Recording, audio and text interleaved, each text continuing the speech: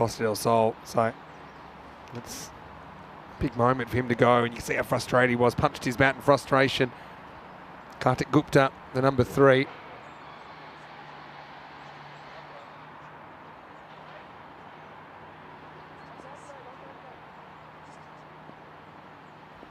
So perfect start for Rana. Yeah, I think even something like 60, I can see in this series, 60 could win you a few games. So I'm going to make an early call here that we're going to have a winning score in the 50s here in a 10-over game. For one of these games, I just see there being one, because the other thing is, especially early in the day, you've got the ball getting pretty heavy and harder to hit further with this heavy ground. Anyway, into the first over. Pretty good one from Rana. 3 for 1. SOS after 1. Yeah, it was a good delivery. Well bowled to him. So certainly a bit of life in this pitch. Looking very nice and very green here in Croatia. Loving the scenery around us. And this very much a university part of Zagreb. It's a new bowler about to come on. And this is going to be Ranil Sami. Once again, even though that's wide ball called by the umpire, it's a lot of bounce there. A very good morning, of course, to our umpires. Dhananjay Singh is at square, and Thomas Pazla is the man at the bowler's end. And right away, you can see that the captain just making some field movements out on that offside, expecting that slip and maybe third be involved in the action here. All right, good to see. I think now we are back on YouTube for some reason. Had a bit of a sleepy start, but anyway, Rathinasamy, some good movement here, but it's called wide. So yeah, just probably start again then and let you know that this is a cricket ground that we haven't covered cricket from before, although yeah, it is quite a famous cricket ground here because it's where the first cricket was played. Around 25 years ago, wasn't it, Rico? Yeah, that's right. 25 years ago, cricket was played here for the first time, and it started off by mainly a lot of folk that moved here from Australia and New Zealand. So they started playing cricket here. It caught on, and then for some reason, for the last 10 years, nothing played on this ground at all. In fact, I was told by Dayajana that basically it was just like a bit of a jungle. So they've done a lot of work to it in the last year. The old pitch was removed, a new pitch has been put on there. And, well, by the look of it, it's playing pretty nicely. I think I'd like to have a bowl on this. Look at that one take off. Yeah. It's got some life in this pitch. And I think with the outfield the way it is that we touched on, the outfield's going to be a little bit boggy, a little bit slow. It's a slight slope from left to right. Taking that into account and the way this pitch is playing, I reckon, 80s to 90s is going to be good scores on here. Yeah, I think so. And that one really took off from Rathinasamy. This one breaks away. It's been called a wide. The thing is, ball needs to stay completely inside that indication line if it's going to be a legal ball. But yeah, good to see they're up and running now. Slight delay, but it's still a 10-over match here, starting 15 minutes behind the scheduled start time. But yeah, it's definitely different conditions and let's be honest, different standard than we've seen in the last week or so. Another one that takes off. So you can see the word about this pitch, Rico, was it's pretty bowler friendly, and so far it's living up to its reputation. Yeah, I mean, just look at this. It's just short of a length, and well, the batter is sniffing that as it gets past him. Yeah, see this again, and that's probably it's just under the shoulder as well. So very good delivery. Well, this is bunted up in the air, and it's just going to get over the fielder. You can see that from when that ball bounces, it doesn't go too much further. Yeah, so what you missed in the first over was Sushant Rana bowling, and he picked up the big wicket of Sam Houghton for Sir Oliver Split early. Sam just kind of tapping a catch to the short cover fielder, Vedran Zanko. The veteran took the catch there, so at that stage it was 3 for 1. That was the score after the first over. Now moved on to 7, but runs hard to come by. This one almost hits the helmet. Oh, you need runs by any means necessary. This one breaks back on the second bounce. I'd love to see this again, Rico, because this was millimetres away from 5 penalty runs for hitting the helmet. Yeah, that one for some reason doesn't come up as much. And you're right, it doesn't miss the lid by that much. Comes the bowler back in again. And, well, just dead ball loose. Hey, yeah, good morning to everybody that's tuning in on YouTube. Hello to Christopher Ward. And hello to you, Dave. Dave, hope you're well. And I know Dave was with us for the last 2 weeks in Cardamom as well. Dave, you were absolutely awesome. I know you made many friends there, and I know you can't wait to be back there again. Hello to Di Maria as well. And Kai Bai, lovely to have you all with us. This European Cricket Series here in Croatia and Zagreb. Some conversations here between the match officials, just probably clarifying something. But yeah, it's lovely to have you all here with us here in Zagreb, Croatia. It's a lovely new, I say new ground, it's an old ground that has been rejuvenated, brought back to life. And talking about back to life, it's certainly got a bit of life in this pitch. And this is going to be an edge. It gets over the wicketkeeper. And I get the feeling that man back there, I think third man, and even a fine leg, is going to be very busy during this series, as that is the end of the over. And it's going to be 10 for 1 after 2. Yeah, again, ball taking off. Yeah, this is going to be super interesting to see what kind of batters can get on top of these conditions. That's one of the things that makes cricket quite a special game. That didn't even hit an edge on the last ball. It Did just it not? took off. No way. Yeah, I mean, I know we didn't get a chance to see it again, but it just climbed straight over the keeper. So yeah, Rico, maybe you should dust off the old bowling boots, because I think this is one that you'd be licking your lips at. I would love it. Yeah. I would love it. Okay, we're going to go back to Rana, are we? Yeah, we are. Shushant Rana bowled a very good first over. Makes sense. He bowled a good one first time. Some of our viewers might have seen him. Although this is going to go to the leg side for a wide. But you can see even balls that are beating the keeper and not being hit, they're not going to the boundary. So I don't know. It could be a while before we see a boundary. And you might even have some of these innings during this tournament where you might not see a 4 or 6. I know that sounds incredible coming from what we've just seen at the Cardamom Oval. But yeah, it might be something a little bit different. Still got the slip in place. And it's lucky they do, because this is a wide, but they won't get an extra run. Yeah, top scorer so far is the extras. As you can see, Rana here, first of all, going too far down the leg side and overcompensates.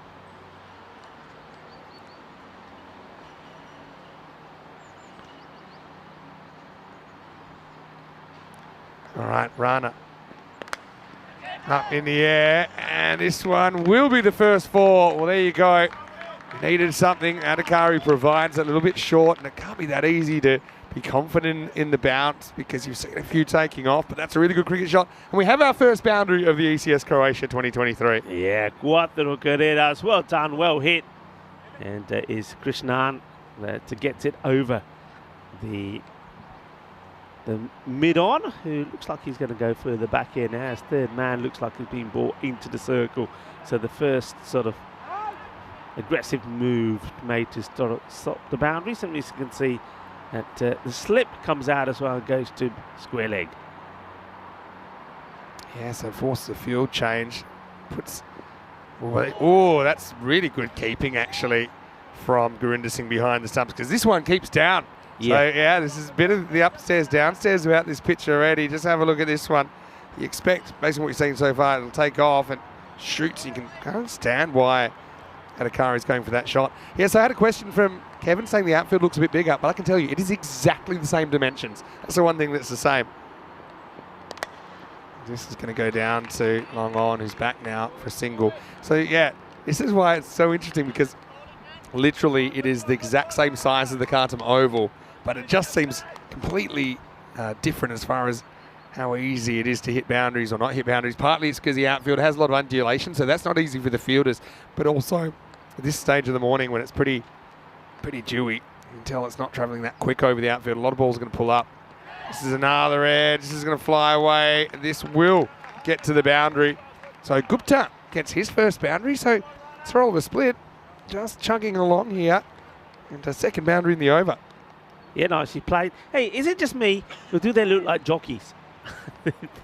Actually, yeah, you're right. I love the combination. I mean, of course, we are in Croatia, so the red and white, very, very important colours. But yeah, I mean, I'm starting to think it's like being at Ascot or somewhere, and I'm just saying, where are the horses? You know, they've got that jockey feel about them, especially with the little dinky helmets. Yeah, they won't get a run here, so they bring the better follow the ball here. They put the deep third back again after the edge went for 4, but kind of worked out because Mid-on came up. Yeah, so I honestly think something like 80 to 85 could be the pass score here. It's just an early feeling. Although this is going to hit, this will test the outfield. It will plug, and that's exactly what I'm talking about. It was hit well. It's going to hit the bowler, so I'm not too impressed with that. But it will be the end of the third over. Long single is 23 for 1. Yeah, I mean, this is what we're talking about. So that one would normal circumstances, of course, if you compare it to what we saw in the Cardamom over the last 4 weeks, that's going to the boundary, that's going for 4. But you're going to get pluggers here. So it's going to be, I think, if you're hitting and you're hitting aerial, you've got to go the distance. You've got to get it over the rope, because I think if it's bouncing, the chances are it'll plug. And along the ground, well, we've seen a couple that have gone, so, but you've got to hit it well. But I get the feeling that the offside is going to be quicker. But you are right, I think even me being here, just looking at the ground, I mean, the boundaries on the leg side and the offside do seem longer, but I'm assured that they're being measured perfectly. But you know what you need to do? You need to visualise the stronger together fence, another 3 metres past the rope, and then if you do it that way, you can kind of understand that it is the same size. I think also we're a bit closer. We're not as elevated, so for us, it probably looks a bit bigger for us. But I can assure you, still at the 50-metre field. Yeah, it's nice to be here for the first time. There's 3 different cricket fields we've been in 3 different occasions now in the European Cricket Series Croatia. Okay, time for a change of bowling. Anil Kumar to bowl the 4th. First one, Gupta lets it go.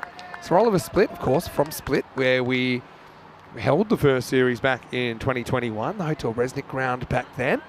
I was there with Corey, and we had some of the windiest conditions we have ever had. Still remember that. I know that last year you were here with Tyrone, in Zagreb at least, not at this particular ground. There's another dot ball from Kumar's got his accuracy going so far. But it's actually the first time you and I have been in Croatia together, isn't it, Rico? Yeah, it is. And I know we got here pretty late afternoon yesterday. And so it didn't really, I don't know about yourself, I didn't really get the chance to venture out. But we're pretty well located. We're not that far away from the city centre. Yeah, and I did actually get the chance to go out for dinner and walked around the city a little bit. I went around near the National Theatre. Being a Sunday night, it wasn't particularly... it was a bit of a sleepy early evening trip. Again, this will test the outfield. Will it pull up in time?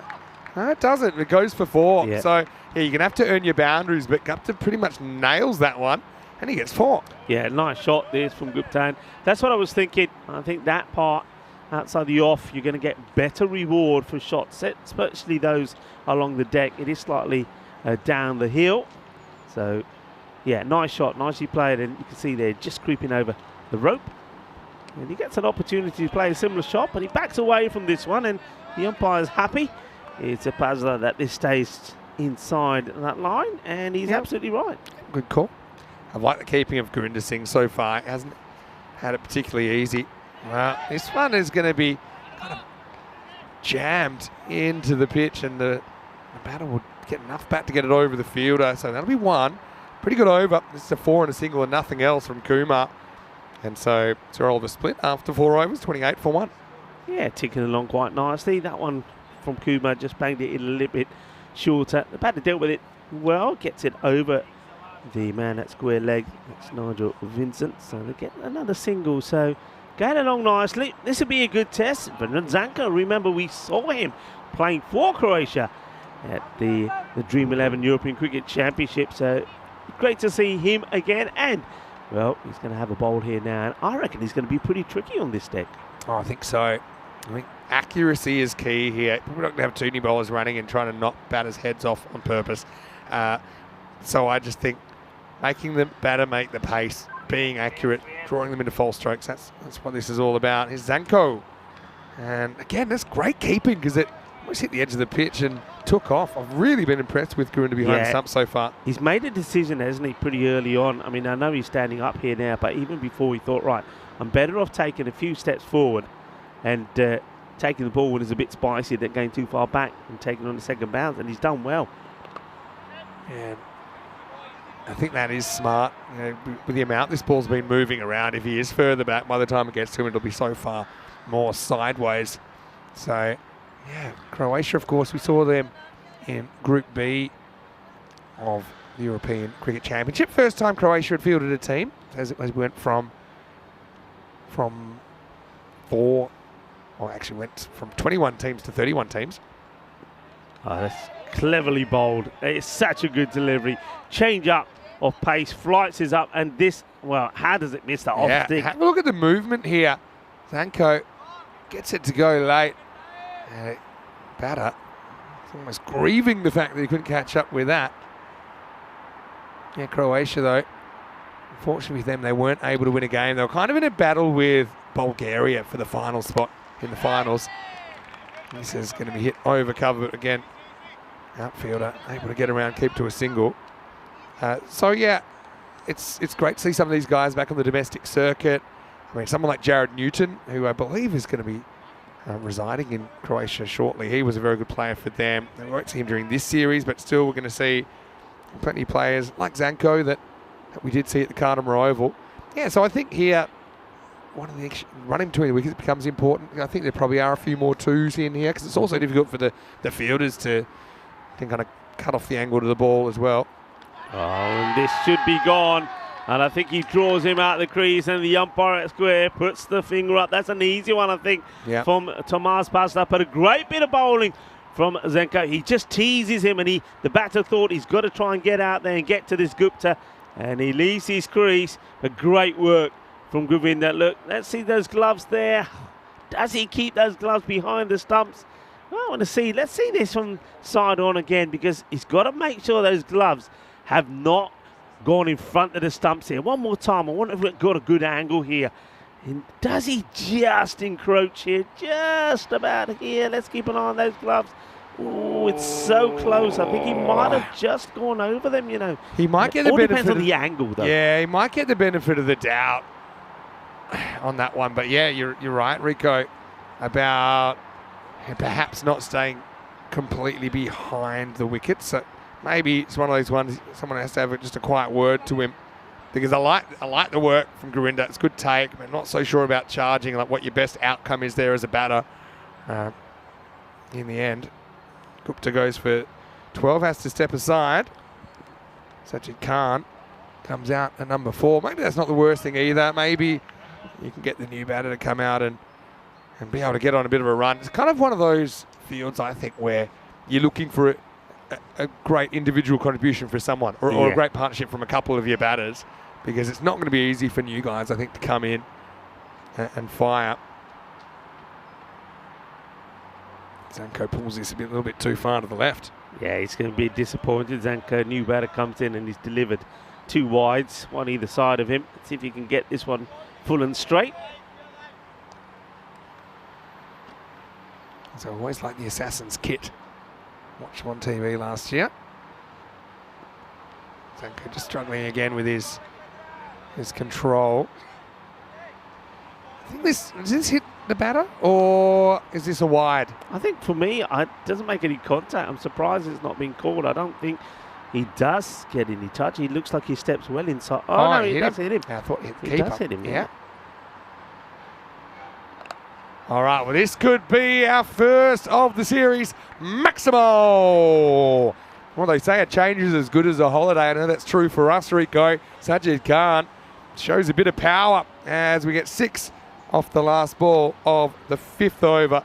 And that makes it 39 for 2 after 5. I want to welcome you into the commentary box. Vinny Sander here, Mr. Maximo, here with Rico Full. Great to be at a new cricket ground. We don't often get to new grounds because I suppose we go to a lot of places for a 2nd, 3rd, 4th time.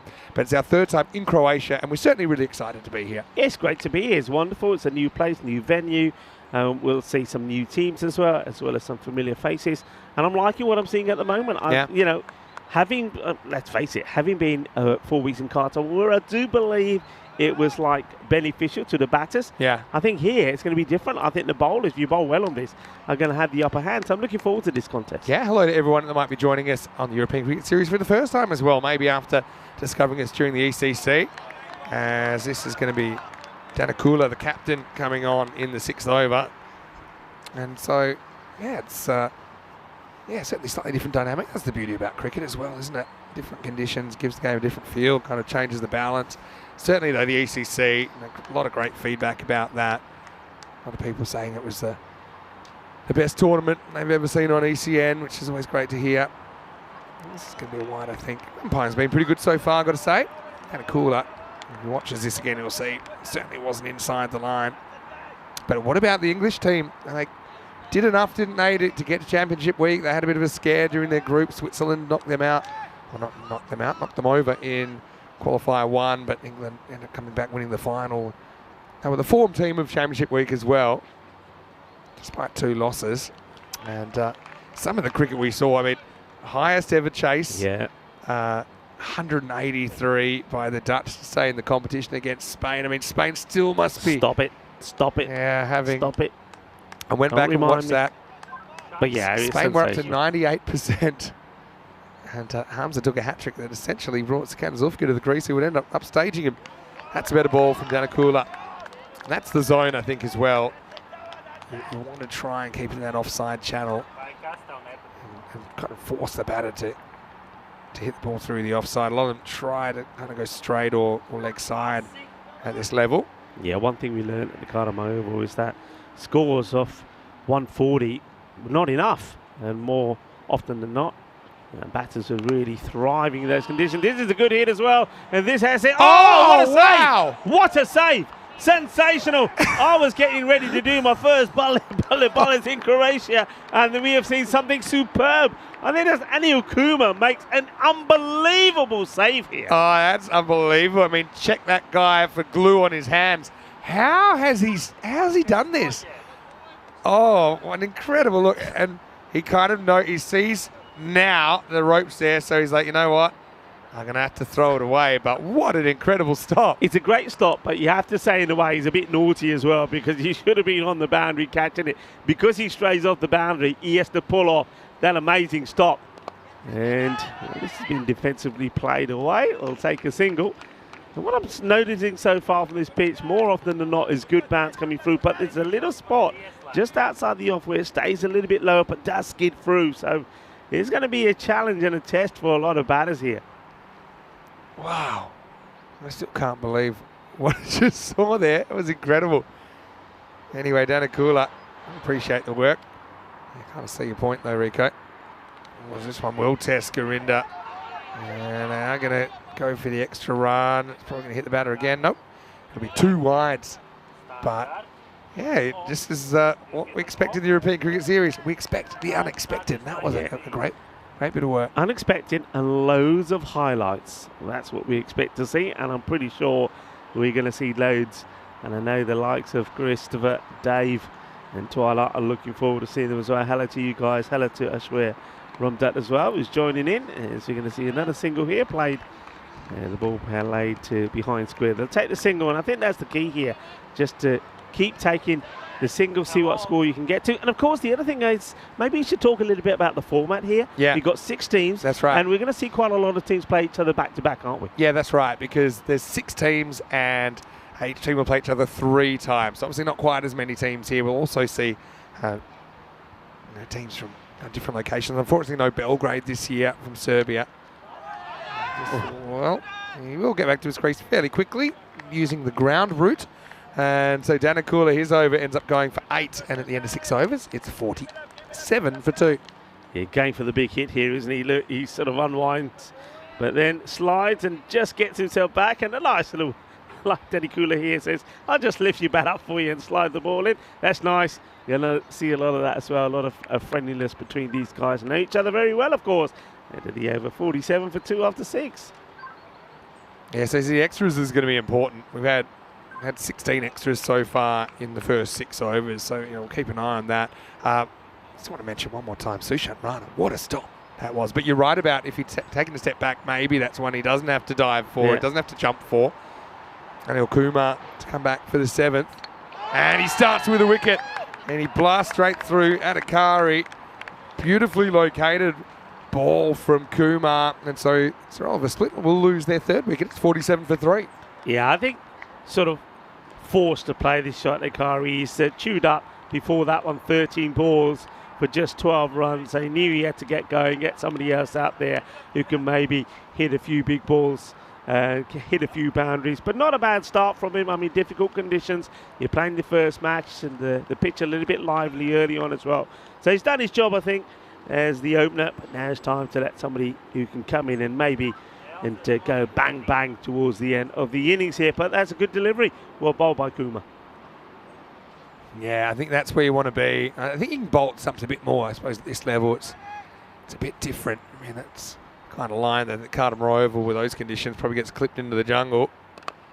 It's going to be Mate Jukic. It's good to see him out there as well. Player we know very well here on ECN. Yeah, hello to Mate. I hope he plays and performs well. He was our taxi service yesterday as well. So we're grateful for him picking us up and taking us to the hotel. And of course, he's done a lot of work behind the scenes here, in between picking the crew up. He was at the ground getting everything sorted. So thank you for that. Thank you for all the hard work, Mate. And I hope the captain performs well here with the bat. Yeah, for sure. And yeah, track him out 74 pace. I mean, I think a fighting 80 here could be a good score. Again, Kumar right on the money there. It's a good over. Yeah, I know a lot of people, Vinny, would have first followed us in the Dream 11 European Cricket Championship in Khartoum, and they're probably tuning in for the first time, watching the cricket via YouTube. Of course, a little bit different, but an opportunity for us both to say a very good morning to you if you're somebody new, and that's tuning in for the first time to European Cricket Series. For sure, and we had to be a bit more interactive. Still kind of settling in here, first innings of the day, but great to see so many people in there. And I know that I think Corey might have popped in already as well. A lot of people saying bad luck to him, of course, for Spain in that incredible game. This is up, it's in the air, and it's flying. Maximo! Well, he's only dealt in sixes so far. Sajid Khan, and this is what you need. You need someone to have a big one from here. Maybe can even drag you up towards the 90 or 100 mark. This is a nice strike. It wasn't an easy ball to hit. Yeah, it's well struck, and he hits it nice and clean as well. And that's the other thing. You made the point here as well. And we'll touch on that maybe after this delivery from Kumar.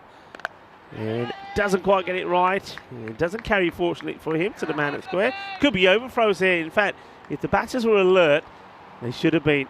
Could have had a couple there. It is the end of the over. So the score moves nicely along to 55 or 7. But the other thing to be aware of here is that we're not going to lose too many balls, not like we did at Khartoum. So if you're going to stay with the same ball more or less all the way through, the ball is going to get heavy, especially on days like today. So the other chances of hitting the big boundaries, like the big six, is going to get lesser as well, aren't they? Because you're not going to get a nice, good hard ball to make contact on. So that's another thing. So when you do hit a six, it's going to, it's a good hit. Yeah, it definitely is. I mean, 4 Zagreb teams, you see that there on the table showing you who's here. And then Sorova Split, which is in the south of the country. And then you've also got Ljubljana from Slovenia, who'll be here a little bit later in the tournament. So great. It's kind of like a multi-country ECS in a way. ECCW as well. Looking forward to the next time we're there at the Cartamore Oval, and that's not too far away. I think we've got 8 weeks of ECS cricket, and we'll finish with that six-day tournament at the Cartamore Oval with 5 nations playing in the first ever ECCW. Yeah, can't wait. It's going to be spectacular. Rathanasamy comes back. We saw him earlier on. Pretty tight. You can see there's a bit of a prod from Sajid, but Sajid has shown he can give the ball a thump so far. 6 hitters, I think they're going to be worth their weight in gold here in these conditions. Look how deep in his crease he is. He's really trying to get something to pick up.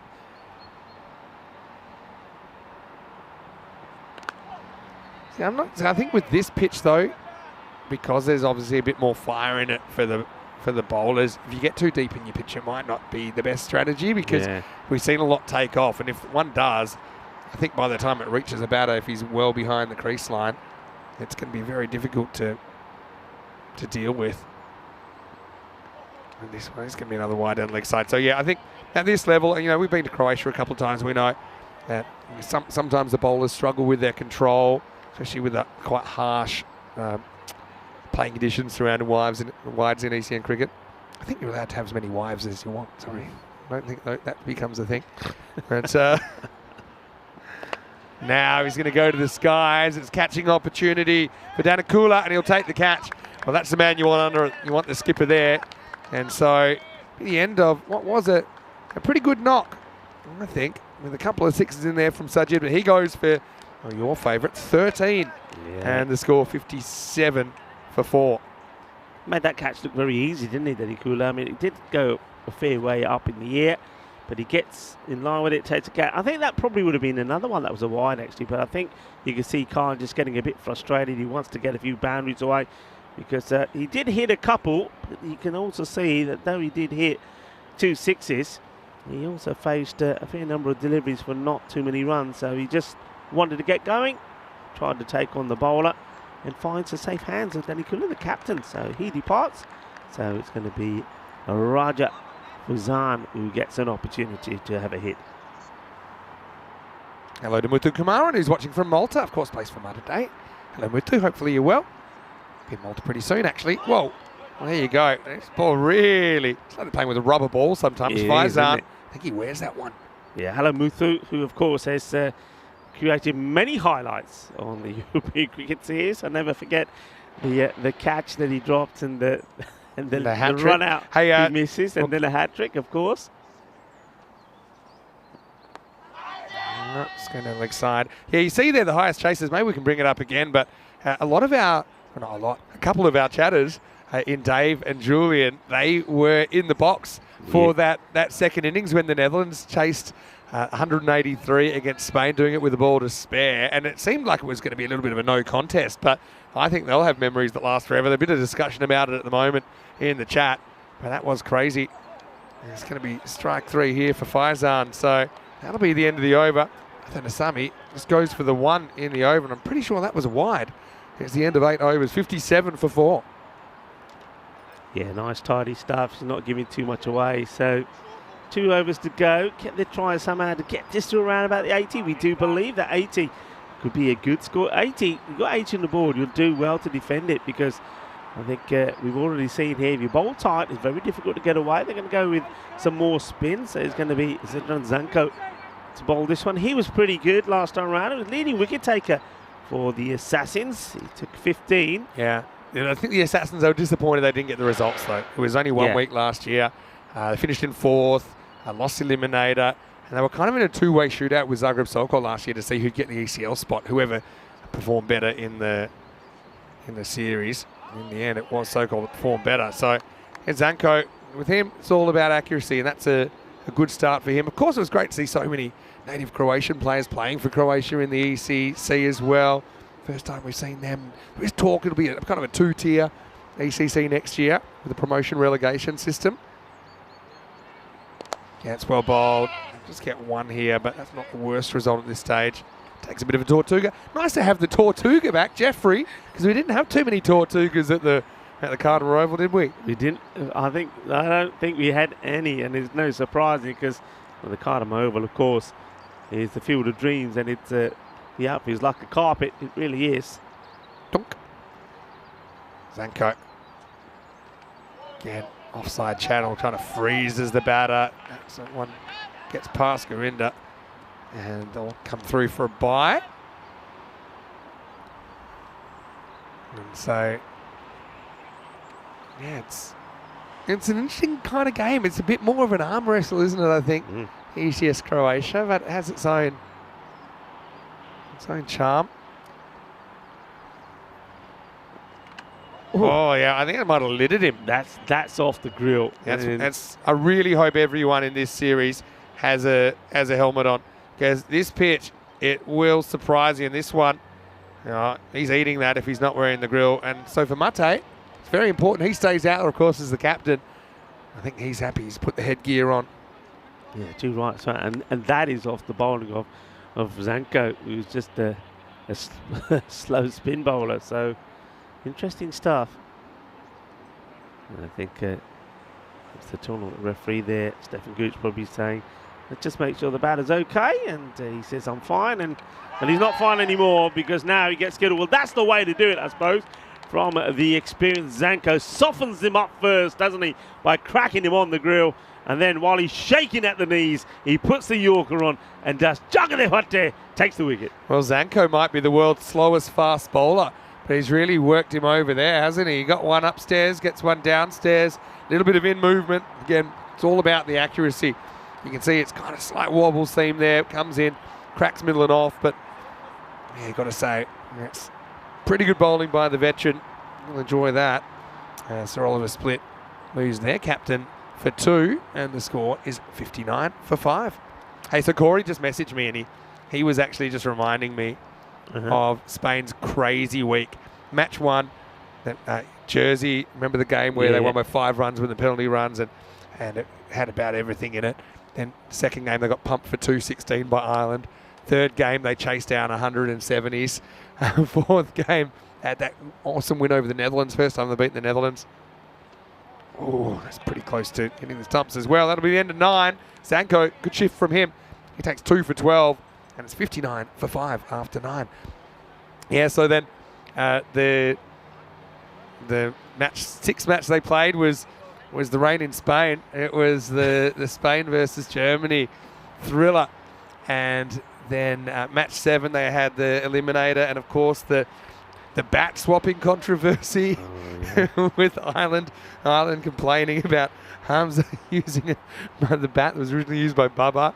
And then, of course, in their last match, they made 182 but lost. Highest ever score to lose a match on ECN. So, yeah, that is a pretty insane week when you think about it. Yeah, pretty insane, but also you've got to say those guys, very, very proud of them. And listen, finishing third, so they're the 3rd best team in Europe. And, you know, that's saying something when you consider some of the competition that we saw out there. And then Hamza Salim Dar, of course, the MVP. That was a magical moment for a lot of people as well. Okay, up in the air. Last overtime. Get over the infield. I think this is where, in the last over, you're wanting to try and push some almost impossible runs. Because I think it's also pretty difficult for the fielders and the receivers, like the bowler and the keeper, to take a slippery ball. I think it's still pretty dewy. Obviously you want boundaries, but failing that, you know, I think you need to be running them and risking your wicket here. They still have 5 wickets in hand. It's going to go through everyone, and I think he's gone, yeah. Well, it's certainly some sort of noise. Anupam Singh is going to have to go. Well held by Gurinder behind the stumps. Yeah, hard to say. The umpire was satisfied and gives it out. So he's going to have to go. And I wonder if Derek's managed to get here on times, because unfortunately there's going to be a 2-ball duck there for Anupam Singh.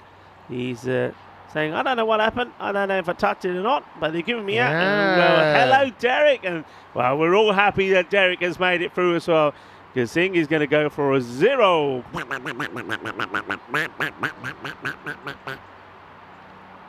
So nice, quick, fast delivery. 6 wickets down, 4 balls to go in the innings. All right, what can they get to here? Atri, the new batter, and he's going to chop on. So this is pretty good. It's just like that. Danakula's on a hat trick, and SOS putting out the SOS, 60 for 7. Well, we only just saw normal, Derek. Well, we might as well see if Goldie made it as well, because that's 2 in 2. Could we see a hat trick here? And this is a good delivery. Doesn't give him any room, and that's what you need to be to a new batter. He's right on the money, right on the slot, and unfortunately, all that Chetan Latri could do to that is chop it onto his own stump. So he's going to go. It's a great opportunity for a hat trick here. Nice to see Ravi Panchal there in the background as well, part of the ECN crew. And if you're going to, listen, I always say this, if you're going to pick up a hat-trick in the last over, it's the time to do it, because these batters are coming out and they're swinging hard. Of course, we know the last hat-trick we saw, it was in the match that everybody is talking about. Hamza Salim Dar picked up 3 for 27 when we thought it was done and dusted at Spain. We're going to be victorious against the Netherlands, but it was not to be, thanks to one of the best innings that I've ever seen from Sikandar Zulfikar. All right, hat-trick ball for Danakula. And he cooks it down the leg side. Well, it will be a pretty useful run for SOS. And I don't know, I just think we're going to see 60s defended multiple times here. Not always. I still think it's light on. Yeah. But I just think it's possible here. Now, if you bowl accurately, remember, think how many wides and how many extras we've seen. We've seen 19 extras in this innings. Right. So I've only seen 42 off the stick. Another good ball. You've got to run. You've got to run for pretty much everything now. Right. Let's just take the single. Thought maybe overthrows, but not to be. It's well backed up. So you're saying, though, we've seen the highest ever run chase in Cardamom, that here maybe we'll see the lowest ever defence? I think that this is a kind of ground where you could defend like a 59 or a 58 if you bowled well and if you pick up the key batters on the other side. I think you can really squeeze singles. I mean, even now, you look at the guys, they're not on the edge of the circle. They're looking to save one. You've got the cover and the extra cover in. 2 to come then. There he goes for it. Again, this is sort of one you'd want to be pushing for 2. I think they will. I won't say it was the fastest running I've ever seen. They're going to get there. Raja Faizan with a couple of runs gets Sir Oliver split up to 64 with the ball remaining. That was a tough catching opportunity there for Danakula, but he's caught well. He would have, it's Anil Kumar, pardon me, that's there at the moment because Danakula's bowling, but that would have been a good catch. Anyway, last ball coming up. Yeah. Well, I mean, I like that. I told you they're like jockeys. The only thing is he ain't got the horse with him. He's running without the horse. Yeah, you're right about that. It's actually quite a smart play because he actually took off about 2 steps before he arrived.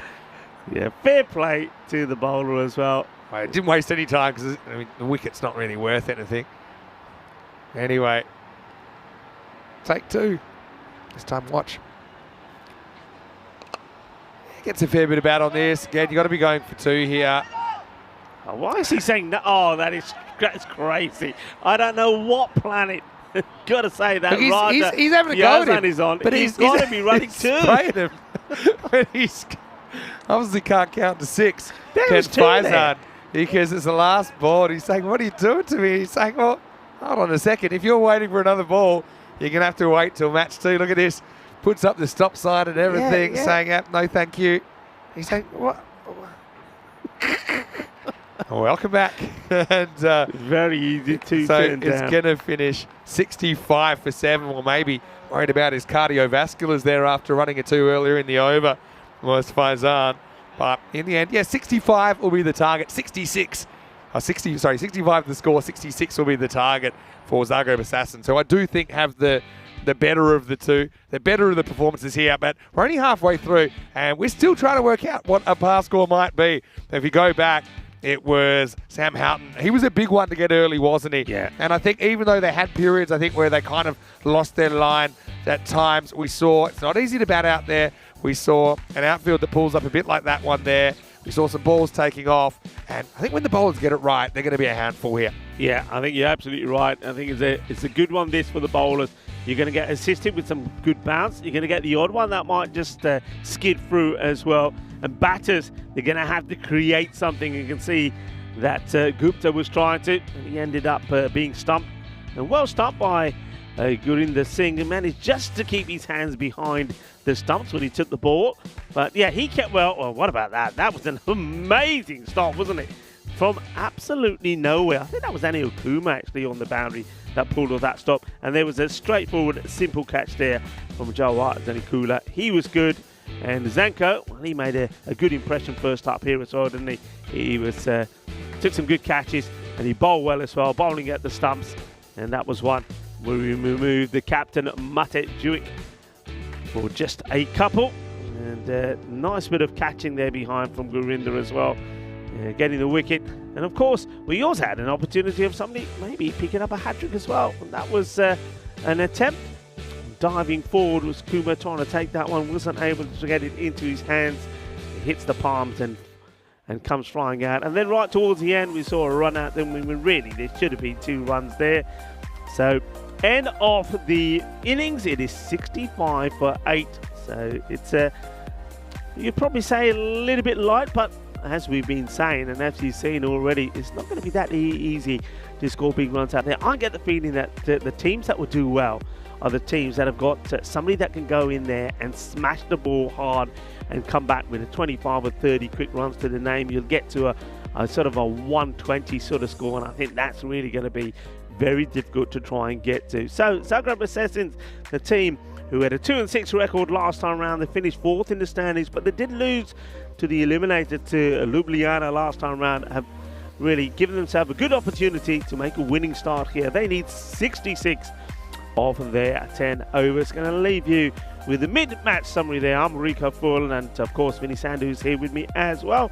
You're watching this European Cricket Series here in Zagreb in Croatia. We'll be back in about 10 minutes time for the reply from the Zagreb Assassins. Volvemos en 10 minutos.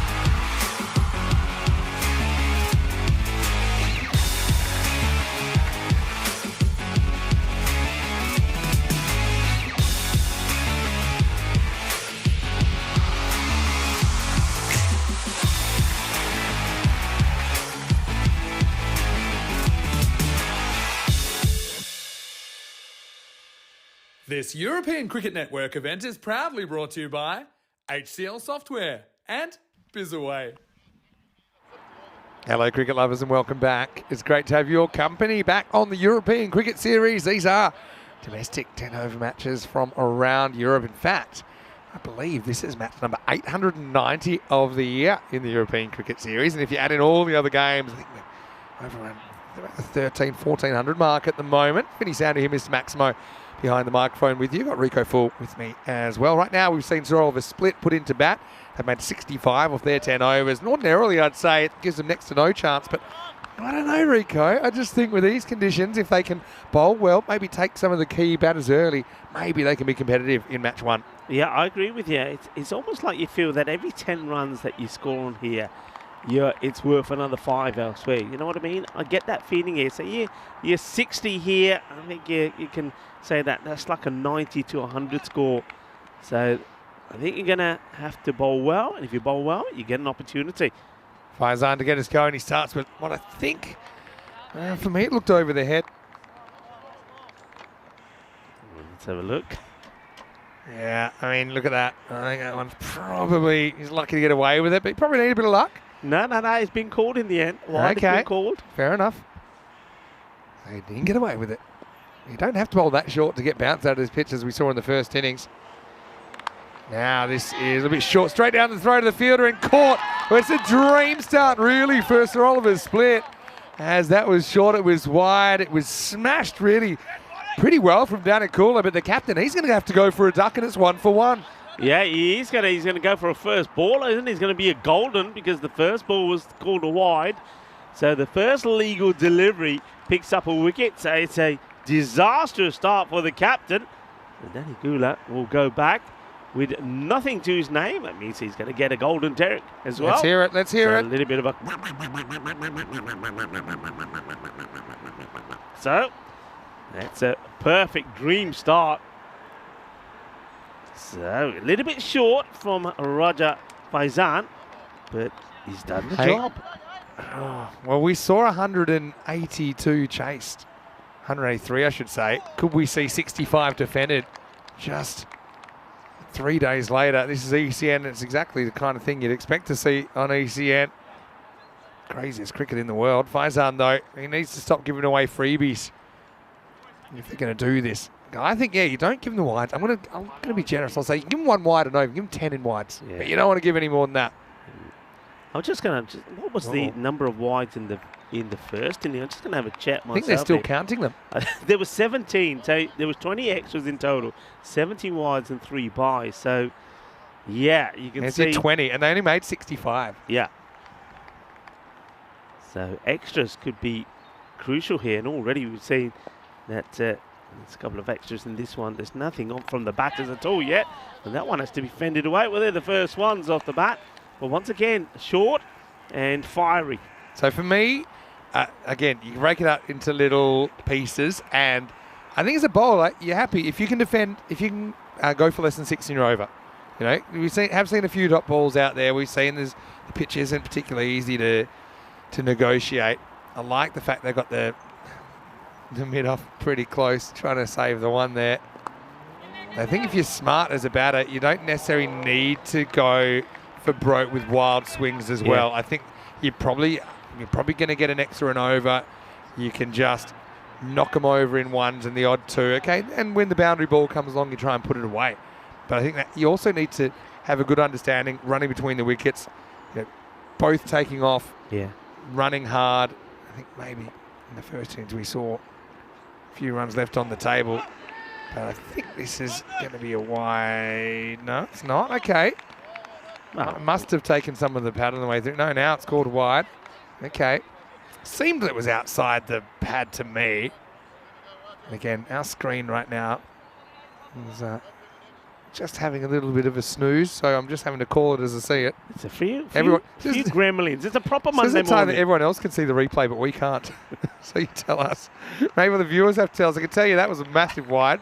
Well, First Slip is applauding because he didn't want to get his hands to this one because that was gained to First Slip. So even though Faizan has picked up a valuable wicket, he's spraying it all over the place. That's to his head. I'm trying to think of what the odds were to someone drilling one to deep cover and it being held. They got the deep third. They got the deep backward point. And this one gets a bit big on him, and he's going to get away with it.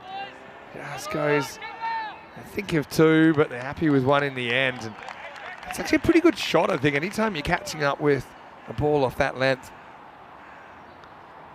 Yeah, but going back to what you're saying, I was saying that you need like aggressive batters out there, somebody who can score 25, 30 runs quickly, and that could be so crucial. But I think running in between the wickets is probably going to be the thing that's going to win matches for teams here. You got to, I think the chances are, like we saw in that last innings, only 7 wickets down, so you're not going to be bowled out that often. So you got to run hard, take the chances, put the pressure on the field. It's not an easy one to field on. The ball is going to bobble around to you. So you really have to be aggressive in the running. Oh, my word. Oh, dear. Oh, he's gone.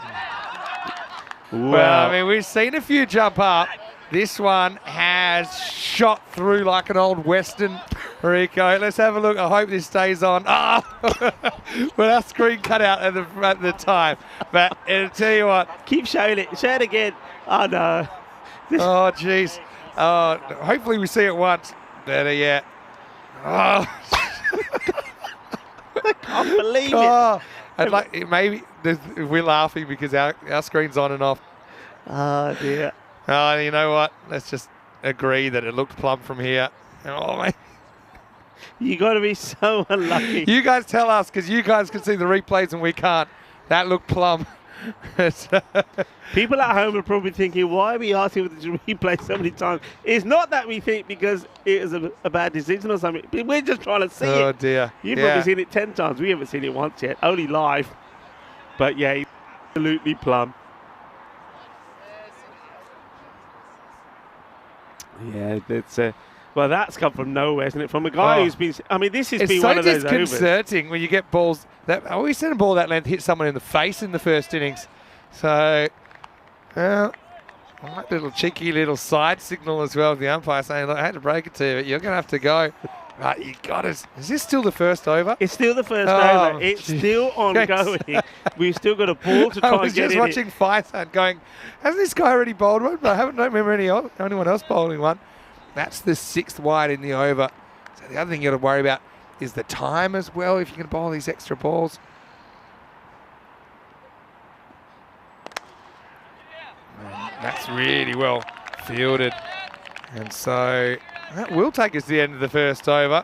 We had 6 wides, 3 singles and 2 wickets. And that's what cricket is like here on ECN. It's 9 for 2 after 1.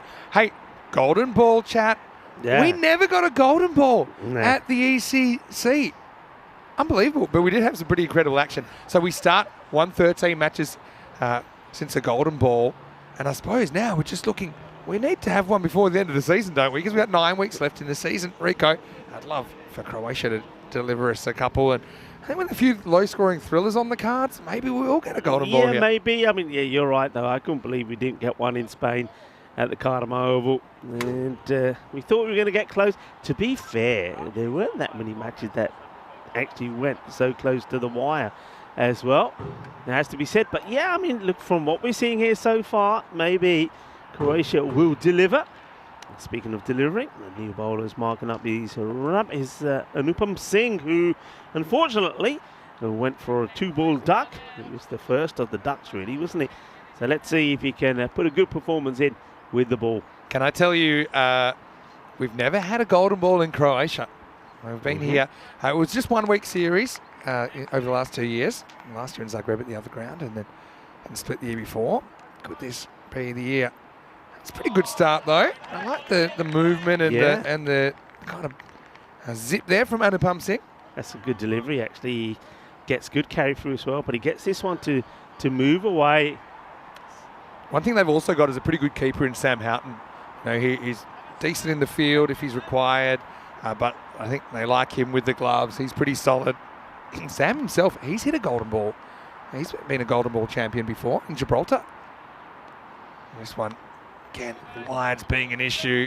Defending this 65, not like there's been a lot of runs hit. There's been, I think, 2 runs off the bat so far. Yeah, he's just checking out his footwork there now because he's slipping when he's planting his foot.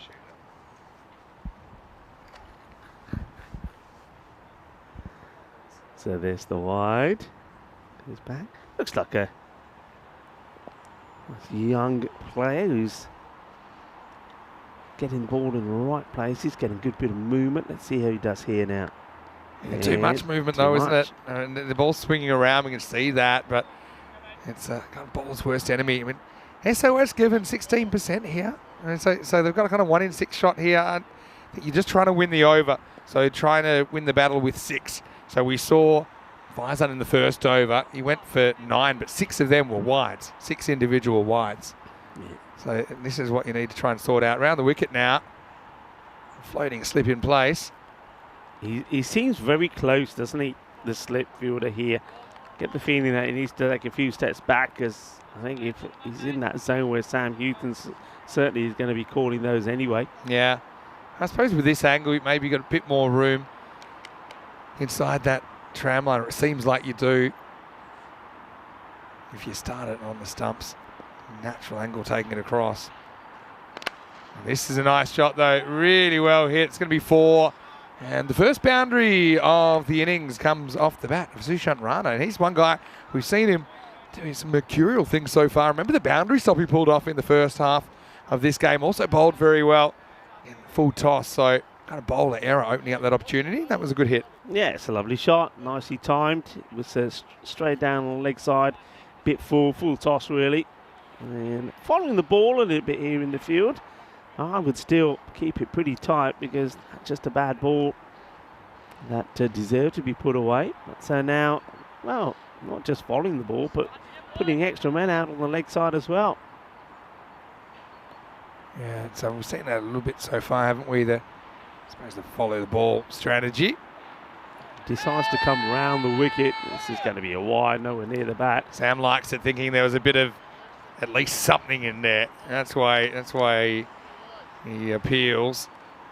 Maybe flick the trousers, but umpire doesn't think so. Yeah, it was pretty close to the trousers. Nice take though. You expect that though from Houghton. He's a very accomplished player, very good behind the stumps as well. So back over the wicket, the bowler.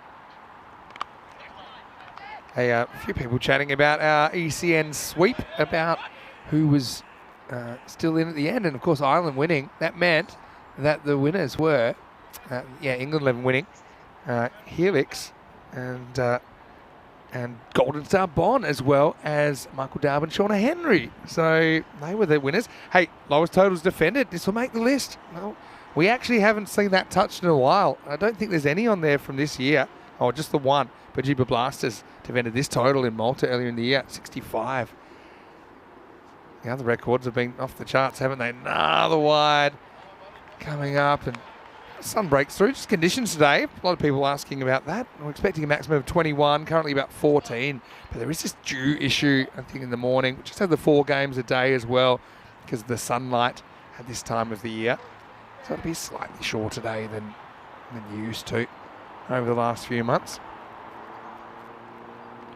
Oh, he's bowled him. Just flicked the off stump. So eventually Anupam Singh gets one straight, and it does the job. It's Nigel Vincent that has to go for a second ball duck, and the Assassins are 18 for 3. Yeah, he's going to have to go, isn't he? So he's going to go for a normal duck here. This one again, this is what's going to be so difficult for the batters. You can see there that Nigel Vincent is expecting that one to bounce just a little bit more. It doesn't. So one thing I'm seeing here already is batters got to be pretty alert on the back foot. And it's one of those, isn't it, Vinny? You think, do I go forward? If I go forward, the ball might pop up. If I go back, it might stay low. Yeah. So you're really going to be tested. Unfortunately, Vincent, that one stays slightly lower. He bowls him, and he's going to go for a duck. So Derek is pretty busy here in Croatia. Yeah, and you see the value of getting it right. I mean, it's another over that's gone for 9. And yeah, this one has had 4 wides and a 4 and a 1 in it. So still a ball to go as well, as this is Yogesh Balage who will come out. And again, I've seen a fair bit of him. So I'll say hello to Nigar Ahmed as well, who was playing in this tournament. Remember that he's actually in China at the moment, but he's cheering on the Assassins.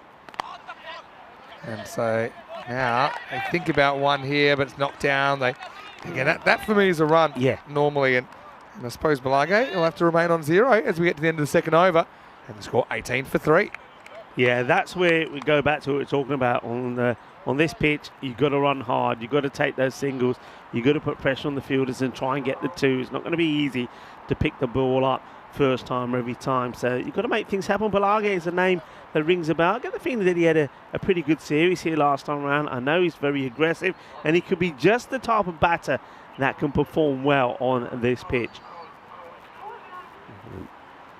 18 for 3, 2 overs complete. And a lot of talk here now from Sam, just where he wants his field. Of course, he is captaining the side as well. And pretty happy with most things at the moment, but he'd be a lot happier if the bowlers just didn't give so many extras away, as it looks like that Krishna Dikari is about to come on and bowl a bit of spin. All right, just going through the chat, and a lot of discussion, of course, still about the ECC, and we can talk a bit about that over the next few days as well. A lot of people saying, the Spain-Germany game very spicy. It certainly was. And now this first one is going to take off. It's an interesting delivery, that one. Get the feeling that the umpire's just having a conversation about that ball. I don't know how straight and bent that arm was. So it was maybe it's a bit of a loosener. Let's see how this one comes out. And it's high up in the air. He's going to get lucky though. Gets it. And that one, well, I was going to say it plugged. It didn't plug. It just buried itself in the ground. This is like, get a single. It's like a good 9-iron shot here, wasn't it? With a bit of backspin. They actually it hits a wormhole and spins back. Again, you guys probably have a better look than us, but Splikovic couldn't quite get back and turn it into a catch. Okay, your guess, Balage. Around the wicket action, interesting action as well. Yeesh. Yeah, well, I mean, well, look at it. Obviously, a televised cricket tournament, umpires always looking at these things, and if there's a slight issue that he needs a correction, then that's something that'll be worked on, no doubt. No. And look, this is the thing. You can. It's something that, again, you cannot straighten the arm when it gets to this point. I get the feeling we might see him. He's bowling his one and only over unless he changes his action drastically here. I think the likes of the third umpire. I'm sure it's not intentional. I mean, a lot of these guys, if you go into the subcontinent, for example, and you see a lot of the cricket that's played there, kind of casual cricket, people like to bowl fast, they like to rip it, and there's often not too much thought about, what happens when you start going to a higher level of cricket. And this one, I don't think can be given out, but tell you what, you'll get a good over out of him here at least, and maybe he'll get his second in this game. No, he won't. I don't think he will, and I don't think he should, but I think that will. They're just checking if this is the end of the over. I think it will be. Going to have good figures, none for 2. And that will be the end of 3. It's 20 for 3. Yeah, I suppose that's the thing. It's not about calling anyone out. It's not about making anyone feel, what's the word? They're not welcome in the game. But it's just obviously for the integrity of the game. Things like bowling actions, it's a part of it. So a normal procedure would be, okay, they'd look at that. They'd look at some slow-mo footage. If they're not happy with the legality of the action, then the idea will be he can then during the series, they can have another look at him, and if he's made the right corrections, then he might get another chance. They can look at him again. Yeah. You try to avoid, any. The good thing is it's an opportunity for somebody like that who probably hasn't maybe bowled too much or has never sort of bowled when you've had like a proper panel of umpires there for him to be given some advice, and he can say, right, okay, wasn't aware of it, and you can make those changes. It's never too late to. So we'll see how that goes. Yeah, and let's hope. And again, if it's not this year, then maybe again. The other thing with a a player like Adhikari. He's a key player anyway, I think, in the side, even outside his bowling. Anyway, Sajid Khan whacked a couple of sixes when he was out there with a bat. Here he comes with some leg spin. Pretty good first one, doesn't really get up. And again, accuracy is everything, I think. Right now, they're pretty much on the rate. If anything, they're slightly behind. So, yeah, could we see low scoring thriller first up? This is a little bit short, though. Hit straight, but it'll only get a single. Yeah, I think with the... I mean, there's not any pace on this ball at all, so he's got to make sure that the line is right. He doesn't want to be bowling or pitching short. But if he's on the stumps, and so far he's been okay, you can see him picking up a few wickets because batters will want to go after him. But with no pace on it, I'm going to get it too far. But that's a nice looking shot. It's a beautiful sweep shot. Nicely played. And Rana keeps on going. And I get the feeling that Yogesh Balaj here will be looking to get a bit of the action here as well. Nice shot. Yeah, nice shot. And yeah, trying to win the battle with 6. That's what you're trying to do. And that makes it tough with the boundary in the over. Rana tries to avoid another drop ball if he can. This is not a good ball. It's outside the leg stump. In fact, this one's gone all the way. Maximo! Just like that. You know, they're well ahead. And this is what you're trying to avoid when you're defending a score in the 60s. That was a bit of a freebie and well put away by Rana. Yeah, that's what I was talking about. If he keeps it straight, he'll have batters in trouble. He might pick up a few wickets, but if he strays, he's going to be in trouble. Coming round the wicket, I don't know how this helps him really. Let's see. He's probably more likely to be putting it into the legs. Need to get Rana to be a chance here. He's 18 off 11. Oh, this one comes through about head high. I love this pitch. Reminds me a little bit of Coimbra. You know, I know I wasn't there. I was watching on TV. It's got a rogue element, and there's nothing out there to suggest that it would react this way. But the beautiful thing about artificial pitches, you actually never find two the same. Yeah, I can't believe the bounce of that when there's no pace on it, literally at all. It's on the legs, and that's good running. That's what you got to do here. Every time you're striking it, even though there's a fielder there, the chance of it being taken clean in, the throw coming in straight, is going to be a bit difficult. So nicely done. That will be the end of the over, and a productive one. They do get moving. It's going to be 32 for 3. So 12 coming off that. That's exactly what they needed. And once again, big hello to everybody on the chat. Hello to Christopher Ward, Akai Boy, who's there as well, KJ, Helix. Loving all the interaction. Hello to you as well, Kroom. And of course, if you're just joining us, we are in Croatia, Zagreb. We arrived here yesterday afternoon, and this is a beautiful little ground here, nicely nestled away, not that far from the city centre. And it is central Zagreb as well. Yeah. Thanks to everyone. It's made us feel so welcome. All right. So, change the bowler, and it's Atagur Rahman. Comes on again. Yeah, accuracy is everything. I mean, Rana obviously knows how to hold the bat, but when he's really cashed in, it's been poor deliveries, especially outside the leg stump. This is another one, but it'll only go for a while. I say only. So now they've got it down under a run of ball. Need a couple of dots to get back ahead of that equation. Get down leg side again. So I mean, you can obviously see, obviously when we come from the ECC Championship week, it is literally the highest standard week that we would get. And so, you know, we're talking about bowlers missing their spots by, 15 centimetres and going for 6 and things like that. The bowlers have a lot more latitude here to make slight errors. Don't have to be perfect. They just need to be good enough. It's another good take down leg side by Houghton. Yeah, so this is the key. First game as well of the series, so you can understand bowlers maybe being a little bit off, but that's something I think that all teams will be working on, just avoiding a Bradman score of extras. It's a long way across here. Umpire. Wow, when he turned to the right, I was a little bit worried that he might be ready to fire, but maybe just going down the leg side. Yeah, Dhananjay Singh doesn't signal anything in the end, so it does just touch a bit of the pad on the way through there, but the line he's bowling, he's got to get it straight, got to get that arm a bit straighter. That's a nice looking shot, and it's just outside the grasp of the fielder, and this is going to go for 4 in the end, so yeah, it does get there. A sliding doors moment there, run. A nice shot through point, though. He moves into the 20s. Yeah, good shot. And lovely cut shot just over the fielder. And once again, we know that that side, if you're heading into the offside, if you're a right-hander, is down the hill. So the chance of it making the rope is pretty good. He gets another one, but this one stays a bit lower. He'll still take the single. Good running this. Yeah, and that's something I think that all teams will be discussing as well. You know, especially taking calculated risks, I think is quite important with the running on a field where it's not particularly easy to hit boundaries.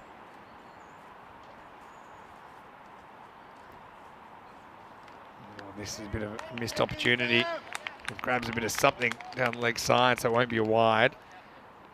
Yeah, so yeah, I think you just need to push the game into the last. Maybe take a couple of wickets, get some new guys out there that maybe aren't so comfortable. This is hit up in the air, won't carry to the fielder. Again, not really looking for a second there was Rana.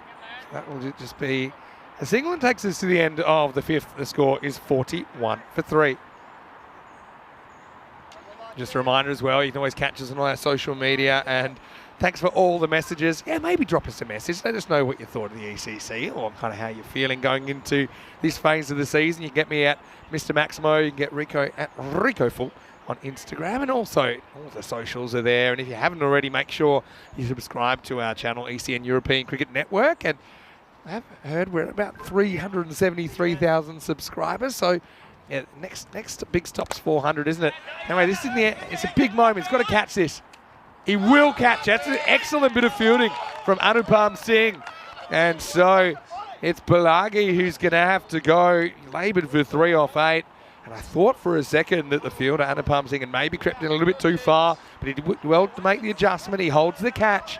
And the Assassins get gunned down. That's the 4th one that they've lost, 41 for 4. Well, the captain straight into the attack, Mate Juik, and he takes a wicket straight away, courtesy of a very good catch, right Singh.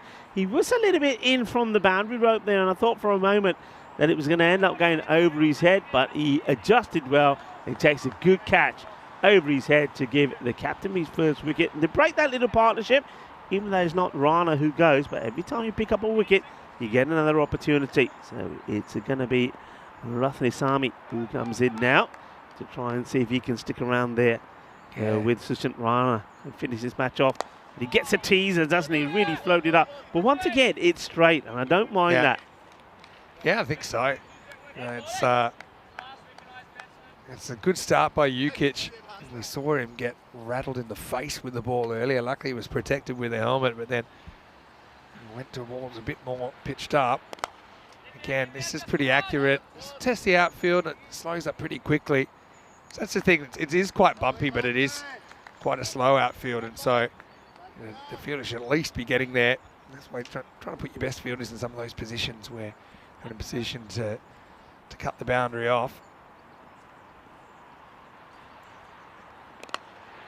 Again, Mate pretty much on the money here. It'll just be a single, but singles are fine at the moment for the Assassins. It's just kind of dot balls or wickets that'll get them into trouble. They need a few of them. Yeah, nicely played there by Vignesh, just keeping it along the deck as well. I'm just wondering, I'm seeing quite a few going out there, that offside where that point would be. I mean, they could do with getting somebody in there. Now this is a little bit short, hit well, and that'll beat the fielder. So again, just a fraction too short, and it gave the batter a good look to see how it was going to bounce. And it's, yeah, almost like a tennis forehand down the line here. And another boundary gets the Assassins closer. Yeah, Ivan Splaslovic was the man chasing that. That was too spicy for him, though. 4 runs. Nice hit. Just a little bit too short. Can he get Fuller again? And he can, but he's on the leg side, and this is going to go all the way. Balle,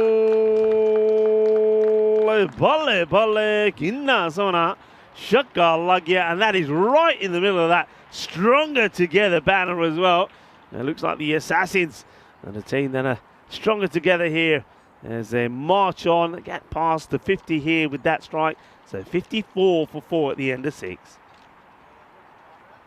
Yeah, it seems pretty tough now, doesn't it? Just 12 runs required off the last 4 overs. Again, it's going to go back to the extras being a constant source of frustration, I think, for the captains in this one. Mate It's pretty straight in that over. So it's been 13 wides, which is over 2 and over. I said 1 and over. You know, 1 and over is a realistic target you could aspire to. First one, though, of the new over. It's pushed back and no run. Yeah, no run. Yeah, like that. He's got to be pretty straight here. It's Roman. He knows that the batters still want to play their shots, but that's where you can't be. You can't be on the leg side, so that's just going to be another wide, and that's probably been the disappointment here. But still, yeah, I'd have a point in. You've got nobody in that point. I'd have somebody across. I mean, you've got 3 men there on the leg side. Maybe you have the man who's mid-wicket go across. So you've got Mate who's in pretty close. Have him go across the point and bring the mid-wicket that's on the boundary in. And keep your square leg and mid-on back. And, that's that area there now. So it doesn't quite go to point. The fielder manages to go across, and batters are quite happy not to take the risky singles.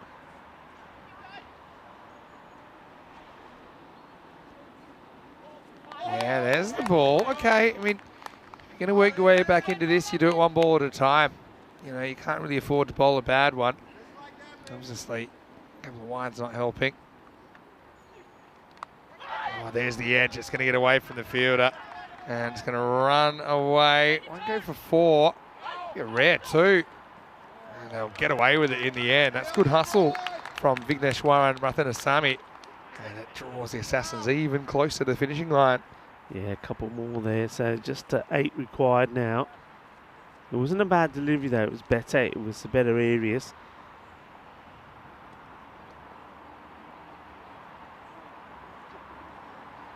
That's a good ball. And again, it's a clear correlation between bowling in the right spots and getting good outcomes. Oh, that's not a good one. There you go, Exhibit A here, because that one has gone miles. Maximo. I wonder what the height is on that one as well. Honestly, just eyeballing it seemed way too high to me, but probably doesn't matter. It has been called a no ball as well, so well, that's almost all she wrote, I think, at the moment. 7 up. That will tie the scores, won't it? So, not a good delivery as that one gets walloped away. And you can see the bowler. He's on his hunches there, saying, what did I do there? Yeah. He was pretty good outside the off, and then that one gets it all wrong. It gets walloped away. No ball also signalled, so it will be a 7 up. That's one that we didn't lose, but just took a long time to find.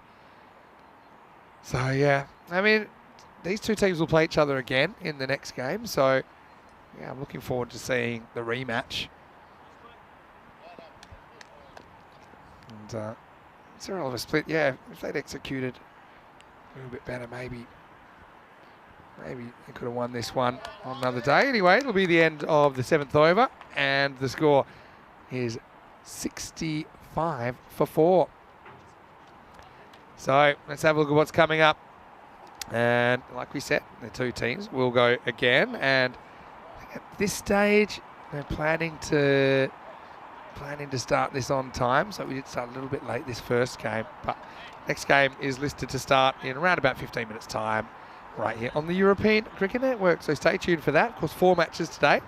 We've got a couple of new teams that we haven't seen before in the Chiefs and the Warriors also in this series. I'm looking forward to that, as this will be game, set, Maximo, and it's a blast from Rana that finishes it off. He, I think for me, gets the nod, the player of the match, with his 41 not out of 21 balls. Also, you think about the stop that he came up with in the first innings, which was probably the most remarkable bit of fielding we saw in the game. Also 1 for 16 off his 2 overs. But it is the Assassins after a disappointing series last year, where they got only 2 wins in the entire week. They start with 1 here, and they're hoping to make it 2 out of 2 in the next game. Yeah, a good way to finish with a maximum in boundaries. Been hard to come by. It certainly was the issue, I think, for Sir Oliver Split when they were out there, didn't hit enough boundaries. But I mentioned at the beginning, I think you get a batter who's able to get going, hit a few big ones out the slot, gets to a 35-40 score. Well, that'll serve you well in this one. But one thing that both these 2 teams need to do better next time round when they meet again in the next match is just iron out those extras. Too many extras, but they'll both be happier that they've been out there and they've got this one out of the way. as we have a look at the highlights. And I must admit, Vinny, I do like it when teams go back-to-back because I think there's always an element of surprise coming up, and there's always an opportunity for a team to hit right back and get their revenge. Yeah, that's right. I mean, they had their good moments here. And like I said, I just love to see the bowlers not concentrating on trying to bowl so fast. I think some of them may be just kind of straining for a bit of extra pace, whereas I don't think that'll make the difference. I think getting it in the right spots are the difference. But yeah, you can see Rana, I mean, when they got it wrong to him, he was pretty brutal. He was good with those sweep shots outside the leg stump, showed he can hit the ball through point. I mean, the one he finished the game with was also a pretty good strike. So yeah, the power of players that can clear the boundaries, and we know the Assassins, they've had a couple of good years here in the capital. I'll be hoping that they can turn that into something more. Looking at the scorecard, Rana leads the way with 41 of 21 balls coming in. Very early, of course, after the loss of Danakula in the first over. He struck 3 Maximo's 4-4s in there. Apart from that, just Rathan Asami at the end got to double figures, but no one else really had to do too much as they end up doing it with just under 3 overs to spare. As far as the bowling went, well, Faizan took 2 for 9, but 6 of those runs were wides, and that's probably an issue that stopped them bringing him back. And Apam Singh bowled okay as well in the second, 1 for 9, but wasn't brought back. In fact, it was only Rahman that was brought back. Everyone else just bowling the 1 over, and Ukic late in the piece. He tried to keep the game alive, but he couldn't. He did take a wicket, though, with his first delivery. So we'll take a break. We'll be back in around about 10 minutes, take you into the second game of the day, and we'll see if Sir Oliver Split can recover in the rematch. Until then, it's Vinny Sound to here, Mr. Maximo with Rico Full. Hope you're enjoying your Monday. We'll be back very shortly with more European Cricket Series.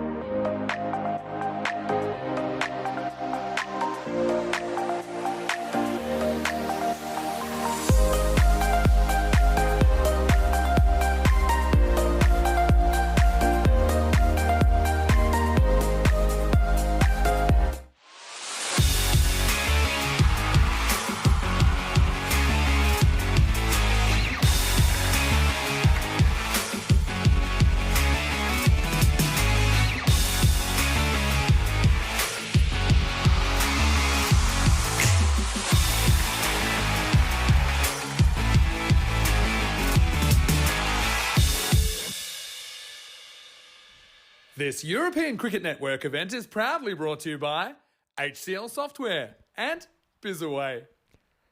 Hello to you wherever you're watching from around the world. Welcome back to Croatia, and with one match in the can, it's time to move on to match 2, and it's a rematch between the Zagreb Assassins and Sir Oliver Split. A little bit earlier, Stefan Gooch, it's good to have him back. He was with 2 captains. Let's see who won the coin toss. Heads is the call. It's tails. Good ball. Okay. Good luck, guys. All the best. So Oliver Split won the toss and they're having a bowl. And you saw there, it was Mate Jukic of Sir Oliver Split that won the coin toss, and he's elected to bowl. So we have a different order of innings in this match compared to the first one. And in that first one, it was a successful chase by the Assassins, but set up by kind of shutting down the Sir Oliver Split batting order early in the piece. So I think maybe not a bad thing for the Assassins to bat first and get a chance to do it that way as well. Danakula missed out with the bat last time. You got Rana, who was the real key, I think, with the bat, with his 40-odd that got them across the line in a game where most other batters seemed to struggle. Got to say, I like the keeping of Gurinder Singh behind the stumps. He's listed to come in at number 7. Sir Oliver Split, though, they've got some good players. Watch out for Sam Houghton, though, listed at 3 in this one, but I think he might open the batting.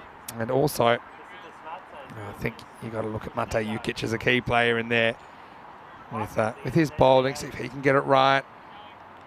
And Sajid Khan also with a couple of Maximos in the first one. So, looks like we're going to get Raja Faizan to open the bowling like he did before. But got a couple of wickets, but his issue was the control. 12 ball over in there, which is not really what you're hoping to do. One guy that's much more than an extra here at ECN is Rico Full, and he joins me back in the commentary box here. And so, Oliver Split, certainly they'd like to even the ledger here. Yeah, good to be back. Yeah, they certainly would. And, well, they don't want to be assassinated again, would they, by these Zagreb Assassins? That's what everybody's saying. Is it going to be the same again? Well, let's wait and see. Well, what isn't the same is what teams are doing. So it's a change around for this time. The Zagreb Assassins are going to be having a bat first. And once again, I think they're looking to get past the 100 mark if they can. And, well, one thing that will assist them is wides and extras. And this guy, Raja Faizan, though he did pick up 2 wickets in the last match, he did also on quite a few wides. 2 for 9. I mean, do you take that? I'd take it. Yeah, lucky for the 2, but 6 wides. 2 for 9, 4 for 18. 2 for 9, but 6 wides. You know. The issue was that they didn't give him a second over. It's a bit wide as well. Yep. Because I think he bowled a 12 ball over. Normally you'd say, all right, well done, you've taken 2 wickets, bowled again, but they just weren't confident he could get it straight. And nothing he's doing now is really doing much to suggest that wasn't the right thing to do. But look at the bounce he gets. That's the thing. He just has to get it straight. Danakula, don't forget, was done by Faizan for a duck in that last game. Danakula's itchy for a run. He'll get one, his first of the series. Yeah, better delivery there as well.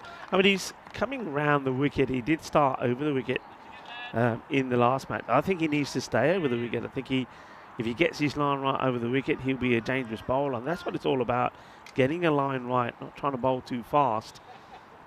Okay, we'll be bowling now to Kumar. Kumar, who gets one that really does creep up on him. This is quite an amazing strike, actually. Looks like it's going to be just checking with his 4. Will be signalled as... It's no ball, firstly, for... No ball, because it's the second one that's over the shoulder. But he plays it really well, and it will just bounce just before the boundary.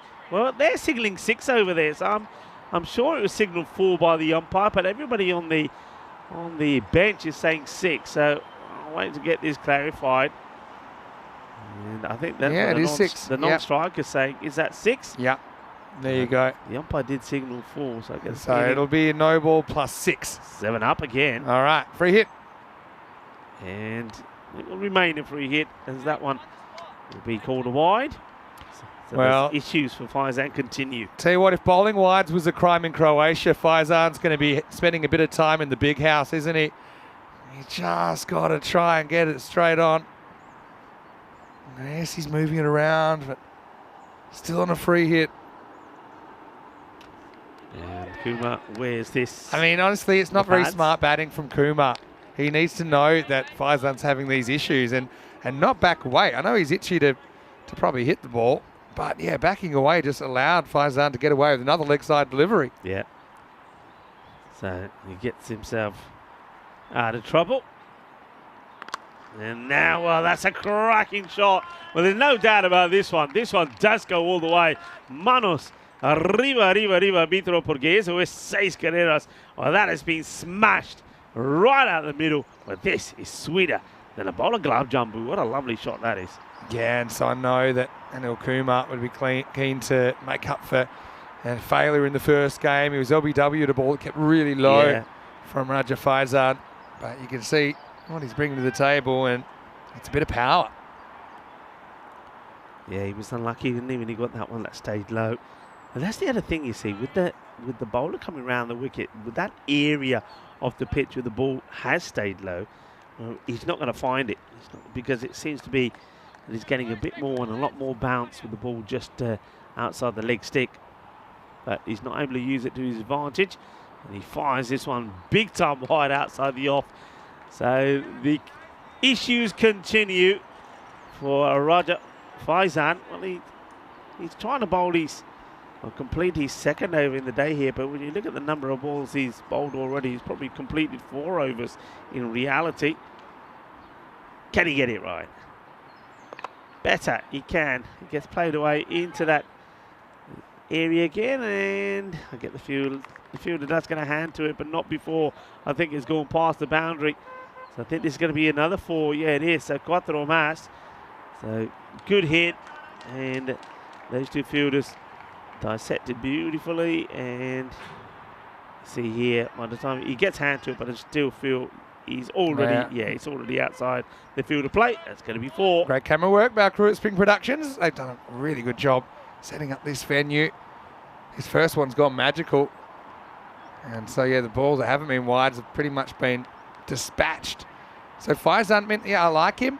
Maybe he's a guy that they shouldn't give the new ball to. Maybe bowl him a little bit later on when it's not doing so much. That's a good point. It could be that. And I think he just needs to go back to basics. That's why he started over the wicket. Go back over the wicket and say, right, this is what I normally bowl. That's what I'm going to try and be. Because at the moment, you see, around the wicket, when he does get it straight, it's an easy hit to a batter that likes the ball coming into his pads. And that's exactly what Kuma's doing here. In fact, he's having some fun. He's raced along to 20. And this over is still not complete. Still a ball to go in it. It's gone magical. So the first magical over here in Croatia, Zagreb. And, well, it could even be a supersonic one as the bowler begrudgingly walks back to his mark. This is where the win predictor had them at the start of the game, but already they've improved quite significantly from the 75%, 25%. Still one to go on the over here. And this could be another wide. They're running anyway. Wait for the signal here. It'll be something. Giving it a bite. We'll be thankful for small mercies, but Faizan will go for 28. And, well, you could argue that over should have still been alive. It was touch and go, but probably happy to get out of that one in the end. So it's 28 without loss after 1. Yeah, and I get the feeling it to be just that one over again that Raja Faizan will bowl, which is a shame really. If you can get the line right, he can be pretty useful. He's got a bit of pace. Maybe he generates good bounce as well, but he just hasn't been able to hit the target often enough. Looks like they'll go to Anupam Singh, who did bowl very well. So that's your who will win percentages.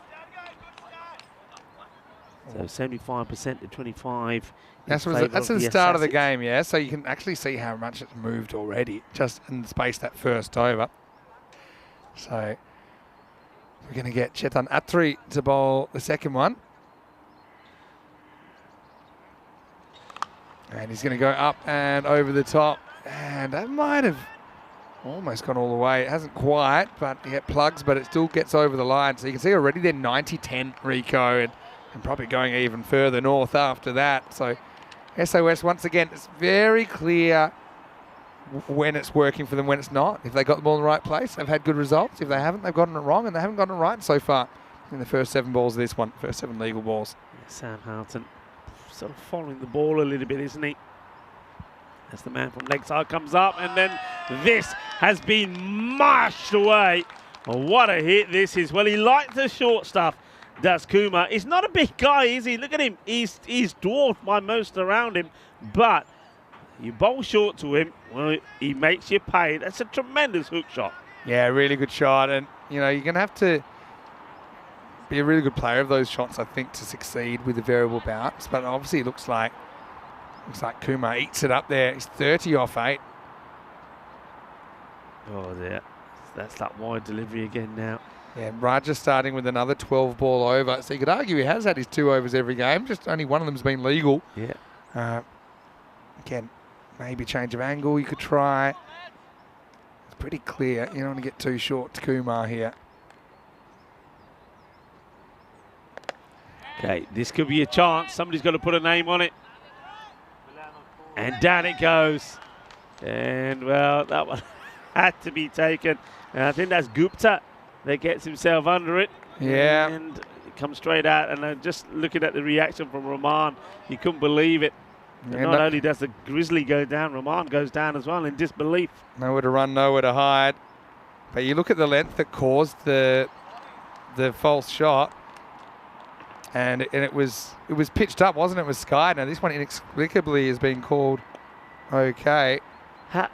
How's that not a wide? Well, you know what? This is one tournament where maybe we should be a little bit easier on the bowlers, as this one will just be a single. Oh, well. I mean, yeah, look. Need bowlers, even if they're not the bowlers that are your fastest bowlers. You need bowlers that can get it right line lengthwise. That's what will win you this tournament. Winning this tournament, I think, will be the team that has the most accurate bowlers. As this is lifted up, and this is going to be 4 more, so this time it's full toss. Atri goes for 17 in his over. That'll be the end of it. And Zagreb Assassins, well, sending a few towards the grassy knoll. They are 45 without loss after 2. Well, again, great guns, aren't they? When you think that the first contest between these two was pretty low-scoring affair, but the Assassins batting first, trying to bat their opponents out of the contest in the first 5 overs, and the way they're going, they may be able to do that. So the Sir Oliver Split have to do something pretty quickly here, and they're going to Adikul Rahman to try and get a good over in here and complete what's looking to be a very good power play at the moment for the Zagreb Assassins. It's looking that way. 45 off 2. Again, they're not confident they can go back to Raja Faizan. I can understand why. So, Rahman to bowl the 3rd, last over of the power play. It's well bowled, and that's the areas you got to target. As I said, if you're bowling over the wicket, there are some parts on this pitch where the ball does stay a little bit low. We've seen that a few times. Kuma knows all about it, of course. The man who's on strike here now, going very well on 35 of just 10 deliveries. Well, that could be at least 2 more, maybe 4. I think they just stopped before the rope, so he'll get a couple. But yeah, he got one that stayed low. So yeah, come over the wicket and really target that line sort of between middle and off, outside the off. So once again, it's very much, you can see here again, the fielder being put exactly where that ball went. So probably not the best bit of field placing. This is high, and is it mighty? No. Is it a plugger? Yes. We'll have to look at the fielder's foot here. Let's see, make sure he's nowhere near the rope, but I think he deals with this nicely. So it's going to be just a couple, once more to Kuma. So just here. Well, I think he's okay.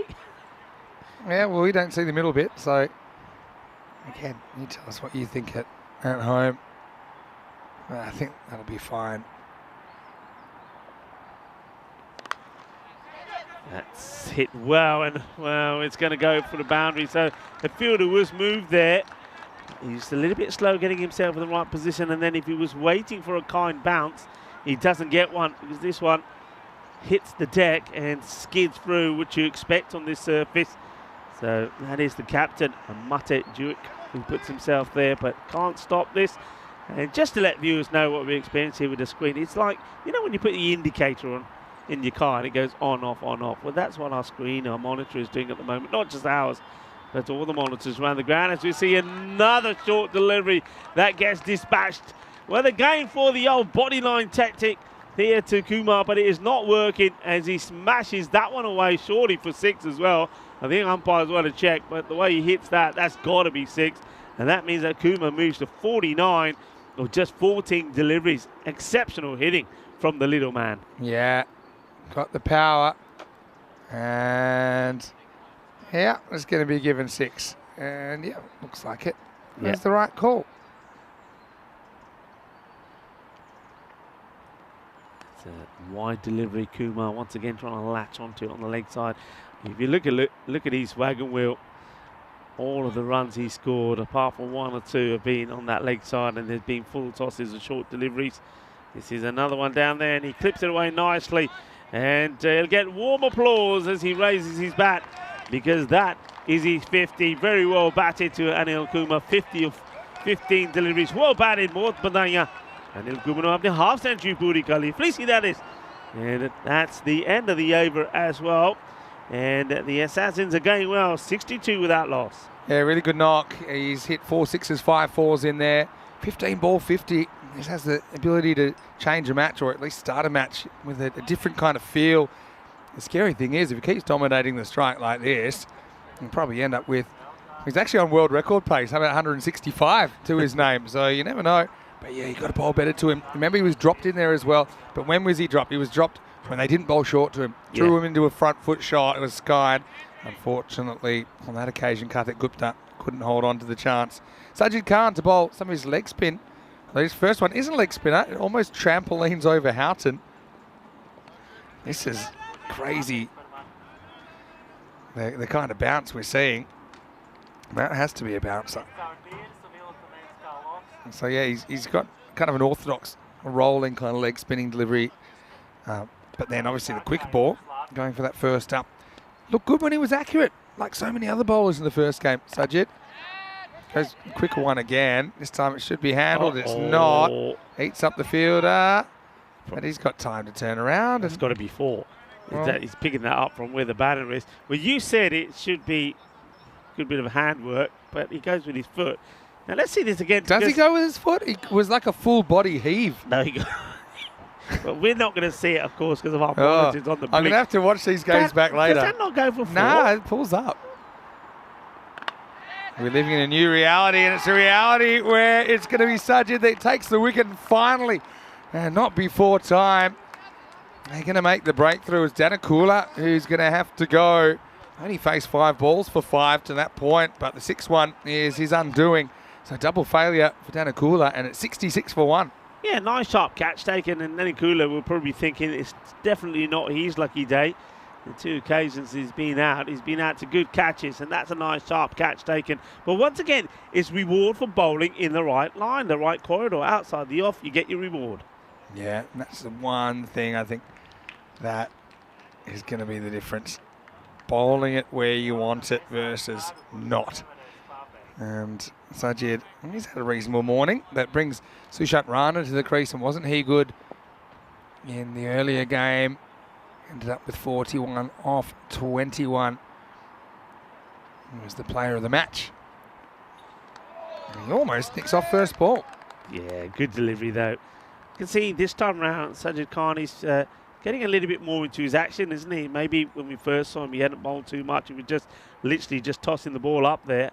He strayed a few down the leg side, so he was got a bit expensive, but much better from him this time. He's actually putting a bit into it.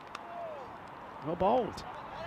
Sam has a quick go at trying to stump Rana, but Rana inadvertently does the backing up with his body. Sam Houghton, he's another guy that he'd love to score a few runs. Probably gets another opportunity opening the batting, you'd imagine. I remember 2 years ago, it was the first time we saw Sam. He was playing for Sir Oliver Split, and since then he's represented a couple of other teams around Europe. He also runs a boating business called Out to Sea Split in the summer. But outside that, he's saying, yeah, he's hoping to get around, maybe play a bit more cricket on ECN because it's not the busy season anymore. nice seeing him back with his original club. Well, this is going to be 4. It's a nice attempt, but this is definitely going to be 4. He's run from outside the boundary. Yeah, he's going outside the field of play, which you'll probably see, but we won't because our monitor's on the blink. Yeah. But I'm waiting to see the umpires. Well, yeah, there's the correct call, 4 runs. So It's right. Good effort, though, from Slipčević. But just ran out of real estate. Now, round top ball. That'll take us to the end of the 4th over. So, at least they're getting a bit straighter. There were just the 2 wides in that one. And after 4, it's 71 for 1. yeah, bowl well, Sajid Khan. So he shows that he can bowl a bit of medium pace as well. The first match, he was just tossing the balls up. It was like trying to bowl a bit of off spin.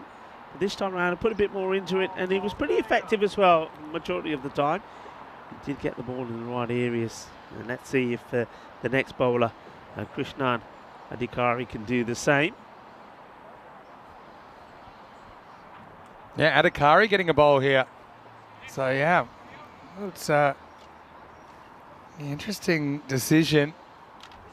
Let's see what he's bringing to the table here in match 2. Just needing to take the sleeves off. I don't think the sleeves are his biggest problem, but let's see how things go. And he's hit straight and he's hit pretty well.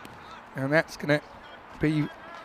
That go all the way or not? He's too busy trying to get out of the way. That was cube bound. Boundary to start the over. Yeah, good hit. It's going to be 4 in the end. But it just before.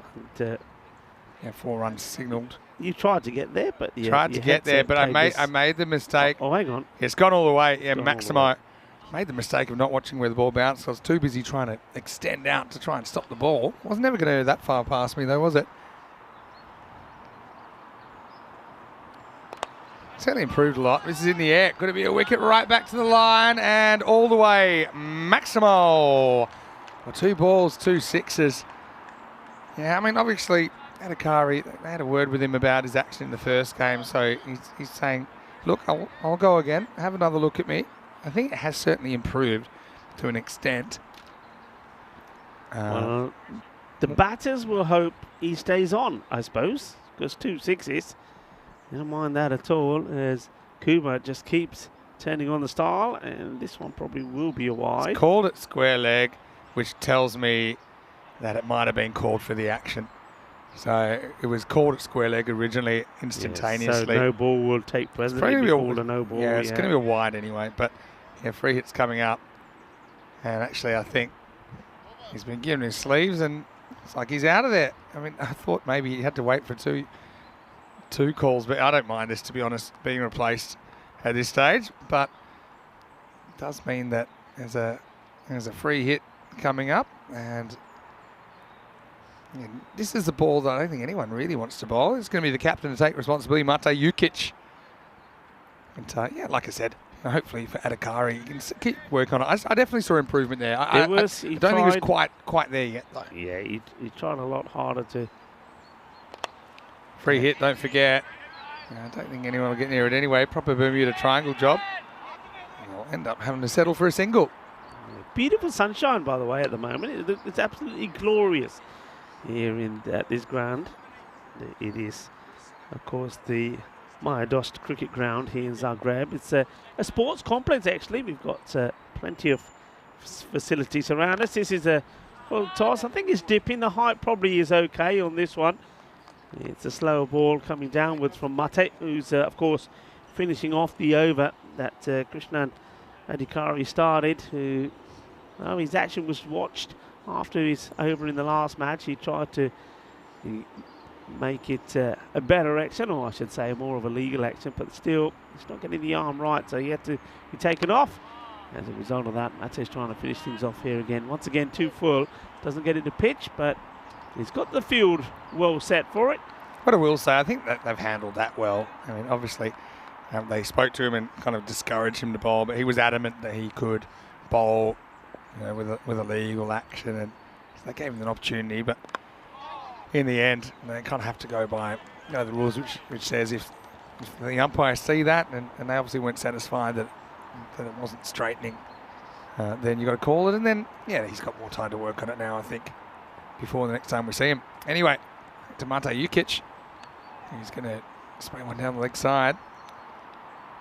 Yeah, that's been the issue, isn't it? Not just for, of course, Sullivan split, but Assassins had their own issues with the wides and got to try and rectify that pretty quickly. Good comeback, good finish. I think that will be the end of the over. So going very nicely, 90 for 1 at the halfway point, and looking to put a big score on the board as we welcome our global audience to we're back in the cube. We're back in the cube. In the cube. Cube's been around. We just haven't been in the cube, have we? That's right. Cube's been at the Cardamore Oval, but it's great to have your company, Vinny Sander here, Mr. Maximo, got Rico full with me. Always exciting to get to a new ground as well. So obviously, this ground isn't one we have seen before in the European Cricket Series. Cracking day though as well. Wonderful. I mean, fingers crossed the weather stays as good as this. I know there's a few concerning things in the forecast, but right now about 17 degrees, plenty of sunshine. Hard to believe that this is kind of end of October in Europe, isn't it? It is hard to believe. I hope you brought your ECN shades with you, because I get the feeling that the way this sun is going at the moment, now give it another half an hour, that it's going to be right in front of us, right in our eyes. Well, lucky for me, I've got mine. So we'll have no vision live. We'll have no screen. It'll just be you and me chatting all day, if it isn't already. Sajid Khan getting a second over here. Clipped away beautifully. He is so strong off his pads. We saw that from Rana in his first innings, and this one goes all the way for 6 as well. Beautiful shot. In fact, that's Kuma. Yes, Kuma and Rana, both strong players on their pads, but anyway, Kuma just keeps on going. Now, he's into the 60s here. 64 of just 21 deliveries. Yeah, it's been a strange game. They almost matched what they did in 10 overs in the first game. You see the difference. They lost their openers very cheaply on that occasion.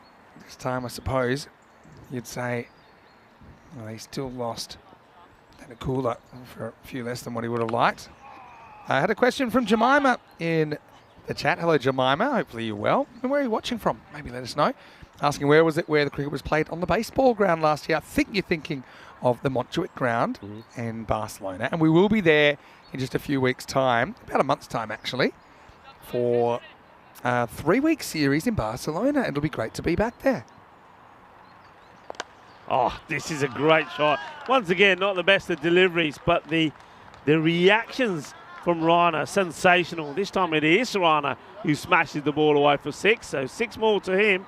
And that also now brings the 100 up for the Assassins. They are really going at a rate here. Yeah, they are really going. And it's horrible split, obviously. They struggled a bit with the bat. Having said that, a couple of the key players missed out. But, the bowlers, they're going to have to step up because there's pretty bowler-friendly conditions here. You just got to get it right.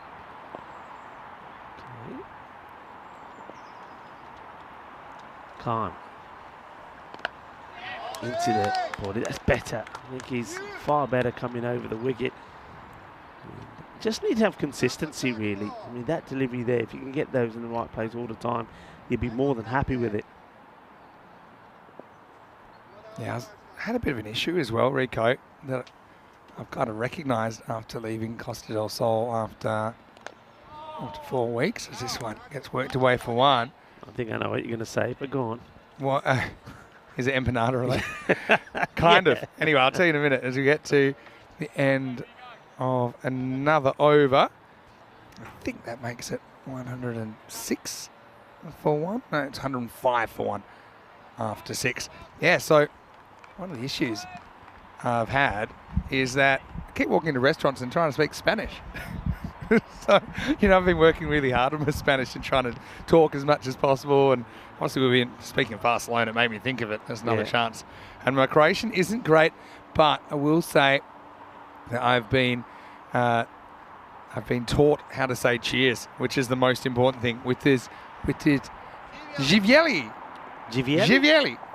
Am I saying that right? Živjeli. And of course, being Sunday when we got in yesterday, we had to have a beer or two with the crew. Not sure it was Victoria Cerveza here. Well, that could be caught. Almost. It's a pretty good effort down there from Chetan Atri. He does get it on the full, but kind of beats him for pace. And the result's another boundary. Yeah, I like the fact that he's trying for it. And he's not just trying to, stop it. He sees that it's an opportunity, goes for it, tries to get the captain a wicket, but it's not going to be. It gets past him, and it goes to the boundary, 4 runs. So I think Matajuic just needs to try and get this ball. I mean, what you should be trying is say to yourself here, and all the bowlers here, right, if we're going to get runs scored off us, let's try and make the batters score them on the offside. And just like that. So that's better. That's where you want to be. So get the batters to try and play on the off. Yeah.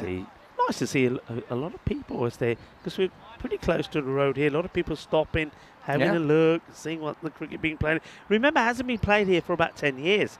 So this ground, 25 years ago, where cricket started here. And bit of a homecoming of sorts. Another full toss, though, and that's going to go away for 4. So they're serving them up, aren't they, at the moment? And the Assassins cashing in. It's turning into a very, very big total. I think you can always kind of add half again in these conditions of what a total actually feels like compared to what we saw at Cartermore Oval, for example. So right now, we're up to kind of like 113. You add on half again, that's kind of like 170 and counting. Better ball. yeah. Gonna get down, and good work, because Excellent there's fielding. the old Tortuga. Yeah. That's been missing for a while on the network. And then Tortuga there, but well dealt with by the fielder. I like that fielding by Sajid because he needed to get the body down just as an extra kind of insurance policy, and he did. This one is probably going to go all the way. Yes, it is. And, well, on top of the officials' marquee, I saw Stefan Gooch there, the tournament referee, making sure he was getting out of the firing range. And nice to see him wearing his ECN shades. It's that sort of day. But what a lovely shot there again. And Anil Kumar is, well, I'm not going to say it because people are going to say it's all my fault he doesn't get there. But you know what I'm going to say. He's on his way and he's doing well. Ukic thrown into a bit of a tough situation. Last ball to go in this over. This is well knocked down as well. At the moment, we just got to search for a highlight, and that is a nice bit of fielding that Kumar moves to 78, and we get to the end of 7. The score 121 for 1. So, obviously, one of the things that happened last week as well, it's been so busy, but the ECL draw has come out. So, I mean, you see it there. It's going to be bigger and better than ever. Still waiting to see who some of the qualifiers are. But I know a lot of people, they're really happy to see that, because if they're from one of those countries or they want to go see a particular club or nation represented, then you can now see when you can book your travel. And I know a lot of discussion about Group B with the 2 English sides in there drawn together. There's also Group D, which has a French flavour to it. So yeah, ECL will be back 26th of February 2024. This might have been a wide for height. Again, this is Gupta who's coming on, but let's have a look. It's not that short, but when it takes off, it really does. And that was miles above his head in the end. Yep. A good call there from the officials, and well captured there by Spring Productions. Doing a fantastic job. Comes Gupta once more, and he sprays down the leg side, and it's going to be another wide. He's quite lucky, really, that hasn't been smashed away, because Anil Kumar's not missed too many in this area. That's where he's been his strength. And 78 or 25 deliveries. He's got Sushant Rana out there with him, who's scored a quick fire 23 already of 14. And he's gone. It's I think slightly slower delivery as well. It doesn't come up as much, and Kumar, he's trying to hit this one in the area that's been pretty successful for him so far. Misses it, and he's going to be bowled, so he'll go for 78 of ball number 26. And well done to Kartik Gupta, who, well, getting rid of a very dangerous batter who, well, if he was still there for the duration of the innings, could quite easily have taken them past the 150 mark. Yeah, but again, you see a clear line between bowling better and having better things happen to you. But Kumar, he can be very proud of his effort in this one. Compiles 78 runs, and he can take a seat. Pretty satisfied with where the Assassins are at in the game. Again, just comes back a little bit off the pitch. again, you're not quite sure how much it's going to bounce. That one's under the bat of Anil Kumar. As he departs, it's 123 for 2. You can see the in movement there. So, yeah, one thing I was going to mention while we had the ECL draw up was that the Croatia rep hasn't been decided yet. Maybe we can find out while we're here how that will be determined. And they've been drawn in Group 8. So they've got a pretty interesting group with Italy, Hungary, Denmark and Luxembourg. And they'll be playing on opening day of ECL 24, 26th of February. Gupta, so far so good. But yeah, gets sometimes too much movement. This is Harjinder Singh coming in at number 4. Yeah, good movement. He's got good pace. Gets the ball to zip through as well. And obviously will be and is very dangerous if he gets it just outside that off stump. Did you mention the 100, by the way, with Kumar? I didn't mention that. Because you're getting accused of maybe putting the jinx on him. But I actually didn't say that. I said he was on 165 pace after 3 overs. I said I'm not going to say it, but you know what? So somebody else must have said it. Cool. Oh, look at this one. This is called a no ball. So I'm guessing it's because it hasn't hit off the pitch at all. And have a look at it, because this is why no balls off the pitch are called no balls off the pitch, because it actually comes back pretty significantly. And that's also why the rule is if it bounces before the stumps off the pitch. If it's after the stumps, they don't really care. It'll just be called a wide. But anyway, needs a free hit for Harjinder. So gets a warm welcome, doesn't he? Yeah, gets a good opportunity to get off the mark. And he'll have to wait some more because, once again, the bowler having a few issues. So the extras just mounting up, aren't they? We go to 20 extras now. That was wide number 15. Yeah, so, again, on a serious note, just consistency and accuracy. They're the two words I think bowlers are going to have to work on. And you can see for Gupta here, he has the big fish, but he hasn't really put too much pressure on the new batter. Still on a free hit. And this one I think he's going to get away with. Yeah, umpire feels that one is okay. Harjinder, maybe he just backs away a little bit here. Look where he's standing anyway. So no.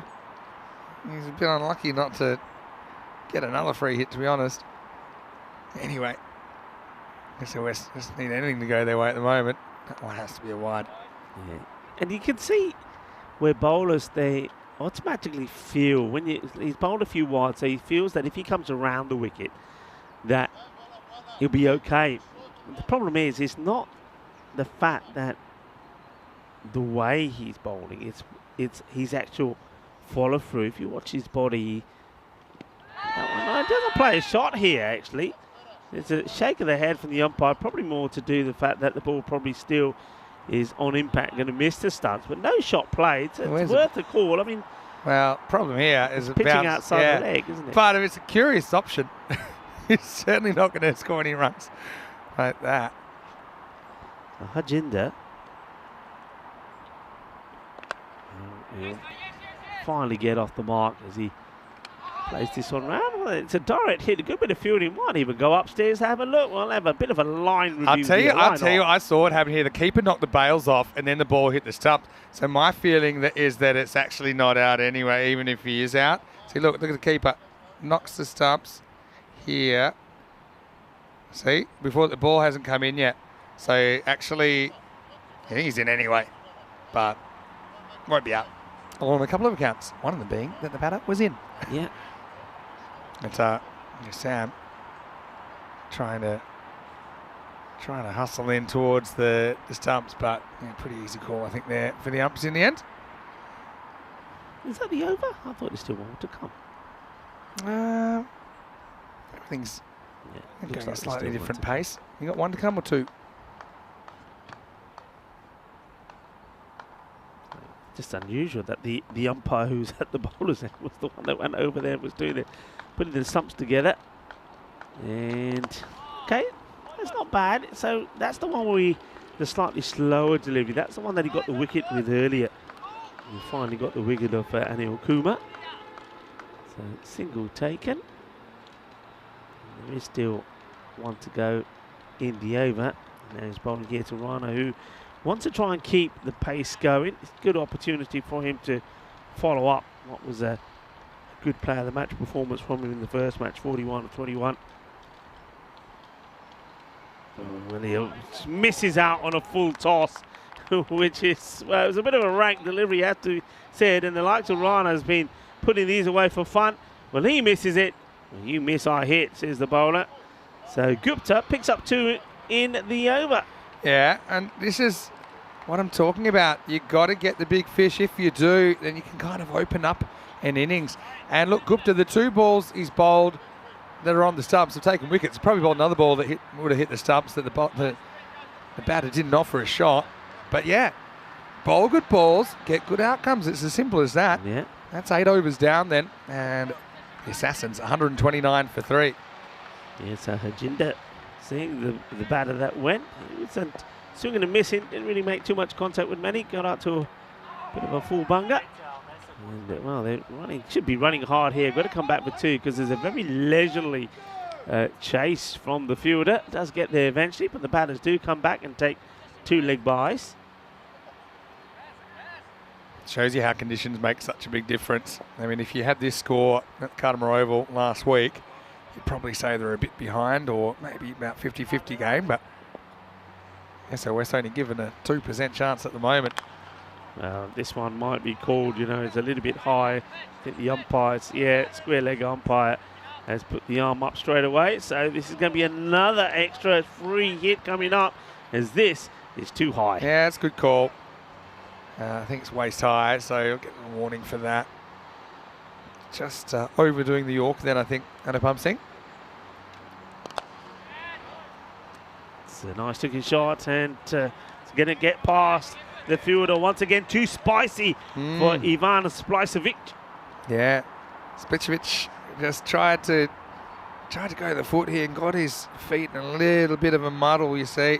Kind of needed to maybe go around the boundary and attack it so much. Now we'll get a ball which is hit in the air. It's a catching opportunity and it's taken. So, well, there you go. Balagi ends up going 4 and out, and you'll probably take that if you were sort of a split in the end. So maybe Splicevic is some kind of genius. He trades 3 runs for a wicket. And so the Assassins are going to lose another one, 137 for 4. Yeah, they'll take that. Nice catch taken there as well from Raja Faizan. Cleaned in his hands, and they remove the dangerous Yogesh Balagi for just 4. So he will depart. And I suppose here the key is to try and keep Sushant Rana off the strike, because he's going pretty well. He's in the 20s already. Here's the other thing. You've got 3 balls to bowl. So you've got 3 balls to bowl, and you've got about 70 seconds.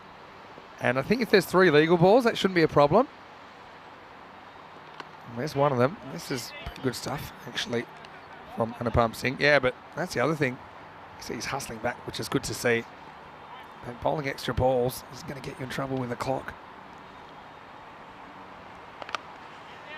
This gets played away, and well, this is one that if you wanted to, could quite easily have stepped inside, and they could be going again here. They should really have been, but one batter was alert, or one unfortunately was half asleep, and that was Vignesh Warren, who was not quite keeping an eye on the play, and they get through. Still got it all together. This is all taking up time, and just needs to bowl this one ball. They've bowled 18 extra deliveries in this innings. They've bowled an extra 3 overs. So this could be one of those kind of 6-run swings here. Don't bowl a wide now. Don't bowl a wide. Don't bowl a wide. And he doesn't. It's played nicely down the ground, and it's well handled as well. Good bit of fielding there from Ivan. Yeah. And so that will take us to the end of the night. They defused the bomb just in time, 139 for 4. Yeah, not a bad over from Anupam Singh. So picking up a few late wickets here as well. And they've done well. I mean, remember, at the halfway point, the score was 90. So they've pulled it back in pretty well. Clear how they've done it. You know, they've removed some of the threats by bowling good deliveries. And yeah, obviously, still going to be chasing a few. Had to go remand ball the 10th. And first one keeps a bit low. Houghton's had his work cut out from down there with some of the variable bounce this morning. Also, you know, it's a great time. We can be a bit more interactive now as the day goes on with the chat. Let us know about your questions, your comments, your thoughts maybe on the ECC, your thoughts about Croatia so far. Down the ground, watch for the plug, and never. How does this go through for 4? I can't believe this. Well, I hope we get a chance to look at this because this should never have been a boundary. Well, I mean, sometimes you find yourself out of room or on the wrong side of history, and unfortunately for Splicevic, got out the way thinking the fielding would be done. It wasn't, and that's why he couldn't try and bring it back into play. Now we're going to get a run, and now I don't know if this is like a just trying to turn the ball to the bowler, gone wrong. Let's have a look. Yeah, it's definitely an attempt, and the bowler not paying attention. So that'll be a bye. Put that with the rest.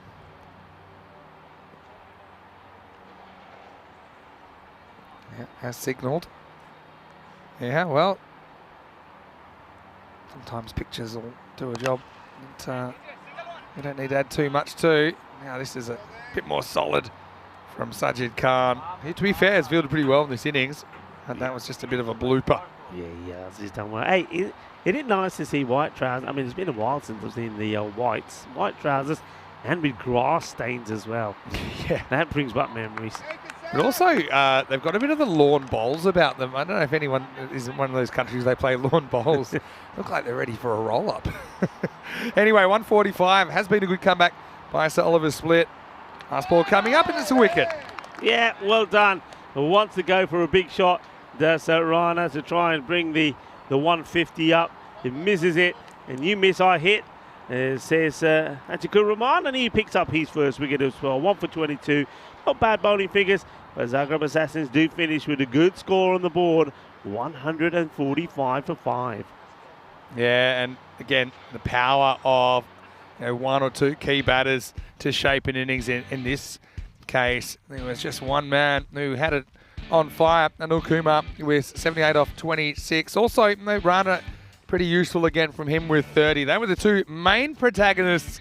And early on, it was the indiscipline and the inaccuracy that really cost Oliver Split and set up a very big total that they're going to have to chase. Yeah, they just, if you go back and you have a look at the wagon wheel of the Kumar, I mean, everything was there, wasn't it? It was full tosses, it was short on the next side. I mean, he played some marvellous shots for the short ball, I have to say, he really did. But he was just bowling in his zone and he was putting it away all the time. 78 of 26. And that innings included 8 sixes and 5 boundaries in 4s as well. I mean, there were some decent deliveries. That one was pace off. That was nicely bowled. As that was the end finally of Anil Kumar, going for 78 to 26. And then, well, he was able to pick up another right towards the end there as well. So I think the story here is get your line right, bowl at the stumps, and wait for the batters to make the mistake, and you'll get some good reward. Yeah, that's right. I mean, one thing you can practice, even by yourself or with a friend, is just bowling. Just bowling, not necessarily at a batter, but just bowling and trying to get it where you want it. Now, that one was a little bit of Watusi gone wrong in the last over. But again, Ajikur Rahman gets it straight, gets it right. And so the last ball was the end of runner.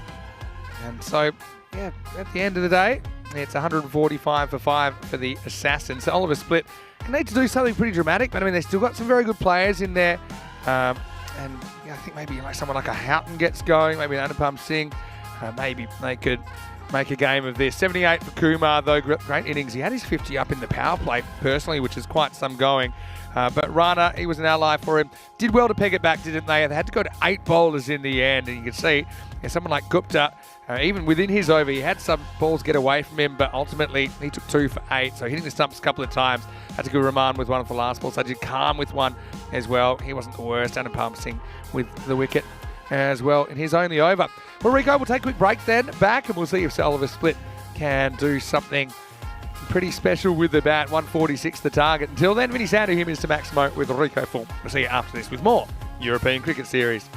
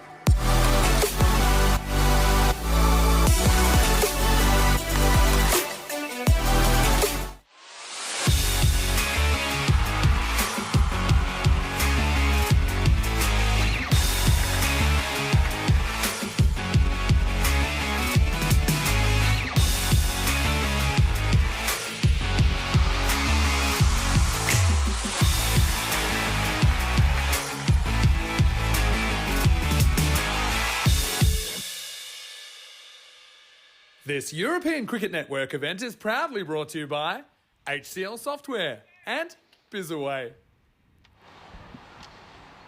Hello, cricket lovers, and welcome back to this European Cricket Series in Croatia, Zagreb, and this beautiful Miodost cricket ground. And well, we're going to see the second match come to a conclusion between these two sides. Oliver Split need 146 against the Zagreb Assassins. The Assassins batted well thanks to a fine 78 from Anil Kumar, and Shishan Rana followed up his player of the match, 41 of 21 in the first match with 30 of 23. And you get the feeling that if they bowl similarly to how they did in the first match, they should be victorious here and make it 2 out of 2. 98% is what the win predictor is saying in favour of the Assassins to win this one over Sir Oliver Split. One guy that wants to make a good impact this time around is Sam Houghton. It was disappointing in the first contest. He was out with just one run to his name. He played one that popped up at him, to the man that was in that short cover area. So it looks like we're ready to go. And it was going to be Rana to bowl the first ball as well. It gets played away on the leg side. Good running. Good fielding as well. Direct hit from the fielder. Rana was getting a good bit of bounce early on. You can see Sam Houghton doesn't want to hang around this time. He wants to be a bit more aggressive. Going to have to be. Needing just under sort of 15 runs per over here. He's out there at the moment with Anupam Singh.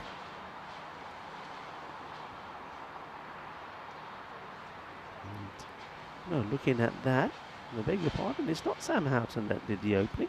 I was given the wrong information to start with.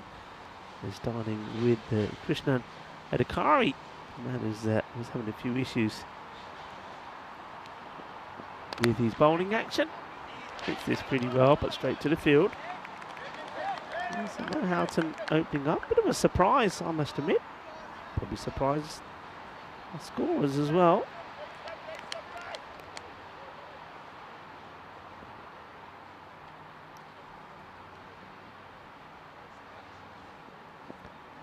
And there's that area. That's what we saw in the very first innings of this series. Zagreb's Assassins and their bowlers were bowling this heavy ball outside the off, and it was creating all sorts of issues. Good bounce out there. Sliced up in the air. It's a difficult one, but well taken.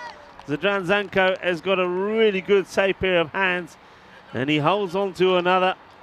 And that is going to be the end of Adhikari, and he's going to go for a 3-ball duck. So the Ducks again quackers here in Zagreb. Adhikari just, once again, he's not picking the length, and he's hitting this ball when it's already sort of coming at to him at a decent height, so not able to find the middle of the bat. So he's going to have to go. And we see another duck.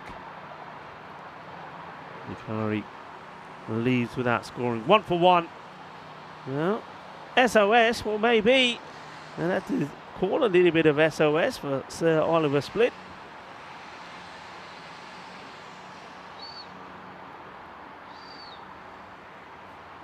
Just a few issues with the stumps there, keeping those bails on.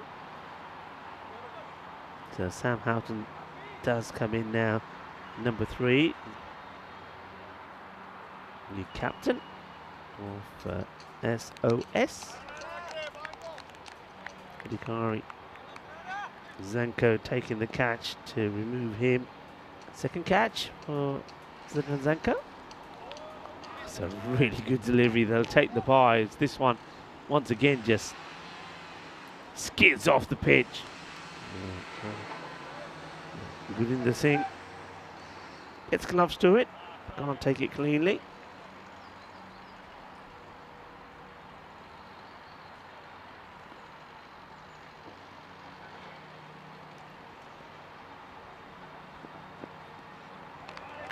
Swing and a miss.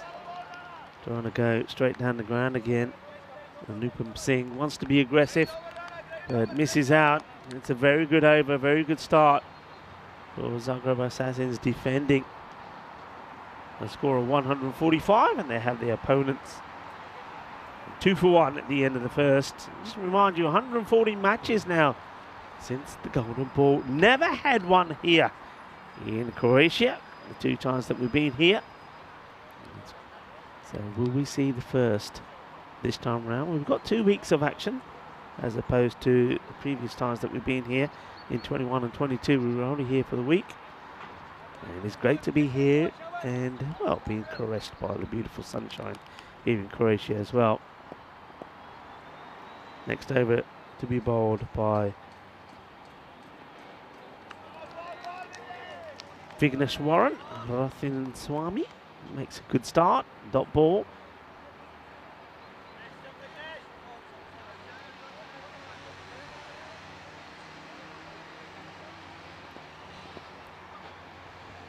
Asami once again wants to try and stay outside the off.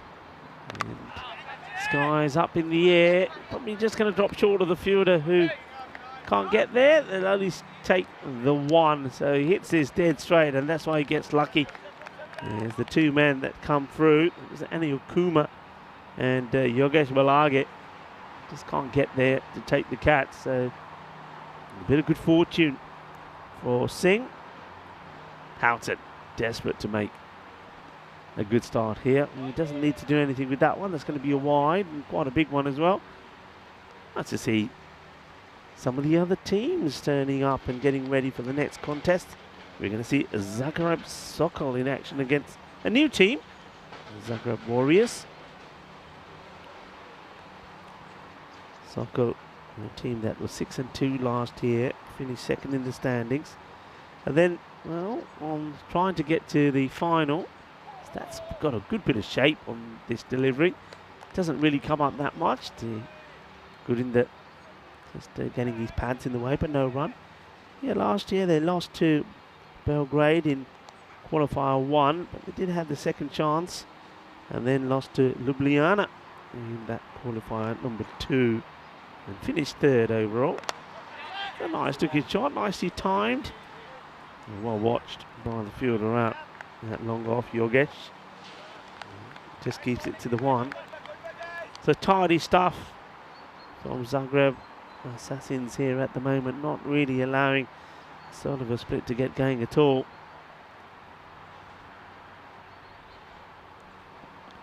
That's a good delivery, really good delivery. Gets it pitched up, no appeal there from the bowler at all.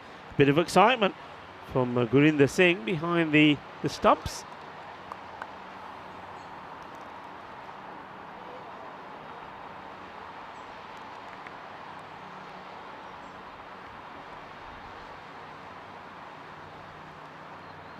This one's down the leg side, so tries to go with a similar length again, but just fires this a little bit down the leg side.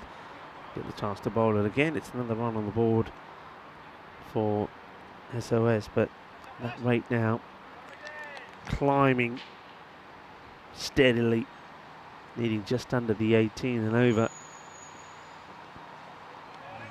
Goes for the boundary, sort of walks down towards the leg side. I think if he goes the other way, he may have at least picked up another wide, but that is the end of the over.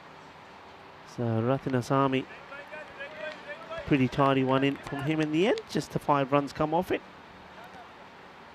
And the score at the end of 2, 7 for 1. These are the teams that we're going to see, so looking forward to seeing the Chiefs a little bit later on in the series, as well as Ljubljana. I think we'll see them a bit later on in week 2.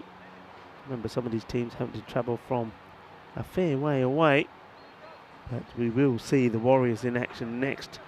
They'll be playing just the 1 match today, match number 3, and they'll take on Zagreb Sokol. So a chance to see another new team, which is always fantastic on the European Cricket Network. New teams, new players, and continuing the growth of cricket in Europe.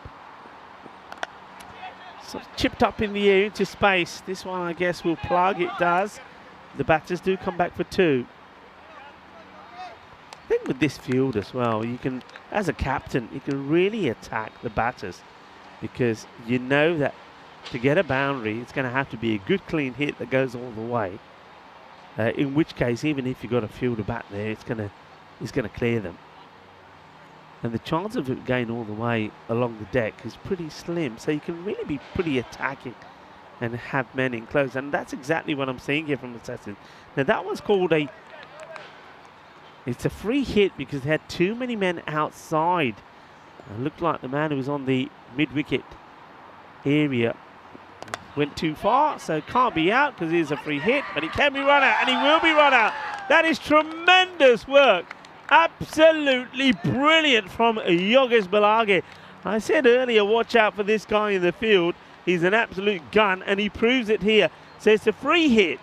So the catch doesn't count, but it's a pick up and throw, and that is out. That is fantastic work. Absolutely brilliant from Yogesh Balage. And unfortunately, Sam Houghton probably just thought, well, it's a free hit, I've got to get something from it. So when he hits it, he thinks, well, I'm running anyway. Well, he didn't expect that. And that's another reason to keep that field in close, nice and tight. So unfortunately, the captain of Silver Split, Houghton, will go. So he's on his way back. Sam Houghton actually is a wicket-keeper and I'd say vice-captain. Matthew Hewitt is the man. So another one bites the dust. And it's always a horrible way to get out, isn't it, when you run out of a no ball. And that's, of course, the time when you can be out. So go for 4 of 7 balls. And, well, Yogesh, sensational from him, really good. And this is a nice hit. It's a chase on for the fielder. He will get there because it does slow up. It is, of course, Yogesh again. And, well, it isn't another direct hit. And I think it's another one that's out. This is quite unbelievable. Watch this. So the bowler goes down, but he's up again. But look at the running here. It's not good. It's low. Here's the throw. And into the hands. Nice and cleanly done. You can see there the batter is not there. It's not a direct hit, but it's a fantastic throw.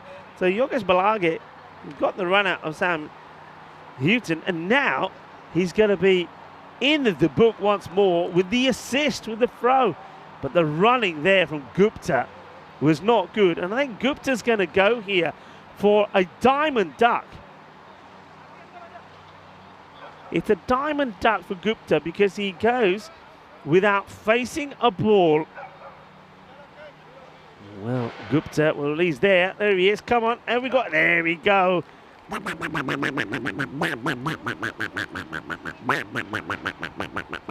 Not often that we get those. We've got one there, haven't we? Dear, oh dear. Gupta going for a diamond. Swing and a miss. And the new batter that comes out there. Apologies that our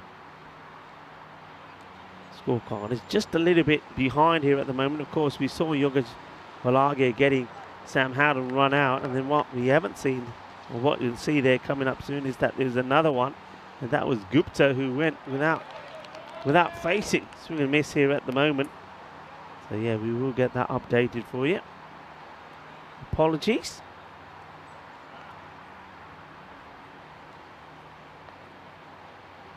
Ryan, the bowler, has been brought back into the attack to finish his spell.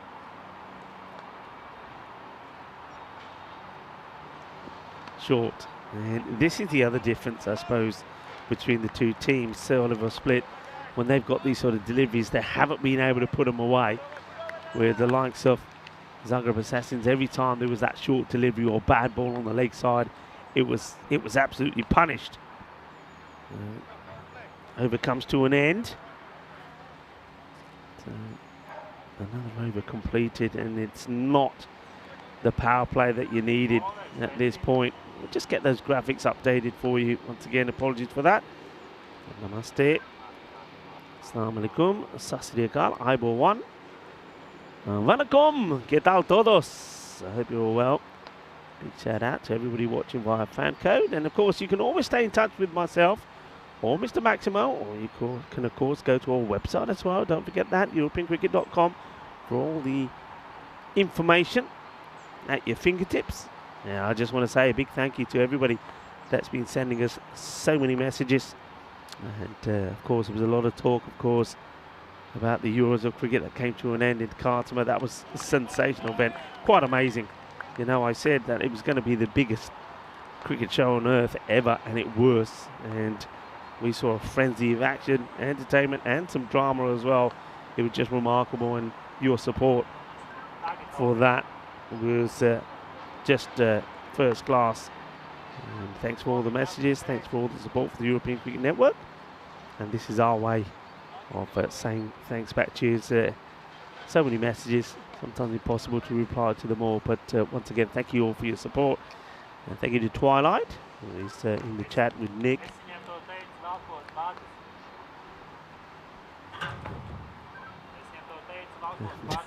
Nick is saying, did the Diamond Derek break the score card? Maybe.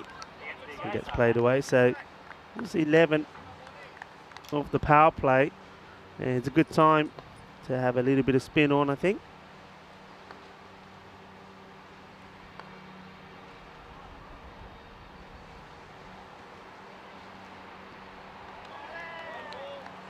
Wide ball. Signal there by the umpire. Umpires for this match is Tomáš Pazla and Vijiku Popovic. Sort of like a chip shot over the bowler.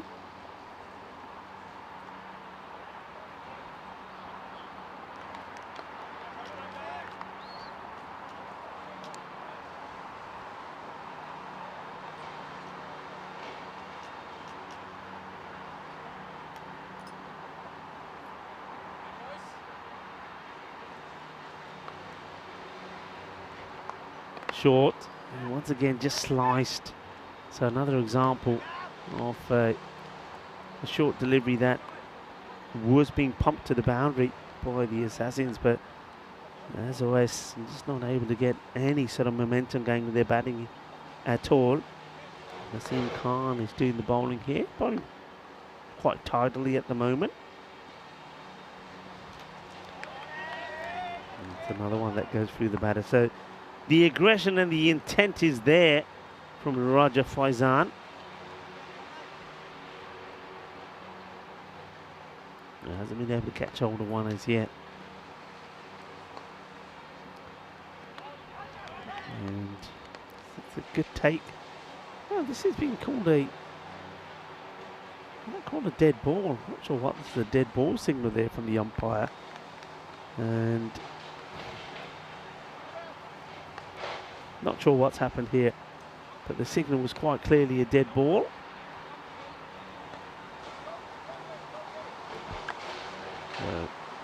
Well, now it looks like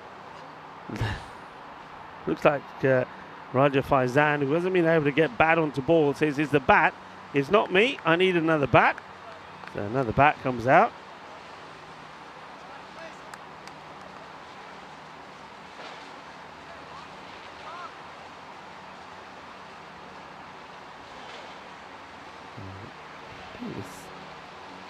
A few hold-ups here as well. The feeling that we're just probably amending the scorecard a little bit as well, because I get the feeling that that Anupam Singh was the man who was given run out, but he's still there. And I think I called it at the time. It actually was a diamond duck.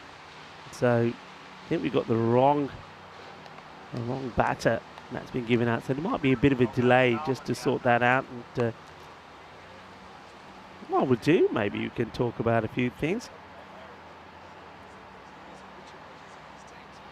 So first of all, a big warm welcome to everybody that is tuning in. And while we're sorting out a few things behind the scenes, we can have a look at this. Remember, the draw was done to this while we were in Khartoum.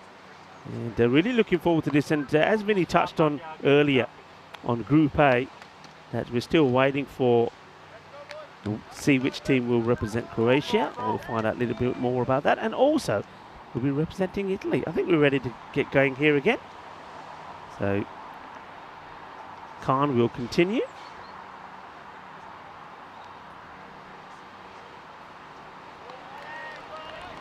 And another swing and a miss.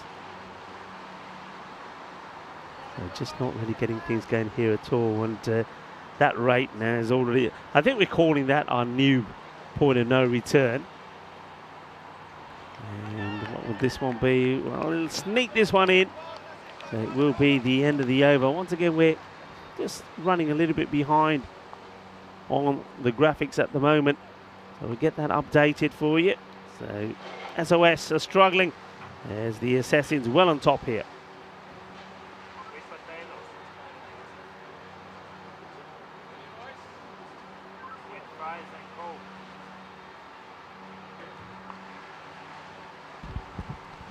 So you can see they are a long way where they need to be here at the moment, with the score just 14 on the board at the end of 4 overs. And we're just still trying to get some of those graphics sorted out for you. So it's going to be now for Zenko to come on to bowl, so things are not going to be made any easier. Zenko's had a good morning so far, hasn't he? He's been well with the bowled well. He's caught well as well. And, we're just checking his field. Lip Singh. Well, good to see that he is still there.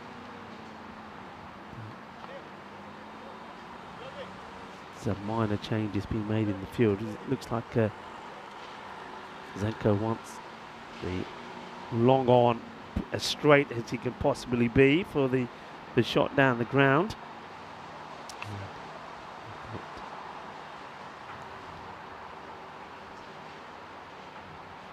So it's going to be more of the same here, I think, from Zenko. Just floats it up, and what he does get on this pitch, though, is a good bit of bounce as well. So the fine time to welcome back into our commentary cube to Vinny Sandhu. And Vinny, slight issues here just at the moment, just getting the scores updated, but bigger issues for, well, Sir Oliver Split, SOS. Well, I think they're going to have to make that SOS call, aren't they? I think you're right about that. And just shooting themselves in the foot a little bit. They'd have no toes left, would they? Houghton getting run out off a free hit. Adhikari going for a dart. And this is a bit of a gift they can't cash in either, as we're seeing Vedran Zanko bowling over number 5. Now Rico, I'm just going to get a special guest in here. Also, Rico probably could use a refreshment after what's been a pretty busy morning so far. We've got a very special guest coming in a moment as we see Zanko coming in again. Oh, it's good accuracy. I wonder if this was a catching opportunity. It was low and to his right. It seemed to be dug out. Let's have a look here. Yeah, it was. Yeah, half a catching opportunity, really. But Zanko, I don't think he's too bothered at the moment. He is quite accurate and just on cue. He bowls a wide. It's Vinny Sandhu here, Mr. Maximo, for ECN on a Monday morning in Croatia. And I've got a very special guest in the commentary box, and it is Mr. Richard Rogers, who is the Australian ambassador to Croatia. So, Richard, welcome to the commentary box. Dobrodošli u Zagreb, or welcome to Zagreb. Yeah, well, I'm really enjoying my time here so far. It's great that you're here. I know that you're our guest for the coin toss for match number 3. So is it your first time to this ground, and is it your first time watching cricket in Croatia? It is, actually. I only arrived here in February, so it's, I guess, now is the season for cricket in Zagreb, and first game.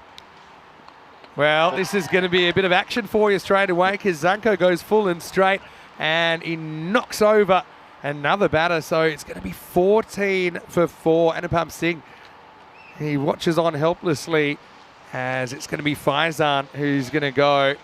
And so the score now 15 for 3. So, and this is the classic kind of Zagreb versus Split battle, although 4 of the 6 teams here are based in Zagreb. So it's your first year, I suppose, as the ambassador to Croatia. Yes. And just tell us a little bit about what that job entails. Yeah, thanks. Well, so we have a large Croatian community in Australia, and I guess that's reflected in some of the participants on the ground. Of course, they're EU member. Croatia's a member of the EU and NATO, so we have talks with them there. But we also have an important consular role here. Yeah, I'm sure you kept busy. As Ranko's going to get hit away, and it's not quite going to be catchable down there. They'll settle for a single. You mentioned that a member of the EU, I believe, for 10 years now. And one difference since I was last here in late 2021 is now the euro is the currency. So that's been a bit of an adjustment for everyone here. Indeed. Just from 1 January this year, the euro and also Schengen, they're part of the Schengen zone now. So a few changes. Zanko comes in. Another pretty good delivery. Loops over the fielder. It will just be a single. Yep. And so what I will say is that obviously I actually I'm a British citizen, if you're going to be technical. So I've had a bit of a rough few years with the Brexit, right? I don't want to get all political, but I suppose that's kind of your job. But the fact that Croatia joins the Schengen area, I think, is an exciting step, I'm sure, for trade and things like that with the local countries. This one bounces over the stumps from Zanko, and they will scramble a bye. End of the over, end of 5. Yep. And Sir Oliver split 20 for 4. And that might just give us a chance to have a look into the ECN comedy box. When you sound to hear Mr. Maximo, I've got Mr. Richard Rogers here, and a big thank you for being our guest here. It's my pleasure. At the European Cricket Series today. So as an Australia ambassador to Croatia, it must be kind of a nice little feeling to see some cricket played. It is. It's very familiar. We were just talking about, it feels like walking around an Australian city and seeing some cricket being played, which you don't see a lot of in Zagreb, I must say. That's true. I mean, I know that this is there's a bit of history to this ground. It's just been revamped with a new pitch. One thing I really like is the backgrounds of the players in the Croatian competition being so diverse. Mm-hmm. And I was just telling you pretty recently that the Croatian national team were playing in the Euros of cricket just a few short weeks ago, as we see Chatatale getting one that bounces a bit too much. So tell us what's a regular day like for you, because it seems like such an interesting role. Well, there isn't a very typical day, I must say. So like today I'll come down to the cricket, and last week we were sort of talking to students about education in Australia, and later this week I go down to the coast to a boat show where we have a major Australian investor down in that part of Croatia, so we participate in that. Sounds so there you go. very fascinating. Yeah. And maybe you can also share a little bit about your background as well, because I believe you're from Western Australia, a little bit like myself. First, we'll see another ball which is going to get up and be missed. So, but you're not from Perth originally, is that right? No, that's right. So I was a child in Western Australia and then moved across to Adelaide, actually. Okay, so, beautiful city. So Adelaide Oval was my regular ground to go watch cricket, and then in '94 I moved across to Canberra. So is that right? been based there. Well, I mean, this isn't quite the Adelaide Oval just yet, but there's high hopes, I think, for this ground as well. And obviously, there's a lot of work that's gone into it.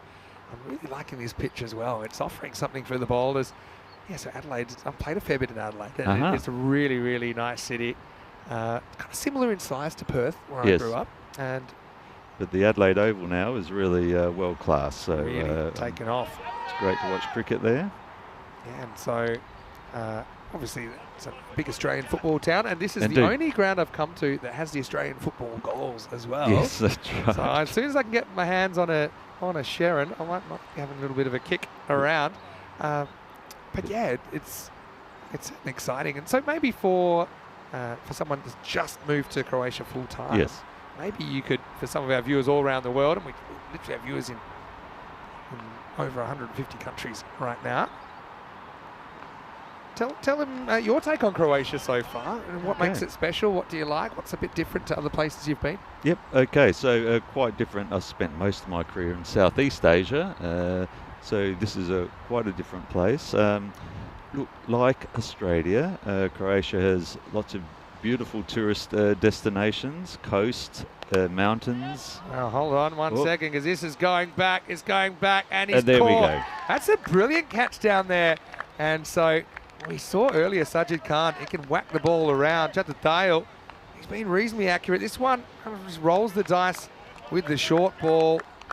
And as you can tell, Richard, this isn't your grandfather's cricket because there's action coming thick and fast. So poor Sir Oliver Split, when they finally do get one out of the middle, they find a fielder. And so that will be 23 for 5. No, I mean, just going back to the cricket for a second, that was a pretty good catch, It was wasn't a very good catch right on the boundary there. Well done. Yeah, I was going to say, I'm not going to assume you have a lot of cricket knowledge just because you're Australian. But Well, are you a fan? I am a fan, you know, and yes, I sort of think back to watching West Indies in Adelaide, Sir Viv Richards and Joel Garner, My and favourite, those actually. that era of cricket was really something else. Yeah, I started watching in the late 80s, and Viv Richards, he became a bit of a hero of mine. Yep. Oh, there's always an umpire clothesline there. And Harjinder Singh was the man that took the catch way out in the deep.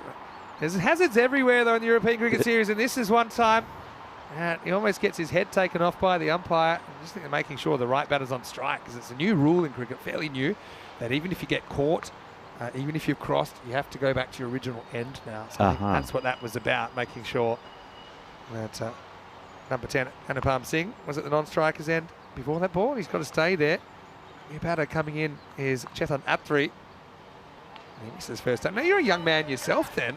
Now that you know there's cricket here in Zagreb, Yes. maybe we need to get you out there and put you through your paces at some point. Yes, I was saying before, I played cricket when I was at school, primary school and high school, but the eye-hand coordination was not so good, so I let others take on. Well, I don't know. The standard by Australian politicians hasn't always been high. I mean, That's the true. infamous Johnny Howard ball. Yes. I mean, Bob Hawke, he was a pretty good cricketer, actually. He was a very good cricketer. He was a very good cricketer, Yeah. but there was an infamous kind of hook shot gone wrong. That's right. if you remember, the shattered his glasses. some years ago. There's certainly a bit of a connection between Australian government and the game. This is going to be this drag leg side. They won't get a run here. So yeah, for sure. When I was in splits, this is my first time in Zagreb. I only arrived yesterday. As we get to the end of the over, 23 for 5 after 6. Yeah, but we had a great tour down there. Toured around where a lot of Game of Thrones was shot as well. And so, yeah, okay. I'm going to ask you, because you're kind of like a local now. You've been here for a few months. So I'm going to be here for 2 weeks. Yes. Maybe you can give me a few tips of what I should be checking out here in Zagreb, and for anyone else that might be visiting. Well, of course, Split and Dubrovnik are the most, I guess, popular destinations because of that Game of Thrones interest. But there are many beautiful places. Oh, I'm just going to pause for a second. Well, that couldn't have been placed any better. Hit down the ground, threads the needle. So it's Oliver Split, hoping for a turning point, maybe just to get a bit of respectability back in this innings. They get 4 runs there. Yeah. So go on. And so a lot of, along the coastline is many beautiful, beautiful small towns, old towns, which are really wonderful to see. And of course, in places like Istria, well, actually all up and down the coast, it's wines and beautiful food, and look, it's a really very, very easy place to come and visit. You're talking my language with the food, because actually when we get to the last game of the day, we always have food chat, and people will ask what I've been eating. They'll throw in a few cultural suggestions. I know I went out, I had some really nice Croatian food last night. Almost back to the bowler, but he can't quite react in time. Just get a single. So yeah, we do devote one full game a day to normally with the viewers of talking about food and various things. Is there anything that sticks out that you've tried here that you like? Well, look, I mean, I just love the the Parma hams, and but also some of the other. Actually, just this weekend I had cabbage rolls, which is very seasonal and very popular food here. Delicious. Okay, I'm going to try the cabbage rolls then. Yep. Yeah, I do. I'm a bit of a foodie, I've got to say, and I've got the perfect job for it because we just came from Spain, where my squid ink paella is my favourite thing, and they also have like empanadas, which are kind of like a version of a meat pie, but probably with actual meat inside. Cool, it gets this one past. But that sounds good, the cabbage rolls. Yeah. And of course, I'm a bit of a wine wine lover as well these days. There's the many varieties and many regions here in Croatia, and actually like Australians, we love our wine, we love our food, and we love our sports. So it's a very comfortable place. Yeah, it's to be funny. here. Funny you mentioned that as we get to the last ball, this 7th over, as this will be edged, I think, away from the keeper. We'll wait for the signal for the umpire, but this will be the end of the 7th. It will be a run in the end, 30 for 5 after 7.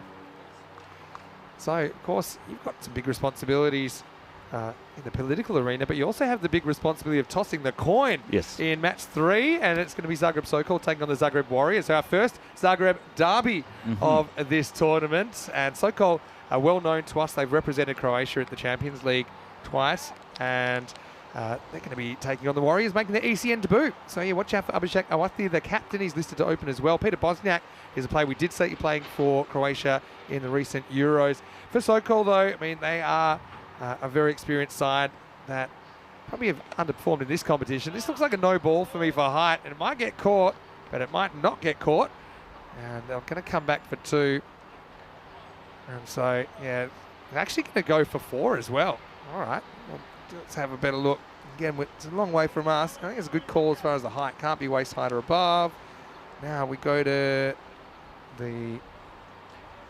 where the ball goes.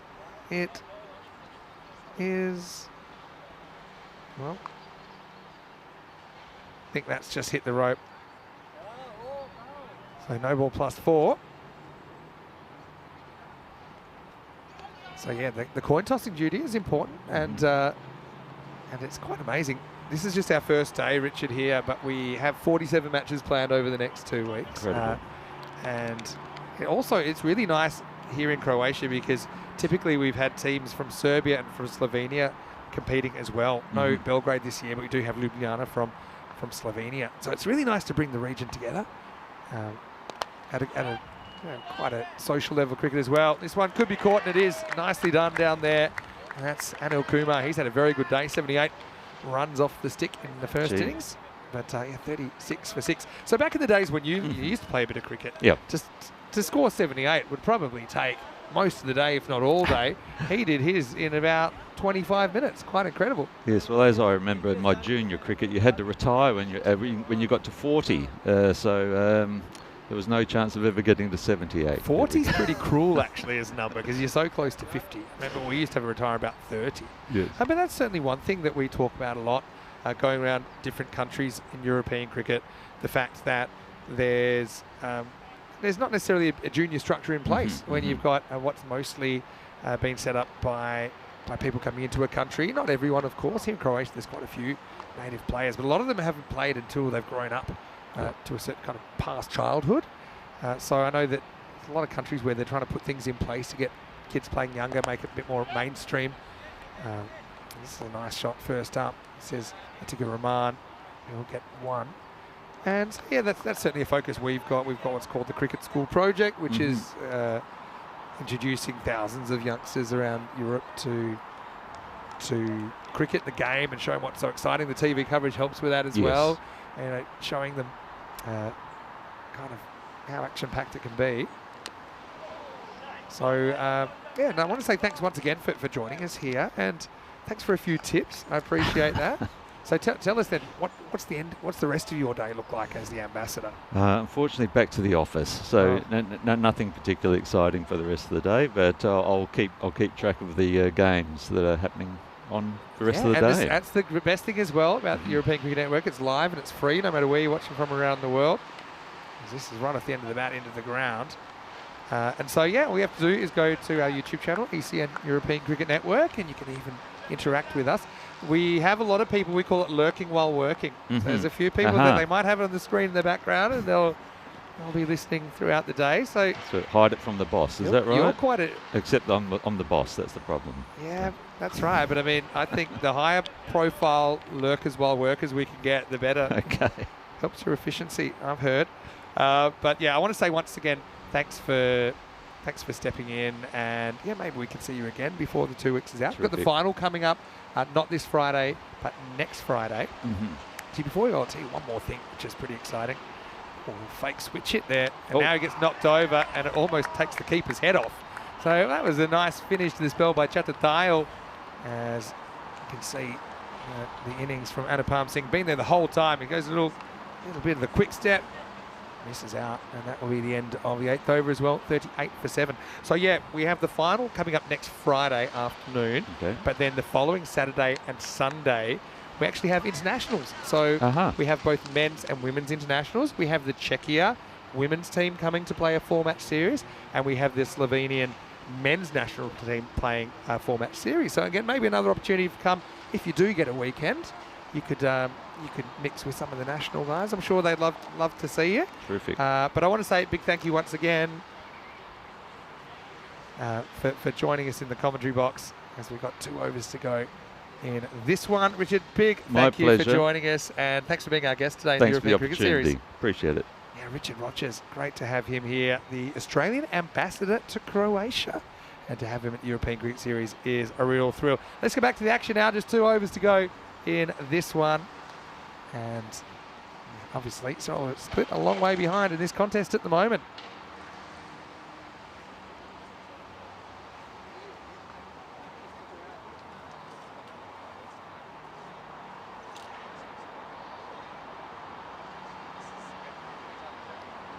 All right, so we have a bit of an expression here on ECN that it all happens in the 9th. All happens would probably have to be about 100 runs, I think, for Sir Oliver's split, I should say. But also a bit of danger about getting bowled out. So, yeah, Warriors, it'll be great to see them for the first time later on today. So Oliver's split will come back and play Zagreb Sokol in match number 4 as well. The 2 teams we saw going at each other in the 2021 series. Yeah, the split side we saw 2 years ago when it was in split. And last year, we didn't see them make the trip. But obviously, still coming to terms, I think, with his pitch, which is a bit up and down. So, Rico Fulton rejoins me in the commentary box. Rico, wasn't that great to have Mr. Rogers on? It's fantastic. Really, really good. And always great to have people on board that have obviously got past experiences with cricket and seeing cricket develop to grow. And I know having a chat with a few dignitaries here last time round, and we're talking about how cricket is growing, how new teams are being involved. And speaking of new teams, we will have a new team up next as well, with the Zagreb Warriors will be back in action. So yeah, it's great times and wonderful times and exciting times for European cricket at the moment. And not so exciting though if you're a supporter of Sir Oliver Split, because they just haven't been able to get going here, have they? Tell you what, it's not a great day to be a fingertip either, because they are getting whacked. I mean, have a look at this one explode off the surface. And Gorinda, a bit like a Premier League goalkeeper, tips that over the bar. But yeah, for me, it's still all about extras as well. And I think this innings, it's been a bit better. We had 12 wides, no balls. Well, that's going to be bowled, and Ukic is going to go for a golden duck. And that will be the 8th wicket to fall. So, yeah, check out this on the replay. Might have just got the leg. Maybe not. It's just full. It was straight. And that's the difference accurate bowling can make, Rico. Yeah, it's a really good delivery. You see he goes back. It gets cleaned up. Jugger the their style. The castle gets knocked over, but a really good delivery. And Deluca bowling with a bit of pace as well. I think we haven't seen the best of him with the bat. He's been a little bit unlucky, I think, where he's managed to find good fielders to hold on to the balls that he's hit. But with the ball, he's showing us that he's got a little bit of pace, a little bit of spice, and certainly too hot to handle for the likes of the captain. So Mate will go. It's 8 wickets now down here. So the question is here, I mean, will they even bat all the way through here? They've got to try to negotiate some 9 deliveries. It's been a really good performance here from Zagreb Assassins, the team. Maybe looking to go all the way this time round. And then Kulka checks his field to the left-hander here now. Can he get it right straight away? It is Tendrick who faces, and well, this one doesn't come up at all. And fortunately for him, I think he's going to be a lot happier going to the non-strikers end because it looks like he's probably a little bit rusty Well, with some of his batting. We'll probably need some counselling after that because he was shaken up. That one, luckily got past the keeper for him. But what about Danakula? He's a real key player for the Assassin. We knew that coming in. Didn't really fire with the bat today, but he's getting it right with the ball right now. On to Rahman. No run there. It's into the body. Yeah,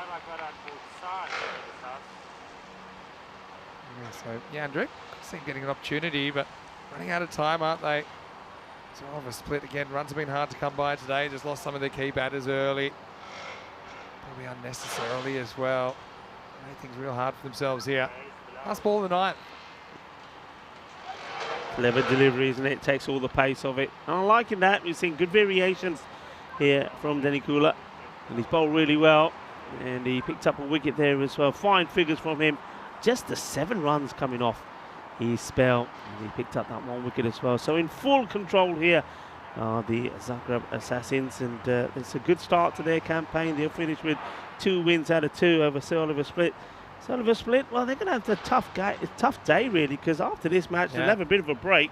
But they're then back in action for the final match of the day as well. The thing is, they do have some players that I think can drag them out of it, but they just have not fired this morning, have they? So it's going to be Anil Kumar. So yet another bowler to be used here. Really begrudge him having an over here. The backstop right on the boundary, which I'm not so sure we were spending one there, but I can't tell you. There's 6 balls to lunch. So let's go. Plays and misses at this. I don't mind the technique. He gets the foot across, tries to push up. It's going to be called a wide, so it goes a little bit too wide. I think if I'm the bowler here, Kuna, I'm just aiming at the stumps, trying to knock the timber over. Oh, that's another way to do it. Will the fielder get there? No, it will just drop short of him. And if he was a little bit more alert, I mean, he's having a go at the bowler here, but I think he needs to be more alert and getting that throw in straight away. He could have had the batter, Jendrik, run out. Well, Yandrick, well done to him, though. He gets his first run, so let's hope it's the first of many. Had to work pretty hard for it. Back to Rahman. Quicker delivery. This one gets worked away, but it will only be just a single, so another opportunity for us to see Franny. Jendrik.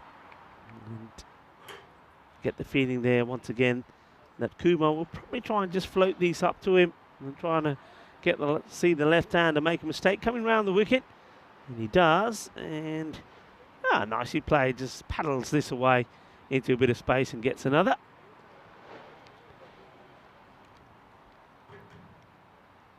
Glorious sunshine here, Vinny, at the moment. It really is. And I had a little walk around, spoke to some of the players that are going to be playing the next match, some of the Zagreb Sokol guys who, of course, I remember from last year. They're looking forward to being out there, and they're all saying to me that, you know, it's been a while since they played a bit of cricket. As this one's been hit well, we will see a boundary towards the end of the innings, and it's going to be 4 runs. Cuatro carreras takes the score up to 48, so maybe we can have a bit of a highlight if they can get past the 50 here. SOS. Yeah, let's hope so. Love to see him get to 50. And this is up in the air, should be taken, it will be taken. So another wicket to fall, that is the 9th. So with a ball to go, well, what will it be? Will it be the 50 or will it be all out? And we'll have to wait and see, but comfortable catch taken as Rahman, after hitting a boundary, will depart. He'll go for 6 of 8 deliveries, so new batter will come in to face 1 ball. And who wants to be a number 11? Well, it could be a highlight, I suppose. Get this 1 ball and smash it away to the boundary. That's a long, slow walk out there. Loving these banners, by the way, stronger together. Once again, just firming the partnership up between the European Cricket Network and the federations. Yeah, big shout out to all the federations, and of course all the federations that were involved with their teams taking part in the Euros of Cricket at the Cardiff Oval. And that will be that. So they will survive. It will be job done for Zagreb Assassins. They win both the matches against Oliver Split.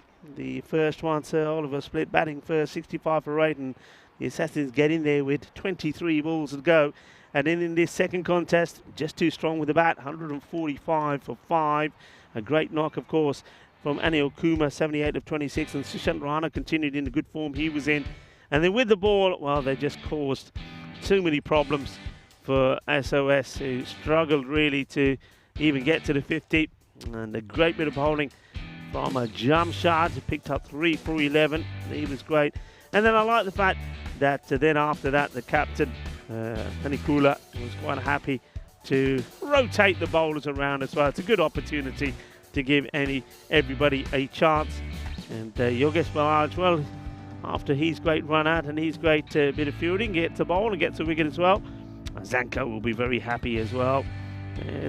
Well, no shortage of trying. That was a great catch. I was walking around the field when I saw Anil Kumar take that one. He had a lot of ground to make up. And but a lot of these deliveries, quite spicy ones.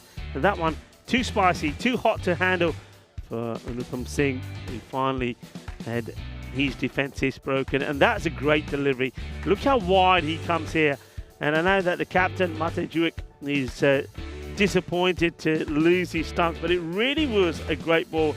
Love the way that he goes wide and angles that in. And as I said, I think Jawar Danikula, the captain of Zagreb Assassins, I think he's going to play a big part in this tournament because he showed some really good signs there. But a good start for the Assassins. They win 2 out of 2. That's them done for today. We're going to see them first thing in the morning tomorrow. They got 2 matches back-to-back against Zagreb Sokol, who we've yet to see, and they will also play Sir Oliver Split again, so they will be looking to do the hat-trick over SOS. But the matches against Sokol could be interesting as we have a look at that scorecard.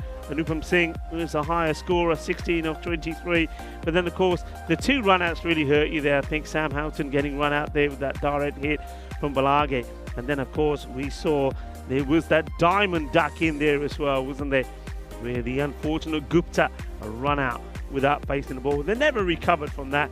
And Chatrar Hill, I think he was good for 3 for 11. But you just look at all the bowlers there, nobody bowled badly. They were just always on top. So chance for us to have a little bit of a break, tuck into some lunch. I'm told we got a bit of biryani today. So, and I'm told it's a bit spicy. Well, a little bit of spice. And that'll do me well as we come back. I know Vinny Sanders probably tucking into that right now as we speak. But you can see there it's a very big, comfortable win for the Assassins, winning by 97 runs over Sir Oliver Split. So join us back in just under 15 minutes time for match number 3, when Zagreb Sokol will take on Zagreb Warriors. A bit of a derby coming up next. Join us as we return. You're watching the European Cricket Series here in Croatia. We'll be right back in about 30 minutes time.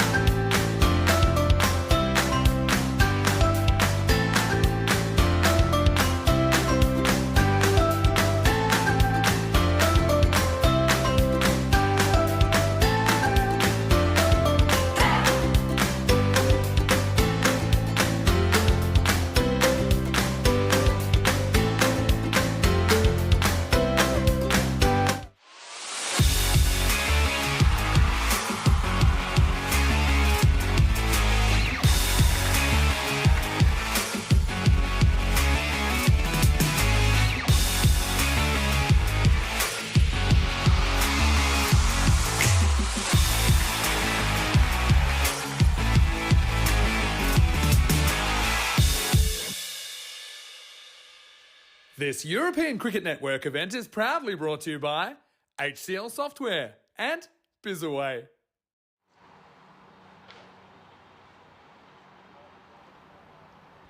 Hello, cricket lovers, and welcome back to the beautiful sunny Croatia, Zagreb. You're watching the European Cricket Series here as we get ready for the next match, and it's going to be Zagreb Sokol, a team that we know plenty about. They're taking on the new team, a team on debut, Zagreb Warriors.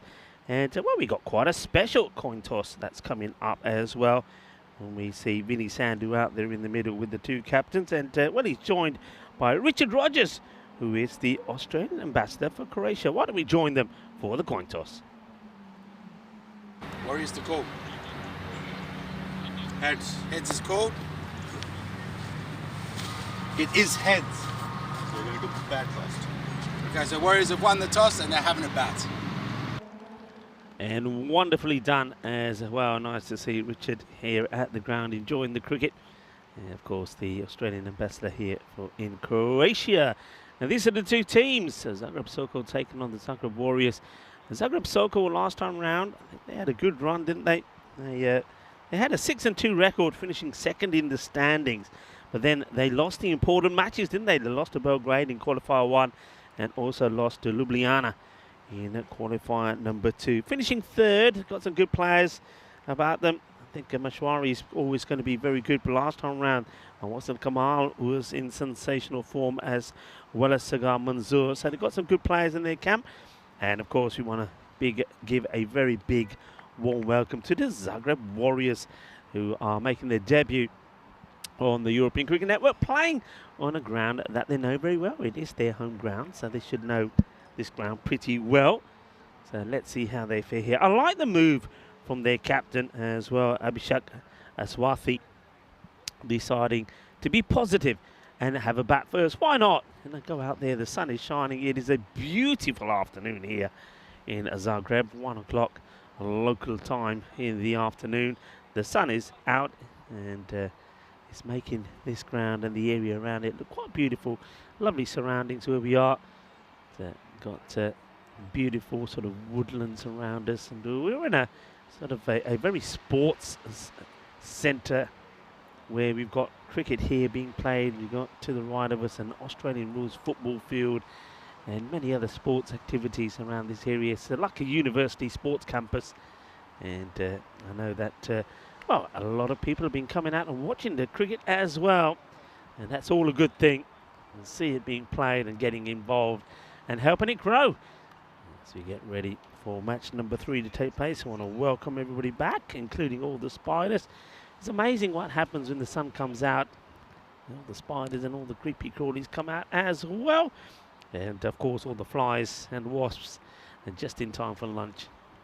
As you see, looks like it will be big man himself, Aman Mashwari, to open the bowling. Of course we saw a fair bit of him at the Dream 11 European Cricket Championships as well, where he played for Croatia.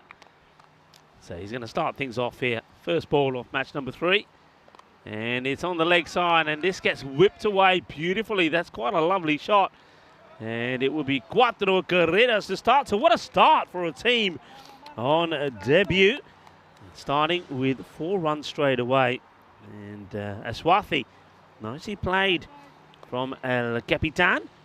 Gets his team off the mark. A very confident shot. You've got to get that outside the off stump. And he's out there with a man who's got quite an unusual name, Navas Am. I suppose it's pronounced like that. It's yet to face. This one fended off. Getting this ball to angle in to the right-hander. Would ideally like it to be going across his body. And get an indication of the good bounce that bowlers are able to generate here at this pitch. As we said, it's something that's laid dormant for about 10 years, and then it's being sort of rejuvenated, new pitch laid. And it's offering a little bit to the bowlers as well, which we like to see. Sometimes we find that these artificial tracks can become too friendly to batters. Not this one. you're going to have to keep an eye on things. You get the ones that come up, but there are also ones that stay a little bit low. That's better areas for Mashwari. That's where he needs to be.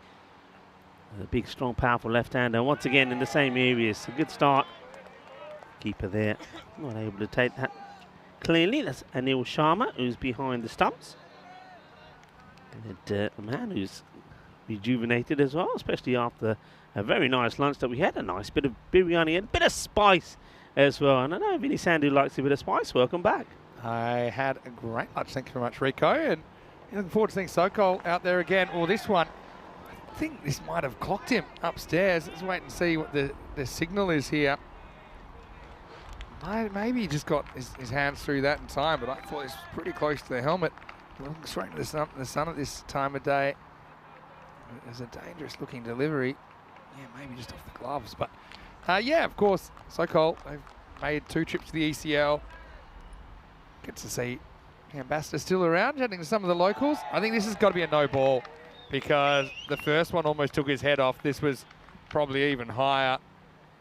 So Maheshwari getting some good bounce and carry. He's not the only one on this pitch, but he is going to have to deal with a free hit next. Yeah, it's a pitch that has bowlers smiling and wanting to get that and put that extra bit into it. Maheshwari, that's what he's trying to do. Yeah, free hit's not going anywhere and almost causes a run out. As Navas will have to settle for a dot. And so that will take us to the end of the first over. And the score is 6 without loss.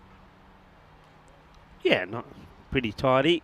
He's a big, tall man, and you'd expect him to generate a fair bit of bounce on this track, and he does. The big difference for me already, you can see it. Okay, yeah, I know there was no ball for height there, but accuracy.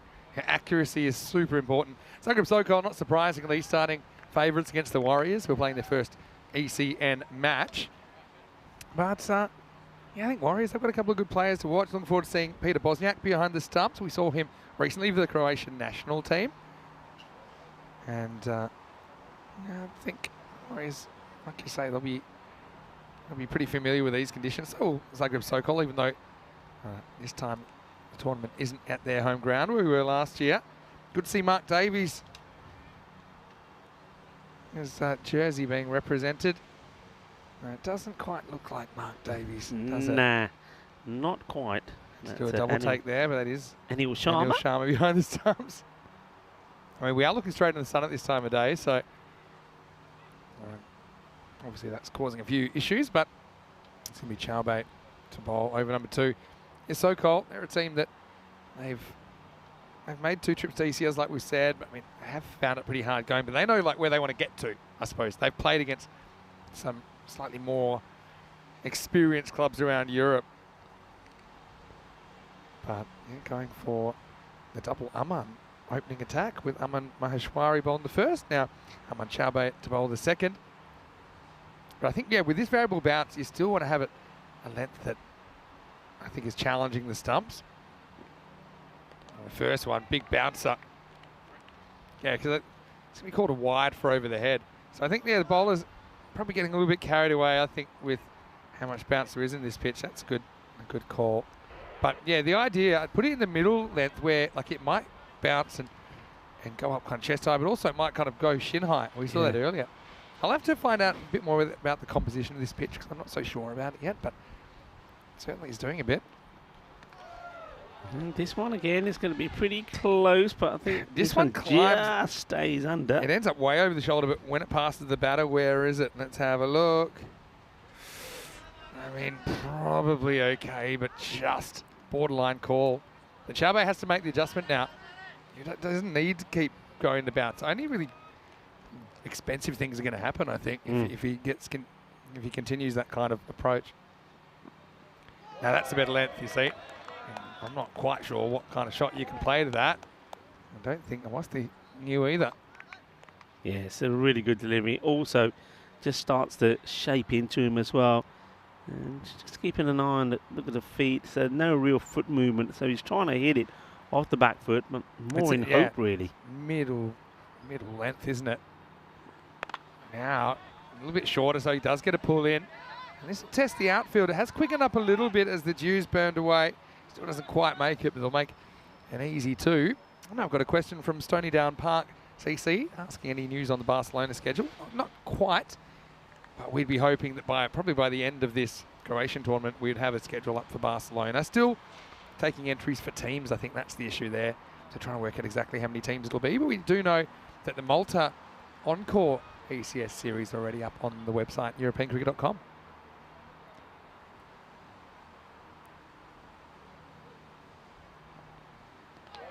Another spicy delivery. I think Chaube, the back of his jersey says poppet. Mm-hmm. And poppet is a South African word for like darling. Poppet. Okay. Poppet. Am I reading that correctly? It either says poppet or puppet. I don't know if you can zoom in on the bowler's jersey when he turns around a minute. There he is there, you see. So if it is poppet, I'd like to know the origin of that. Well, going by the jersey that's being worn by the wicketkeeper, I get the feeling that it could possibly be a shirt that was once worn by somebody else. I think you're probably right. This one is pulled away nicely. And I suppose Chaube's become a little bit too predictable with this length. And once he kind of sits on the back foot, gets 4. Nice cricket shot. Yeah, nicely played. I came walking around that way, and there's actually a little section where the rope comes in a fair bit and back out. Is because that's where there was a tree that was there, and though the tree is, I'm guessing, blown away, there's a lot of roots and things still there. So we might get to see that at some point. And not all the stumps are out there in the middle of the pitch. Yes, there are a few true. tree stumps around this ground still. That's a nice shot. I like that adjustment though from Chaube to pitch up at least, force Awasthi to drive. That will take us to the end of the second over. And the score is 14 without loss.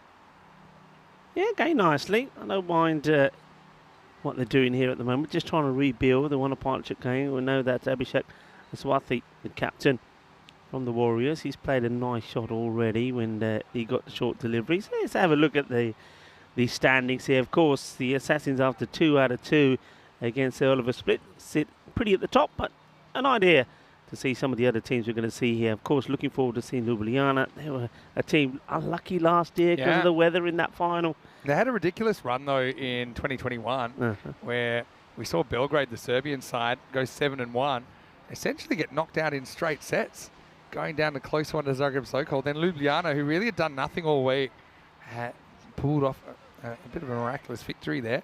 Now, of course, it is early days. Each one of those teams will play 15 matches during the tournament. I get to play each of the 5 opponents 3 times each. As start of a new over. And this is Gurpreet Singh who's bowling it. And again, you can already see the difference, I suppose, between Zagreb Sokol, what they're bowling, kind of, especially the line that we're seeing. We're not really seeing wides for line. We're seeing a couple for length. But it makes such a big difference, doesn't it, Rico? Yeah, it's getting the ball in the right areas, making batters play. All right, I think some of the bowlers will themselves have to get used to this pitch. It is a little bit bouncy. You'll have to just vary the lengths a bit. But yeah, it's bowling in good areas. Even that one there, you see, I mean, Gurpreet, he knows what he's bowling. He knows where he has to be. And that's a good delivery from Gurpreet. Am has such a short surname. I'm trying to think if we've ever had. I know quite a few people, and I've played sport with them with the surname NG. You heard of that? NG? Yeah, NG is kind of a bit more of a kind of Southeast Asian name. Again, that really explodes off this surface. And yeah, the bowlers, all they got to do is put in the right spot and let the pitch do the rest. Yeah, it's bowling really well. Here's Gurpreet. Did we see Gurpreet also in Spain? I think we did. He looked very familiar.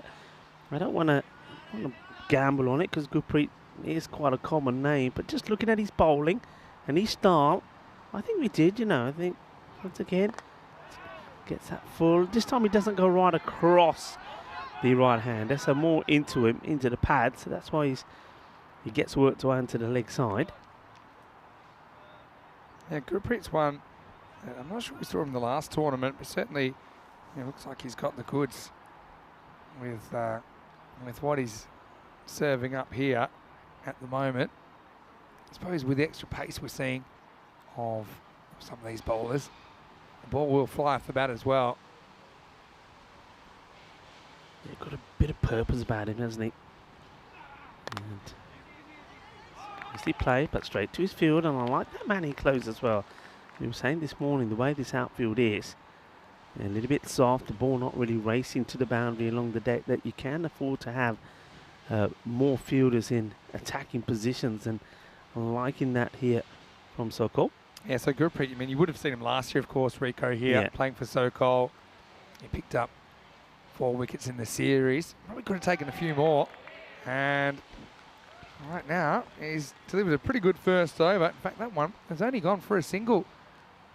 So that will take us to the end of the second over.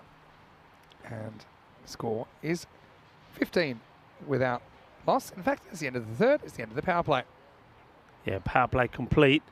And yeah, very good over. And no wonder I look familiar. He's obviously done good things before. Interesting thing is where the sun is the way it is, of course, we're squinting trying to see everything. I think pretty soon equipment will be heating up. But we can see all the webs, and they're all over the place at the moment. We're actually covered in them. And it's sort of glistening in this glorious afternoon sunshine. As we see the next bowler just checking out his field, and it looks like so it's going to be Dinesh. Yeah, Group Sammy comes in for the first time in the series, and so slight change of pace here with Dinesh. Let's see what he can do. I mean, the Warriors pretty quiet so far. And first one, again, right on the money line-wise and lengthwise for that matter. And Group Sammy is one of these bowlers, again, I'd call him quite a bit of a hybrid. Just runs in off a few steps, but it's mostly about trying to put the ball in the right spot. That first one was really good. And again, so I mean, you've got 5 fielders on, and 6 in fact if you include the slip. So you've got a 6-3 field, and so you're asking the bowler, hey, Dinesh, do us a favour, keep it outside that off stump, make it really difficult for the batter to score. Maybe tempt him to hit across it, but again, that's 3 in a row. And that one will be called a wide. Well, it's the batter wanting it and then getting it, but it's got an interesting technique, hasn't he? I think even if he hits one, he'll more likely just scoop it up to the field. It's probably a fair call. I mean, was it completely inside? Batter probably does his best to lean on the umpire, but it worked. But not a bad spot to miss at all from Krupasamy. Now this one doesn't get the call. He's looking for it though, isn't he, the batter? I mean, he's got a bit of wood in his hand. He's got to use it as Navas. I mean, that's way wider. But he said it's 2 50-50-50s. I'll give you the first one, but not the second one. And again, have a look at his pop bounce. But this is where you see the difference in the amount of options available. So at the Cardamom, say you got some of these batters from the Cardamom Oval out there with a similar standard bowling, similar bowling tactics. They'd be trying to get across and get these down fine leg. They'd be taking some really bold risks. Because there's not many of these hitting the stumps with the bounce and the length they're bowling, right? So you'd probably see a jump across and try and just whack it down a fine leg or get some sort of deflection on it. But at the moment, I mean, trying to muscle it through the offside is not really working for the Warriors. No, that's 7 deliveries and he hasn't scored yet as Navas. So he's not helping his team at all here.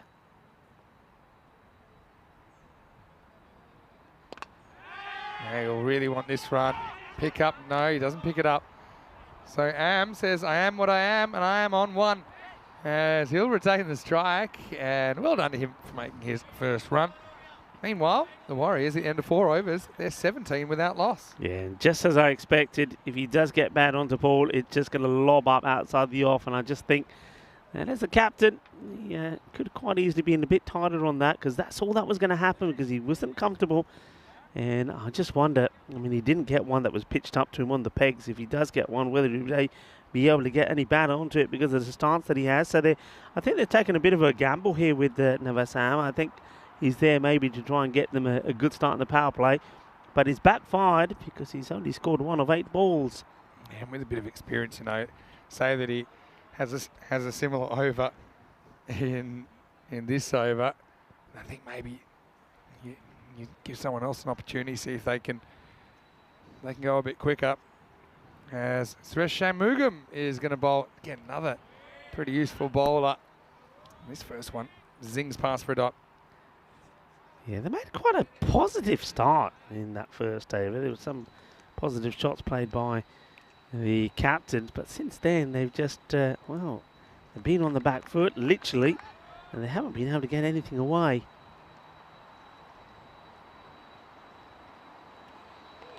Again, it's good location.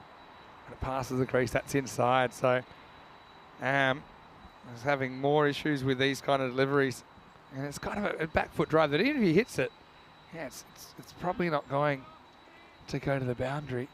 So he just needs to think of another strategy, and pretty quickly. Yeah, and they have got that man in close now. Dinesh is there for the catch. And, well, he doesn't need to, because the answer to my question is there. What will you do if it's full and straight?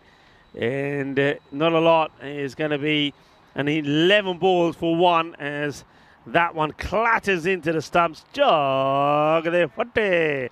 He's trying to give himself a bit of room, and he goes, and that's the end of that. And whatever the gamble was there, it never really paid off. Thing is, though, it's not a bad thing to get him out of the way, because I think some of the other batters coming out here will be pretty keen to get things going. Yeah, it just didn't really come off for him in that innings. So I mean, hopefully he has a few more knocks and has a bit easier in the rest of the series. But yeah, just was always going to be a bit of a tough initiation against some of these so-called opening bowlers, and it's proved that way. Yeah, Shanmugam getting the ball in the right area, and he'll be looking to get a similar delivery in first up to the new batter.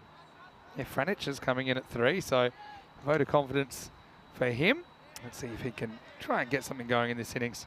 Because that's the thing, with the swings and misses, and with the lack of extras, I know we've had one or two, but these overs really go by pretty quickly, don't they? And yeah, you're looking at pretty much half the innings down, and they're going to be about 20, if that. So Franich is the new batter. It's going to be on strikes for the, well, he'll be hoping for the duration of this over. There's 3 balls to go. And more to the point, he'd like to get a bit of wood on that ball rather than the ball on the wood, especially the woodwork behind him. Where's Ashworthy?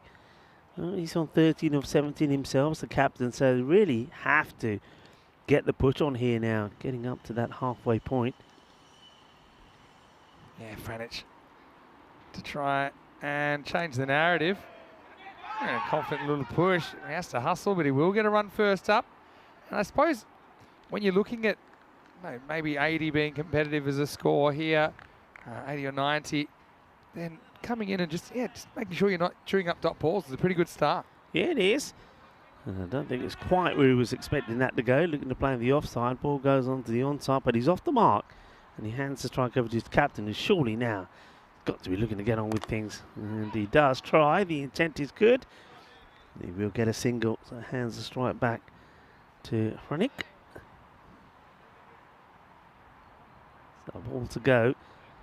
And we're at the halfway point in match number 3 here in Croatia on a beautiful sunny afternoon. Such a nice day. We're right up now to 20 degrees. Feels a bit warmer though in the sun. Wow, okay, that's going to be 5 wides, but if you didn't think this pitch had a bit of bounce, just have a look at this one. It's almost gone for 6. What about that from Shanmugam? Well, this is actually quite unlucky, because I don't think he goes to bowl a short delivery. It's just hits part of this deck and takes off. Nobody's stopping that. Yeah, I mean, look at this. Oh. That might have hit, like sometimes in the middle there's a bit of a join, you know, where when the pitch was constructed. It might have hit that. I don't know, but it went miles. Anyway, 5 bonus runs for Warriors. They need them at the moment. Negotiates this last one, and that's the end of the over. Warriors are 24 for 1 after 5. Welcoming you into the comedy box, Vinny Sander here, Mr. Maximo. Rico Full with me. Well, I've dispensed with the jacket and so have you. Yep. And there might not be too many more opportunities as we head into this phase of the season where we can do that. But it certainly is beautiful weather today It's in Zagreb. absolutely wonderful. And, you know, being here, first time we're at this ground, and let's face it, the ground has got a lot of history. It was the first place that cricket was actually played in Zagreb. So isn't it wonderful for us to be here? And also it's great that the ground, after many years, I'm told 10 years of no cricket at all, in fact, no sport at all, is now being revamped, and it's looking great. It's nice to see so many locals as well coming past and taking an interest, stopping, and this is really what it's all about. I mean, we're pretty close to the centre of the city here as well, which I just think means there's a lot more foot traffic, a lot more interest about what's going on. And right now, I mean, SoCal, obviously, they're a champion team. They're setting the standard here as far as the bowling that we've seen so far today. Anyway, let's head into over 6, and it's Abdullah Al-Mamun. Yeah, it's going to be a wide. So we were saying that before. What they've done well, Zagreb SoCal, is they've kept it pretty tidy. But with the 5 wides in the last over, which really I think you can't really blame the bowler for, it just took off. And that one there, they're just starting to be a little bit untidy here. But the first 5 overs was really good from Zagreb SoCal. And the Warriors, on debut, of course, they're finding it a little bit tricky to get the bowlers away. Yeah, and you can understand that. I mean, obviously, even on a completely flat pitch, it can be a little bit intimidating on your entry into the European Cricket Series. That's a nice looking shot though, but as luck would have it, Franich just drilled it straight down to the fielder. But yeah, I like what I see from Franich. I mean, that was a good looking cricket shot, steps to the ball and hits it pretty well through the covers. Yeah, Abdullah Al-Mamun, the bowler. So an opportunity for a lot of the bowlers to get a feel for this pitch and make a good start.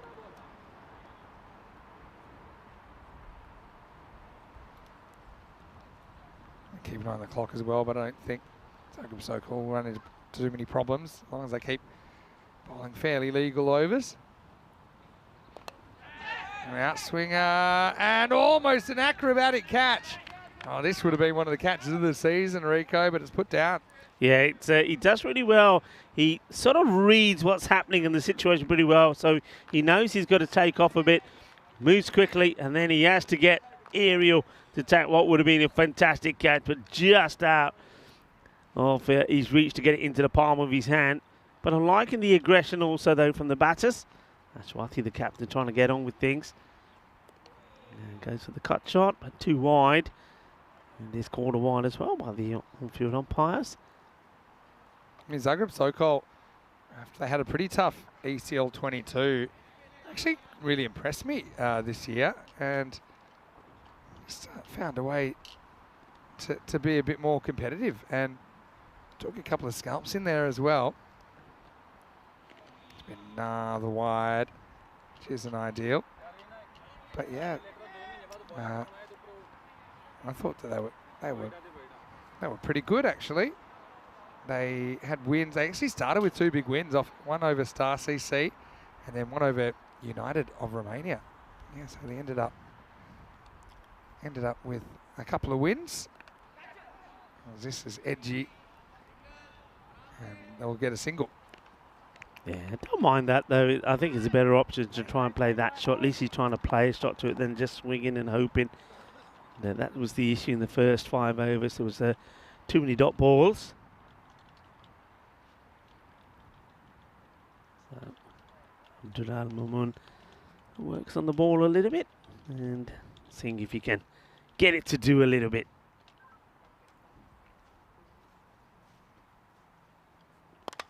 Hit straight, and the fielder comes in, almost turns it into a catch. Yeah, in the end, they're gonna get away with it, but well, it was a good effort. I think in the end, it's almost like a Yorker for the fielder. Well, that's our man Poppet. He came out, he popped out from nowhere, didn't he? But he stopped it going past him. Saves the boundary. A pull shot.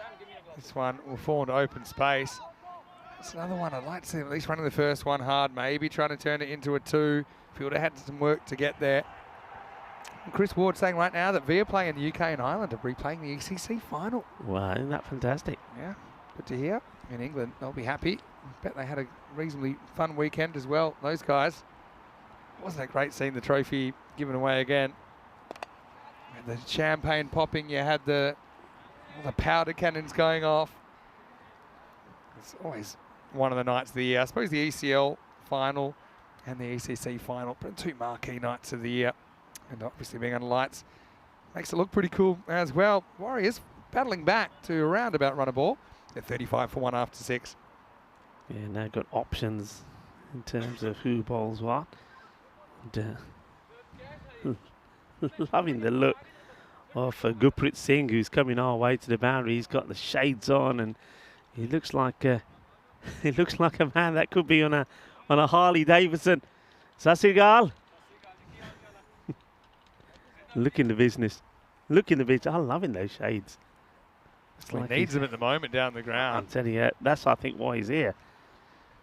Well, I thought it was going past him for a while, and somehow the batter, he's done the 360 on this and managed to play it towards third man. Well, I mean, I haven't seen a shot so extraordinary down the leg side since the Josip Jukic behind the back shot. But yeah, he's gotten this completely wrong, and he's kind of reverse hooked it, pulled up with it, end up going down to deep third. No, this one will get it wide. So yeah, I mean, that's also smart batting. If you spot it going down leg side, make sure you don't get in the way. Take your run, get another ball. Yeah, Masood Rana is the bowler that's being used here now. So far we've seen, well, over number 7 being bowled by a different bowler. So obviously got plenty of options. Yeah. Well, hit down the ground, another catching opportunity. This time it's taken, and so Chabe obviously pretty accomplished in that position. And whilst he's trying to get on with it, you understand that too. But it's going to be Masood Rana with the breakthrough, just the 2nd wicket for Zagreb Sokol. They've got the Warriors 37 for 2. Yeah, nice catch taken. You've got to have your best fielders in those straight positions. You'd imagine that they were going to be kept pretty busy, and there are going to be a few chances come that way. And Chabe doesn't make any mistakes, and Abhishek Ashwathi will depart. He goes for 18. He was there for a while, 22 deliveries, but he never really, I mean, not through not trying, there was plenty of intent, but couldn't really get any really big shots away. Yeah, pretty well located by Masood Rana as well. Let's see if he can double down. Nah, gets worked around the corner. That's a pretty nice shot. This is... Got to be going to there, and they don't. I mean, you can see the whole camp saying, come on, double, 2-2, door, but they don't go, they don't take it. Yeah, again, Sachin Chuk comes out and starts with a single, but yeah, maybe it was worth trying for a second. Again, if you're not going to hit a lot of boundaries, then I think you need to hustle between the wickets. But Franich, let's see if he can get going. He's played a couple of nice shots, but doesn't have too much to show for it at the moment. Well, Sachin Chug needed to go chug, and come back for 2. He was happy with 1, so Franich on strike. It's going less than run a ball at the moment, though, so where are these extra runs going to come from? Yeah, that's a nice shot, but he's going to get away with it. He will. And now, big chase required, but pulled off. Nicely done. Again, I think they're only going to get 1 here. Yeah, the running has to improve. You've got to be running this first one hard. And see, just watching the ball, both the batters. And by now, you should already be halfway back, taking the second. And nice bit of team fielding there. Also, I like the shot from Franich, though. Rather than trying to hit that in front of point, it kind of goes over the slips, so to speak. And I think maybe a bit more chance of scoring runs with the pace of the ball. We've seen a lot of balls missed that area. I know the Am had some issues early with that kind of delivery. Anyway, runners bowled a good over here. Again, showing the depth in this Zagreb Sokol bowling lineup. Yep.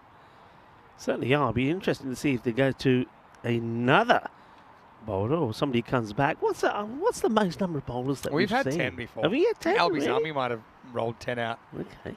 Often it's in a second innings when you've got a big score on the board. Almost didn't fit in the screen. Oh, wow. Okay. That's really shot. This almost bounced the second time forward stumps. Have a look. It really kicked down. Look at it, banged in a good length. And yeah. What am I meant to do with that? Short answer is, I don't know either. Just have a look at this. Look at the length, where you think it would go, and yeah, just deviates a little bit away as well. But it will be the end of the 7th over, and the Warriors 40 for 2. Yeah, does that now and again. A good over there from Sudarana, picks up a wicket. Only 5 come from it. And of course, it won't be long now. We'll be talking about this back at the Cardamom Oval. I'm also really excited to see small women's cricket coming up in some of the ECIs. So I know that we're going to see our first ever ECI, which is both men's and women's. So it'll be alternating ECIW and ECI men's. So we're going to have the Czech women's team here to play the Croatian women's team, and we'll also have the Slovenian men's team to take on the Croatian men's team. So that'll be next Saturday and Sunday, 4 matches a day, but women's and men's cricket alternating.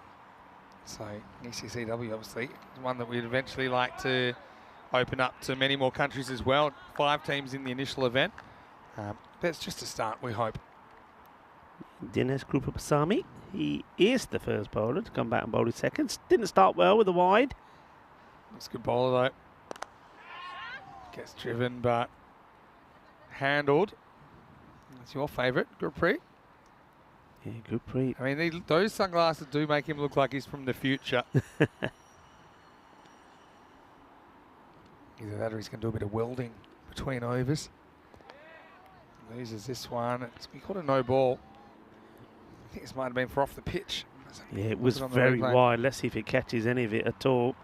And does catch a bit of it. I'm not so sure it was off the pitch, but hey, they'll probably take it at the moment. So free hit coming up. And as it is, it's a dot ball. So, yeah, Franich. Good player out of luck. Played some nice shots. Doesn't have too much to show for it, like I said earlier. Let's see if they can do something with the last quarter of this innings. Be very impressed with the field. Obviously, you can have a field like this when not a lot of runs being scored, but it's been that offside field's been so attacking. Basically saying to all the bowlers, right, that's where I want you to keep the ball. They practically had a slip in place all the way through as well. It's just, this is what it's about. When you've got a pitch like this, which can reward bowlers if you bowl well, you can set a good attacking field to it as well. Yeah, that's right. And it's nice to see a plan. You know, I think this morning, sometimes a bit directionless. This is going to pop up. Fielders aren't going to get there. So, again, it's outside the off stump, so it's creating a false shot. That one didn't fall to a fielder. But, yeah, I think that's something I was lacking a bit this morning, Rico. I think the bowlers, when they didn't have the command of their location, the captains didn't really know where to put the fielders. We saw just, you know, wherever the last ball went, a fielder would go out there. But yeah, with this one, they've still got the slip. I mean, is the slip necessary?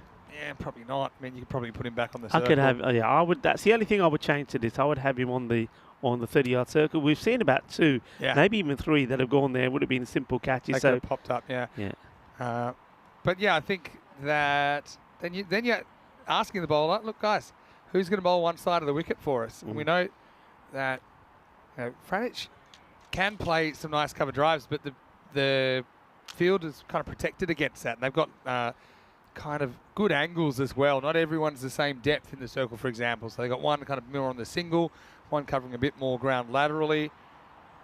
Krupasamy's only gone for 6 in his spell. Here's the last ball of it. And he will finish with a dot. Yes. So, yeah, even if it has been the odd wide out there, I mean, it's an acceptable one, isn't it? As far as the plan, this one probably should have been called a wide. It wasn't. And so it's the end of the 8th. And it's 44 for 2. Yeah, gets away with it. He's playing around with the line. The batter swings and misses, not really getting the footwork involved. So, yeah, once again, it's going to be a pretty low score here. And, well, with teams playing each other 3 times, going to be 15 matches in total that they will play. You feel that, who knows, the net run rate could come into play. And this is probably a good opportunity maybe for Zabra Soko if they can keep going in the last 12 balls the way they've done through this inning so far. That they might be able to get a good quick victory as well. And they've got heaps of options to come back, obviously. So those first 7 overs, a bit of an audition for who might get another one. I want to say a quick hello to Sivagam Selapan, who is saying hello to us. Hello to you. Hello to Wayne as well. Good to see so many people getting involved in the chat. This one sneaks across. It will be called a wide. Yeah, good call. Good take as well from the keeper. And that's the reason why I was saying before, no point having to slip. So they do make a change here to Mashwari. They get the third man back. He's very fine, though. He's almost like a backstop. I'd actually have him. I would still have him up in the circle in a catching position. Sport of choice at the moment. This one, I think, takes a bit of the pad on the way through. But while I'm here, I want to say hello to Jeffrey Mobbs, who's watching from Sydney. He's backing up again after the last 4 weeks. So, yeah, Jeff, good to have you with us. Hello to Chris Ward, to Ben. Well, a lot of people really getting behind these teams, and so they should. I think we've been treated to a lot of enthusiasm this morning. Always a bit of a buzz around the first day of a new series. And what's probably one of the most important things is Mother Nature's come out and helped us out with a lot of sunshine on day one. Yeah, quite beautiful. Really is. Splendid afternoon. Squinting in the sunshine, watching a new team performing out there on debut. The Warriors with the bat. Had a few woes, few issues. And this is the thing, and this is what they need to learn pretty quickly. They've only lost 2 wickets. Yeah. You know, so they're giving a lot of value to the wickets. Needed to see more aggression in the running from them and just trying a few extra things. This one gets away, and there's the shy at the stumps. This one probably would have been pretty close if he hits. And now they possibly should have gone for 2. And that's what we're talking about here. You got to, you know, it's not going to be a high-scoring ground. So when you get these opportunities, you got to take them, and the keeper will know that he should have taken that one as well. That was an edge, and he's going to get a run, and a bit of frustration for Anil Sharma behind the stumps. In the end, the Warriors will get a run. We had some news coming in as well, which we'll mention maybe at the end of the over. So it'll just be 1. Maybe it might more. Go all the way, you know, Vin. He's timed that pretty well. It will go all the way. Well, there you go. You're right about that. So Franich gets more on that than I thought. And Maheshwari, I suppose, fixed him with his own pace here, wasn't he? Yeah. And again, when the plan wasn't executed, went for runs. It shows you how good Zagreb Sokol have been so far at sticking to that plan of bowling outside the off stump. Come on then, what's the news? What, you going to spill the beans or what? Someone that we were talking about a lot with the ECC, and it's that Bishan Beatty, he actually has passed away at the age of 77. So that's sad news. I was talking about actually with Sunny, who is our guest, former Indian Test cricketer. As we get to the end of the 9th over, it's 52 for 2. So nice to see the 50 come out for the Warriors. But yeah, I was talking about how my dad used to sign autographs as Bishan Beatty when he was first dating my mum in the late 70s in Australia. Yeah, but that's the confirmation that the Indian great spinner Bishan Beatty has passed away. So yeah, well, obviously condolences to all his family and friends and fans out there, of course, because he was certainly quite an iconic player of the period. Yeah, I still remember as a young lad watching him bowl and wanting to see him bowl, and he certainly was, you know, fantastic in my era. I know a lot of people remember him, so yeah, condolences to all his loved ones and his family. All right, 10th overtime, and a bit of a heavy ball. Gurpreet comes back, and they'll just go for a single. So for me, it looks like Zagreb Sokol will be chasing probably 60 or something around that order, if that many at the moment. But interestingly enough, Zagreb Sokol, they've had some problems with the bat sometimes as well. Yeah. Zagreb Warriors still giving about 11% chance. I think you're right. I mean, you said right early on in the very first match, I think during the first innings of this series, that we're going to see some low defences. And this is going to be another wicket, though. There's Chug, who's not had too many deliveries since he's been out there. It was only his 7th. Tries to get it away, tries to do the right thing, tries to get a boundary, uses his feet, but he just sort of takes himself away down the leg side a bit, so he's reaching for it, finds the edge. A good catch, though, because it doesn't really go upwards. The keeper's having to go low to take it, so makes amends of the one that he put down earlier. So well done to Anil Sharma. Yeah, nicely taken. This one maybe not quite as difficult, but still a good position. So we'll get to see another Warriors bat. At the score 53 for 3. Ben was also mentioning, that in the under-19s, Japan's under-19s qualified against the 5 full members and the UAE and Nepal. So it was a big upset. So I've actually seen a bit of cricket from Japan before. I've travelled there before, but not for cricket. This is going to be Bosniak, who we did see playing for Croatia in the recent ECC. Gets a hit, and he'll also do the keeping today for the Warriors. Yeah, so yeah, Japanese cricket, and they've got some good facilities there as well. Obviously, it's kind of a baseball mad country, but cricket has been on the rise. It's good to hear their juniors leading the way.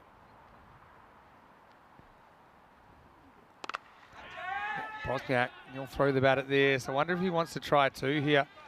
I probably would have taken it on. You never know your luck in the big city, and there's only a couple of balls left. You got to take those. Yeah, this is a great sign, though, isn't it? I mean, these teams, like I know that China as well have got a very good young team, but Japan, it's all looking good for the future for them. Yeah, Alan saying RIP legend. Yeah, sure was. Retired very young as well. All right, 2 to come then.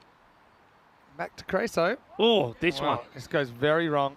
Is it even going to go to the boundary? I'd assume so. Did it hit the pitch? I don't even know if it hit the pitch, you know. It's going to be called a wide. Let's have a look where it... I think it's too full to be a no ball, right? Yeah, it's going to be 5 wides. So it's well off because it pitches after the stumps.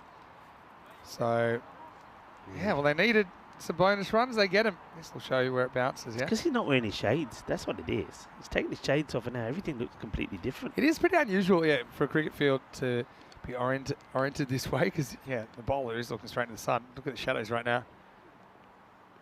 And he comes back well. So 59. Well, if this is a dot, then they could try and defend 59 and set a new record. Well, I got a feeling we're going to see some run off this. What do you think?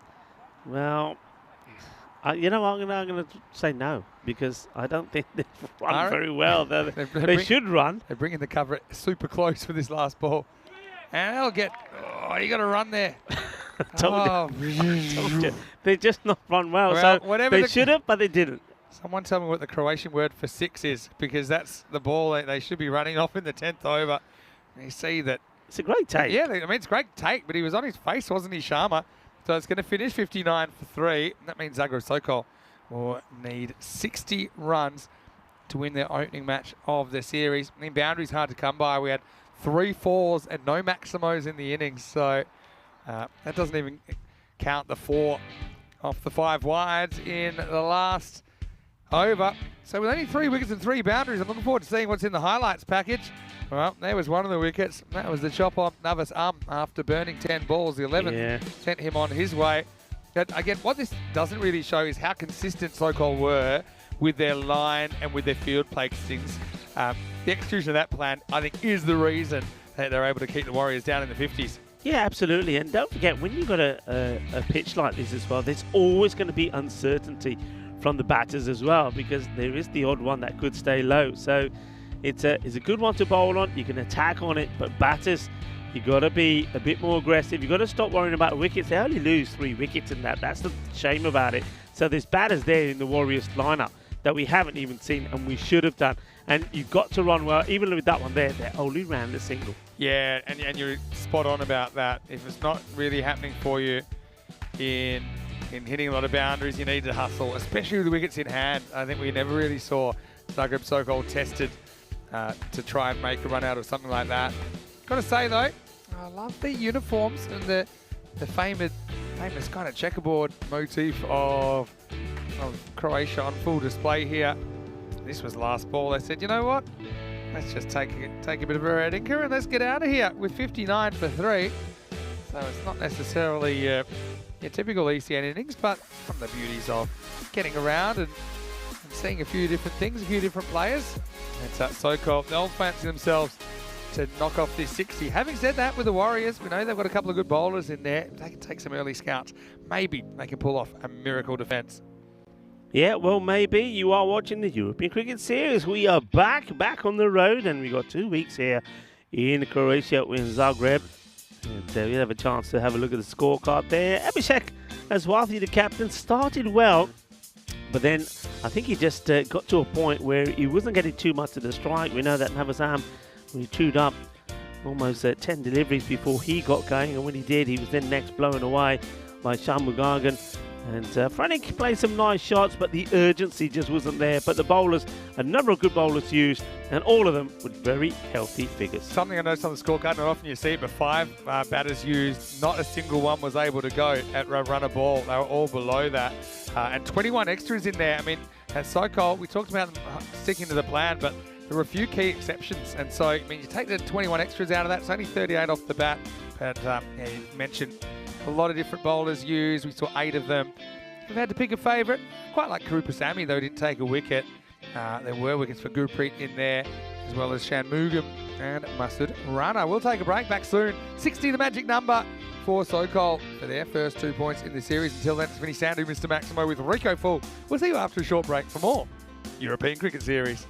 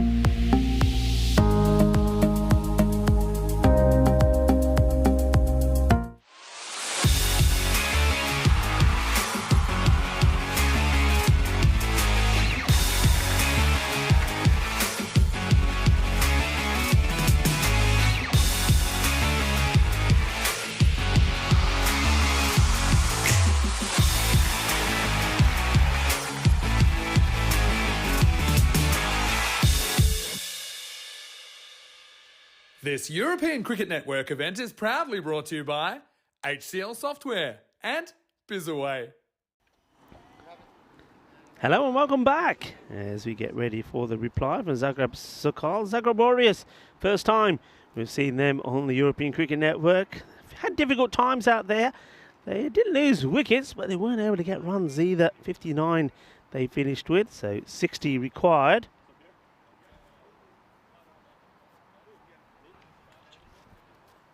As we see the batters out there. And once again, really liking the kits here from the Warriors, the new team, new kit. Liking the old, the way the flag, in all the kits actually, how that red and white, the checks have made their way onto the kits. Looks like we're going to start with Kapil Sharma. He's going to be bowling the first delivery, and well, they need to be pretty hot in the field. And let's see what they have to offer. Big shout out to Christopher Ward, to Ben as well, Chris Smith in the chat. And hello to everybody. It's great to be able to spend a bit more time communicating with the boys and girls in the chat. Wayne as well is in there as well. And I know that a lot of talk about the ECC. And Chris just saying that I think there's a bit of talk about this, the pitch here. Yeah, the story is that 25 years ago, this is where cricket was played for the very first time in Zagreb. And we might have been probably the very first time here in Croatia when it was guys from Australia, New Zealand that got together, wanted to play and thought, yeah, this will do. From there, the cricket scene grew. And that's not a good delivery. It's a big wide. It gets past the keeper. They'll take two. And then, for some reason, for the last 10 years, there's been no, not just cricket, but no sport activity here at all, even though around us here there's plenty of sports events being played. And then I'm glad to see that after such an exodus, the cricket scene has come back. So the old pitch needed to be relayed, so it was relayed with this new one. A lot of work's been done on the outfield. Of course, a lot of it is still all work in progress. I know that there's a lot of time spent levelling the ground down, but it's great to have cricket back here. It really is, and so centrally as well. I can imagine that in years to come, a lot of teams from all over Europe coming here on tour because it is so central to the beautiful city of Croatia as well. It's in the town centre. It's easy to get around, and no doubt that the ECN crew will be looking to get out and about to see what's around us as well. No run there. So we've seen a couple of wides, a few dot balls here as well from Sharma. But the batters haven't really been able to get going. In fact, all the runs courtesy of extra so far.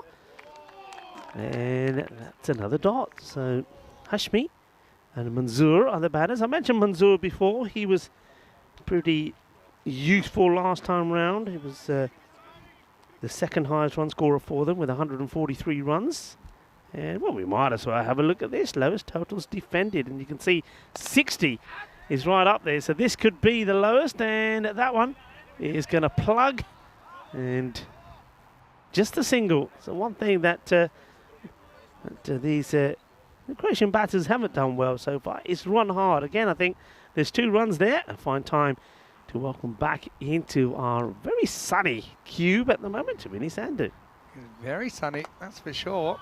As this is nicely played away, and it will be a boundary. So the first one of the reply. It's also the end of Sharma's over. Zagreb Sokol 8 without loss after 1. Good looking shot, just straying onto the pads, and Hashmi able to get into position well, and he plays a really good shot there, Rashid. Good timing. So yeah, I was just going to say, this potentially, if they can be almost perfect in defence here at Warriors on debut, they could be the first ever team to defend a score in the 50s. That boundary probably threw them out a little bit, as it's going to be the captain, Abhishek Awasthi, stuck around for a bit with the bat to bowl over number 2. So yeah, I think they have to take wickets, create chances and take chances, and they've got a chance, so we might see a record broken here. But like I said, they'll have to play out of their skin interesting field. Have a look at the offside here, Vinny. I don't think I've ever seen a field like this. I mean, it's maybe I don't know if we can get a better. Oh, that just pops up from nowhere. Yeah, that's a good ball. Yeah, I think.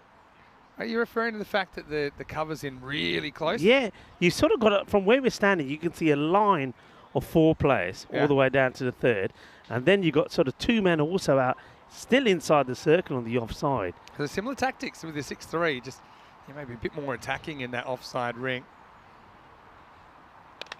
And so this one goes in that general direction. And once again, a bit of a double leave going on. And yeah, the communication needs to improve. I think that was a chance for me. You can't have all these bodies out on the offside, as we just mentioned, and nobody get to this. And you can see that you've got to just want it. You've got to put a name on it. They leave it to each other.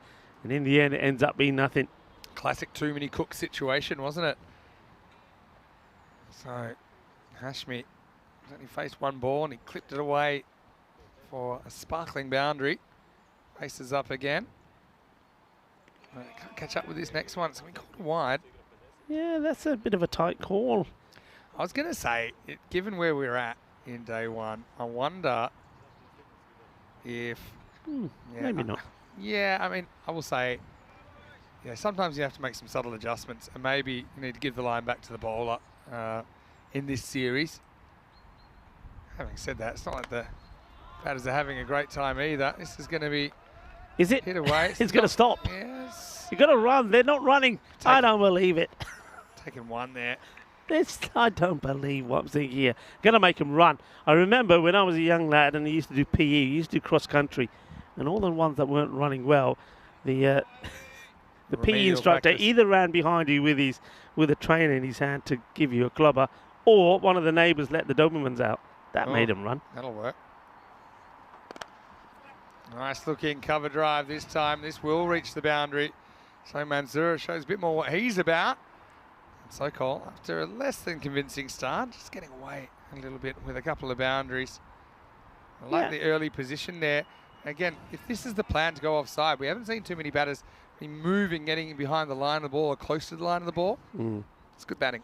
Yeah, it's good batting. I think, though, the bowling's good as well. It's in the right areas. That was the slower one from Abhitash Ashwathi, the captain. But you can set a field to that. Just putting a sweeper out there. Reluctant to do so at the moment. Yeah, I don't know. I think you need to get him out if you want to have a chance in the game. I'd bring third up and put a sweeper out. This one's jumping as well, but they won't take a run. See a few people, talking about the ground, and you talked about the ground a little bit as well, Rico. But yeah, it is pretty close to the city centre.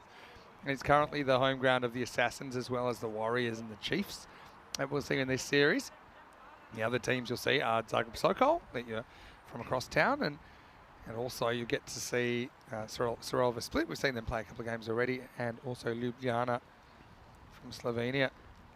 This one is too short. That one is pretty comprehensively whacked away by Mansour. Maximo Awasti with a half tracker gets clobbered, and that's the end of the second over. The score is 21 without loss. Well, that's also the first Maximo of this match, so we have had one. Thank goodness for that, I suppose. Not often we go through a contest without seeing any sixes. These are the teams we're going to see involved. Zagreb Assassins, pretty happy with their work this morning. Yeah, they certainly are. Sokol have a second game after this one, which will be our last game of the day, and that is against Sir Oliver Split. He'll certainly be hoping to turn their fortunes around. Well, let's get ready for over 3. This one keeps down a little bit. Only one thing I want to talk about as well is where the bowler goes after he delivers the ball. We talked about this several times, but you see there he's following the ball and he's right in front of the umpire. So that's something I think maybe there could be a bit more education on, just allow the umpire to do their job and have a better view of what's happening at the other end.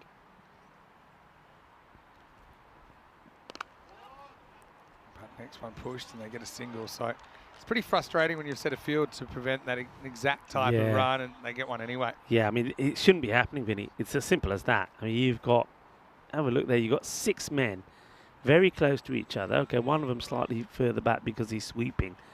Should be no single there. Asking the question, and oh well, shy at the stumps as well, because once again, some shabby running, you'd have to say. Look at the non-striker, he's leaning on his bat and only then starts to go, and then he just slows right down here before he gets there. Good umpiring, really good umpiring, because that pitched a mile outside leg stump, as you'd expect, with the right arm around. Now just manoeuvres this leg side. No ball's the call, and it will not quite go to the fence. It will come back for 2. Now I wonder what this was no ball for. Maybe overstepping. Didn't appear. Yeah, well, it wasn't an obvious one, but They're not obvious, but I don't know. okay. I mean, the umpire's a lot closer than we are, so if there's nothing grounded behind the line, sorry, if there's nothing behind the line, full stop. It's a no ball. That's correct call. Free hit, and it's going to be hit away. Again, another plugger. And not willing to take on a second run. Another single. I just think going back to that no ball, it could have been that to avoid running into in front of the umpire, that he just went too wide. It could have been a back foot no ball. I did see the umpire going out there, and looks like he was pointing to him, but well, they need to get a breakthrough here pretty quickly, don't they? Get a few quick wickets. Yeah, it just doesn't seem like he's getting that close to the edge of the pitch or the return crease. Anyway, maybe it was front. But yeah, no, Jeff's coming through with a few questions. He said he feels like getting on a plane and coming for a visit. I got the bug. Well, there's plenty of places you can come and visit. Obviously, we're in Croatia for 2 weeks. Got Malta for 3. Got Barcelona for 3 coming up. Carter Oval. So yeah, anytime you feel like joining us on the tour and give yourself a bit of a holiday, it's always a bit of fun. Anyway, we get to the end of the power play and they're approaching the halfway point of the target. It's 28 without loss after 3. Yeah, just ticking away nicely, enjoying themselves out there in the middle of the two batters. Hashmi and Manzoor made a good start.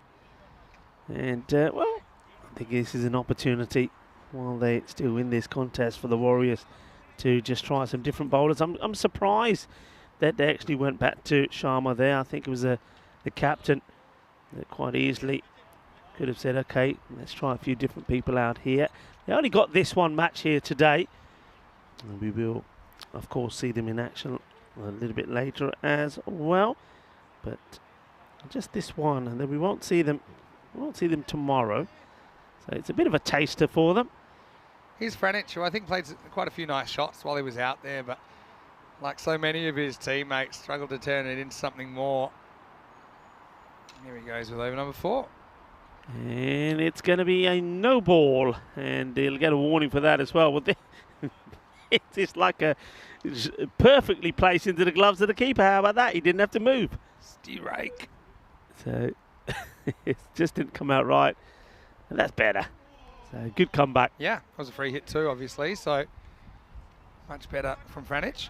Isn't it good to see the diversity of the backgrounds of the participants in this European cricket series?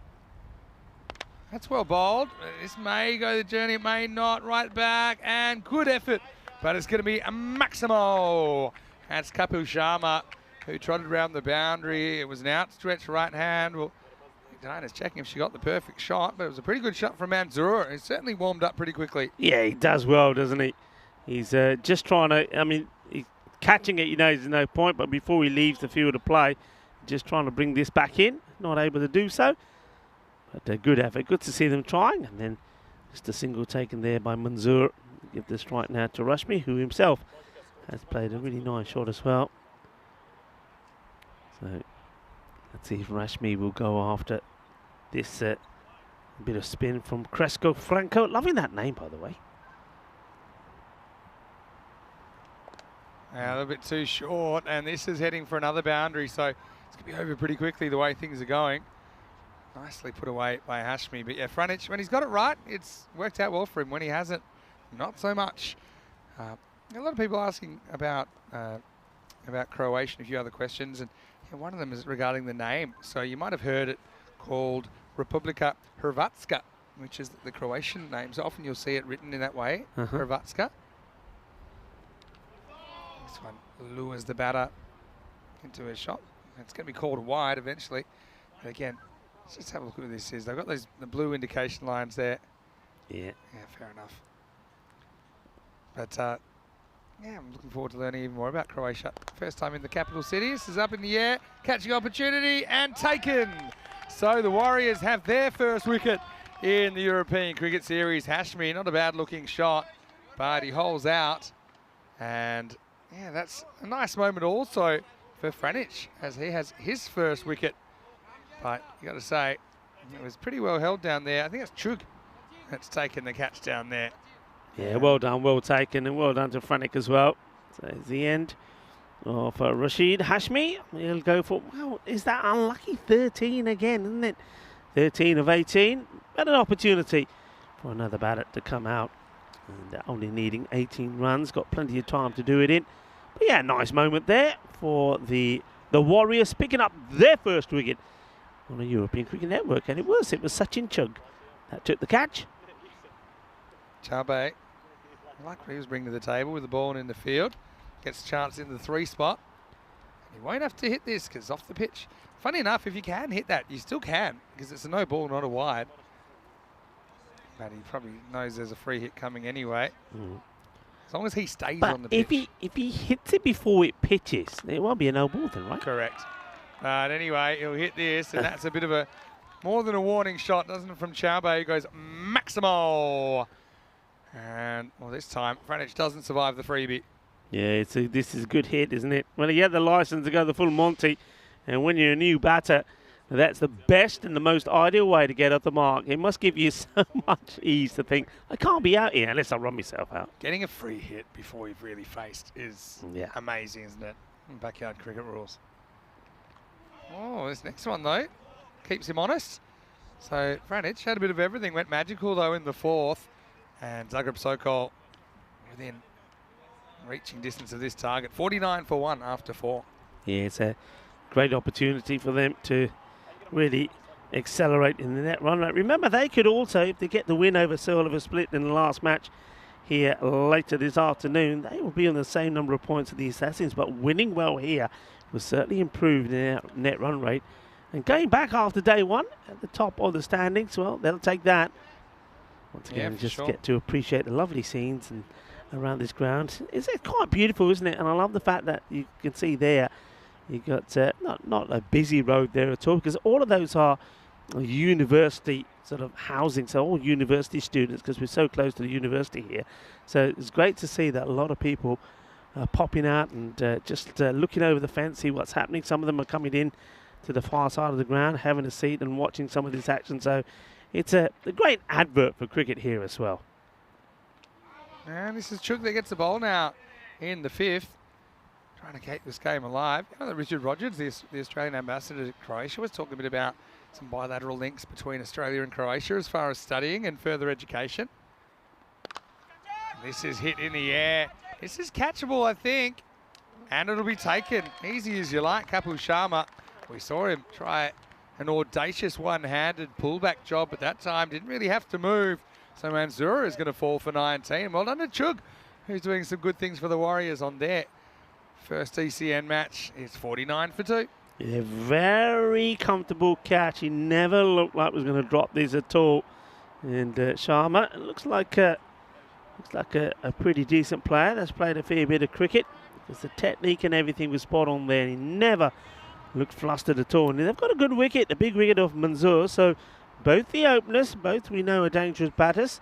So Mansour and Rashid Hashmi go back. So a new batter will come out, and we know all about this man. And of course it is the captain of Sokol, and Aman Mashwari. He's a big hitter and a hard hitter. Yeah. Aman, when he's good, he's really good. Bats himself 4 here.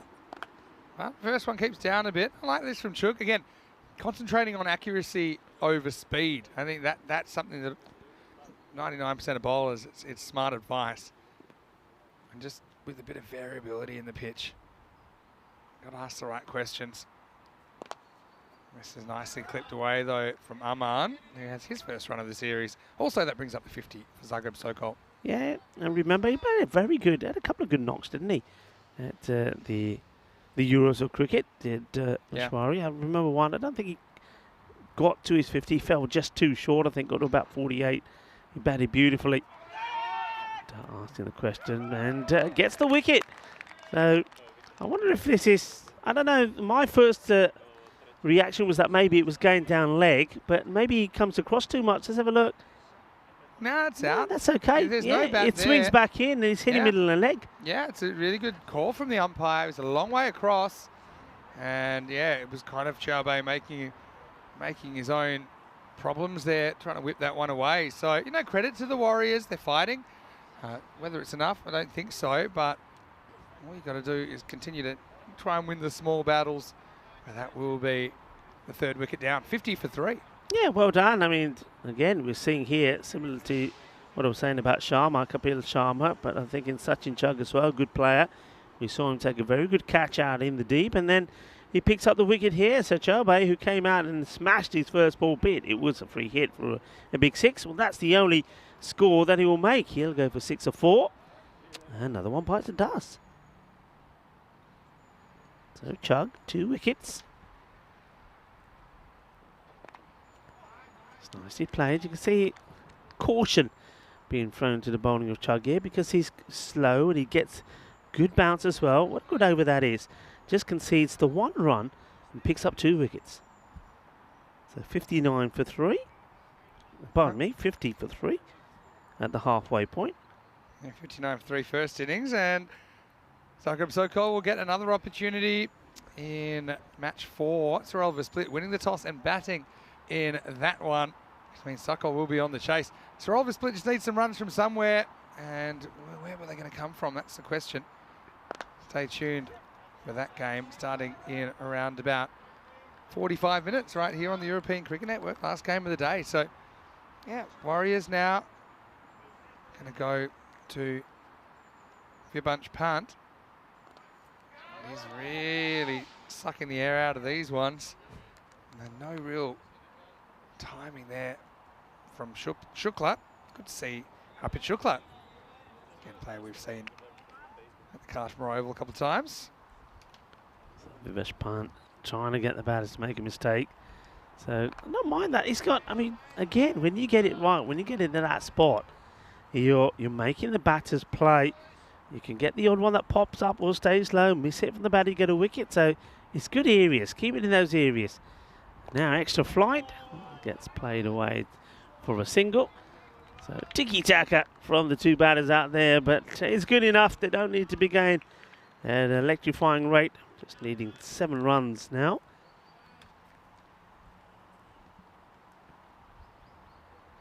Yeah, well, I mean, I wish I had this problem. He's having to retie the hair. It's, yeah, 7 to win now. Shukla gets another go. He doesn't tie it really well. Leave it. We like the ponytail. We like it. Leave the ponytail look. Don't worry about it. Yeah, Nick Salonen of Finland, he was certainly had us mesmerised by the ponytail going round and round. He was the chopper bowler. We've seen the batters playing the old chopper shot. Well, Salonen, yeah, as he was running in, the ponytail was propelling him to good measures. Oh, well, it's a real high one. I think this is okay. You know, I reckon it drops way before, and he's pretty unlucky that it's not dead straight. Let's have a look at this. Where does this hit him? Yeah. That's the eye line for you, above the eye line. So, yeah, well done. I mean, in the end, Punt only goes for 4 in the over. It's 4 singles. So, it's the end of the 6th and the score, 54 for 3. I think that's a good example of bowling that can be effective. Don't give them extras. He bowls a 6 ball over. I'd like to see more bowlers bowling a 6 ball over. Yeah. Okay, so they're going to return back to Sachin, and why not? Because I did think he bowled very well. And a little bit of room gets played away, and it will only be a single as the batters just gently stroll to cross, and it's going to be now Big Mashwari. Bats right-handed, bowls with the left. And clipped away. This could be, I say it could be 4, but I think it'll pull up. Maheshwari will turn and get a fairly easy 2. Yeah, I was going to say, hey, they're taking a 2. Should have a a drum roll on that one, so do take it too. I suppose this is all about Amar Mashwari probably wanted to be on strike to finish things on, and maybe you like to try and finish it with a boundary as well. Let's see. Oh, yes, a big swing at this one. Some good signs here, though, for the Warriors. If only they've been able to make a few more runs. I mean, Sokol have hardly hit them out of the game. So it's not just a Warriors issue. I think Sorova Split have had similar issues. So where are these ones going to come from? Chug spotted a really good spell, 2 for 4 off 9 balls. This is hit down the ground, though. He hit pretty well. And that will make it to the boundary. In fact, that will be that. And Zagreb Sokol, they will chase down the 60 required, and they'll do it with 20 balls to spare. Yeah, Warriors, they fought as long as they could. They fought as hard as they could. They did pick up 3 wickets in there, so some positives for them. But ultimately, it will be a win to Zagreb Sokol, a win that they don't realise that they have yet, because they're all getting ready for the next ball. In fact, we might even see another ball. We don't need to have another ball.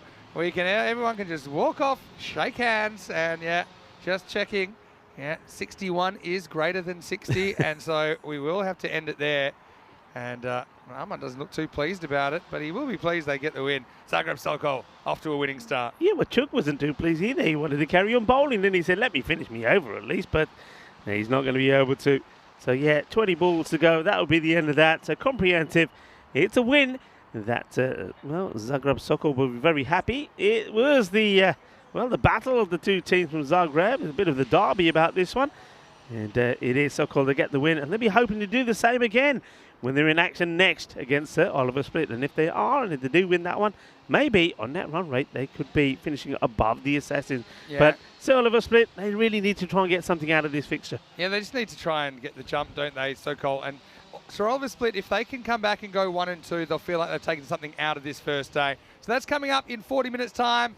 And the news from the toss is that SOS have won the toss, and they're going to have a hit first. Let's go back and look at the highlight. Certainly wasn't one-way traffic. I like they used similar tactics. But yeah, some communication, I think, in the field just let down the Warriors a little bit early on. But also some nice shots played by Zagreb Sokol. Yeah, the two openers did play some nice shots, Manzoor and Ashmi. We know that both of those guys are more than capable. And they needed to find a way to get the breakthrough. And I like the way that they went to take the pace off the ball. And that did work. That was a nice catch taken there in the deep by Sachin Chugg. I like him as a player. He does well. But this one, though, was how to put away the free hit, wasn't it? It's not often you come out. And Chabe thought, yeah, I'll do my bit on that one. And then he found himself in a bit of trouble as he totally missed what was a gentle, slow, full toss coming back into him. And he was plumb in front, and he had to go. So Chugg picking up 2 wickets in his first over. And causing a few problems as well. I like the bowling of Pant as well, who's got a bit of flight going. And then in the end, though, it just needed one big hit. And there it was from the big man himself, from the captain, Aman Mashwari. Well, he wanted to stay out there. Yeah. Chugg wanted to keep bowling, but they had to come off because that was the victory. And it was the end of that match. And they did it with 20 balls to go as well. Have a quick look at the scorecard. So both openers making a contribution early on.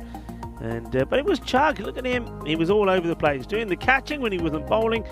And when he was bowling, thankfully, he had the likes of Kapil Sharma catching well, and then that one LBW dismissal as well. But with the bowlers, that one over that went magical from Cresco, Frankie, which was unfortunate. But other than that, they bowled pretty tiredly, especially Chugg. 2 for 8, and 1 wicket there was from Franik as well. Shame we didn't get to see Pant again. You know, he's quite an interesting bowler, isn't he? He's kind of a genuine looper. But anyway, Warriors, they'll be better for the run. They've still got 14 more matches to show what they can do, of course.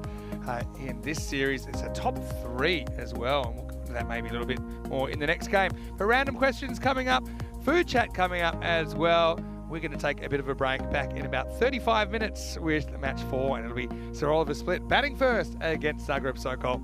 Until then, it's Vinny Sandu, Mr. Maximo, alongside Rico Full. We'll see you shortly for more European Cricket Series.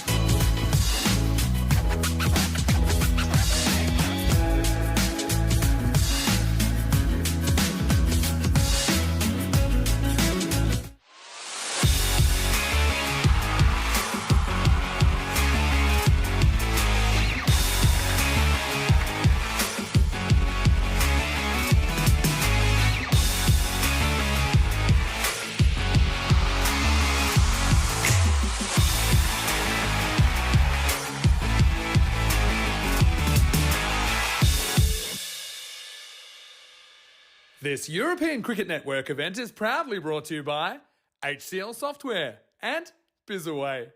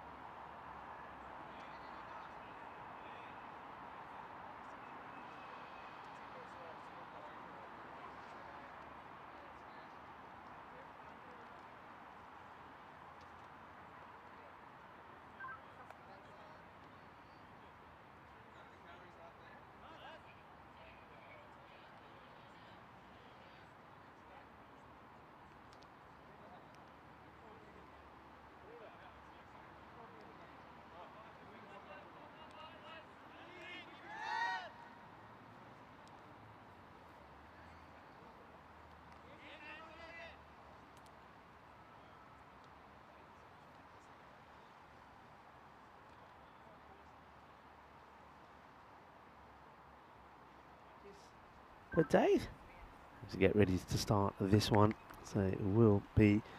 So Oliver split. They're going to have a bat first. I don't mind that move at all. I mean, if things haven't gone for you, might as well try and be positive and try and get going. Good afternoon to Christopher Ward. He's saying good afternoon to myself and to Vinny. Hello to Groom as well. Hello to everybody. And welcome back on the road, as I would say. And I would like to say welcome back to where it all starts. We've had, of course, the European Cricket Championships, which of course is the big one, isn't it? It's our stellar event. But all of that starts from this local European Cricket Series, where players get their first chance to perform on the big stage, especially some players that we haven't seen before.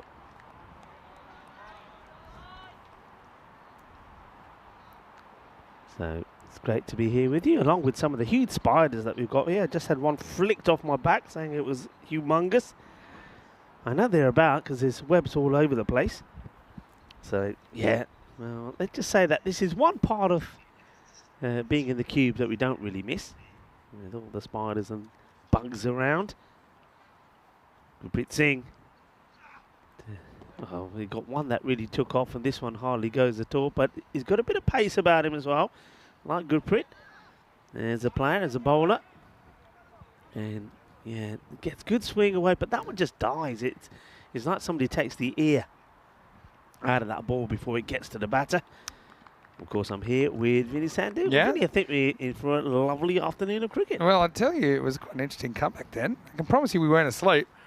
As this ball, another good one, moves away from the right hand. Adhikari can't catch up with it. But yeah, I think maybe our microphones went to sleep, because when I promise I brought everyone back in after the European cricket theme, but no one could hear us. And then looks like they found a solution, but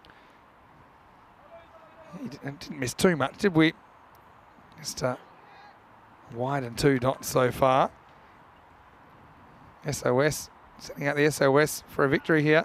It's a nice looking hit, and that will go all the way. Manos arriba, arriba, arriba, arbitro, porque eso es 6 carreras. Oh, what a lovely hit that is. I must find out how you say 6 runs here in Croatia, but that was a lovely shot. Sweet out of the middle. Sweeter than the glove jumbos that we had for lunch. We did have a couple of those. They were delicious. I want to say thanks to everyone here from Croatian Cricket for looking after us so well. And yeah, that was a great shot by Adhikari. I mean, he knows where it's going to be. Just can he work out a plan to deal with it? And that was a pretty good one. And this one, this does catch a bit of the bat through. Keep an eye on the umpire. This time no slip there to try and take the catch. Yeah, no signal from the umpire, so that definitely is runs. Gurpreet's such a clever bowler, though. He's been going away, away, away, and then this one comes back in. So, yeah, it's been given a run in the end. I wasn't so sure. But it just shows you the threat that Gurpreet is, the fact that he can swing it both ways. And Chris Ward, nice to have you back. And it is random questions time, last game of the day. So why don't you throw a few out there? Oh, that's got to be out. If this isn't out, I'll be a monkey's uncle. And I am still human, Rico. That has come in prodigiously and it's trapped Sajid Khan right back first ball. Check it out in the replay here. It comes in and, Rico, I don't think there's any doubt about that one. You don't get plumber than that. And, well, Sajid Khan. Yeah, you see how far back he is? So it's going to be a golden duck. A golden duck for Sajid. But it's, again, great swing bowling. He's gone away, away, away. And then when he wants to go the other way, he does. And you can't really blame the batter for not picking that. So, well, looks like Derek might have been eating the glove jumbos in the break as well. But it will be the first wicket. It's 8 for 1.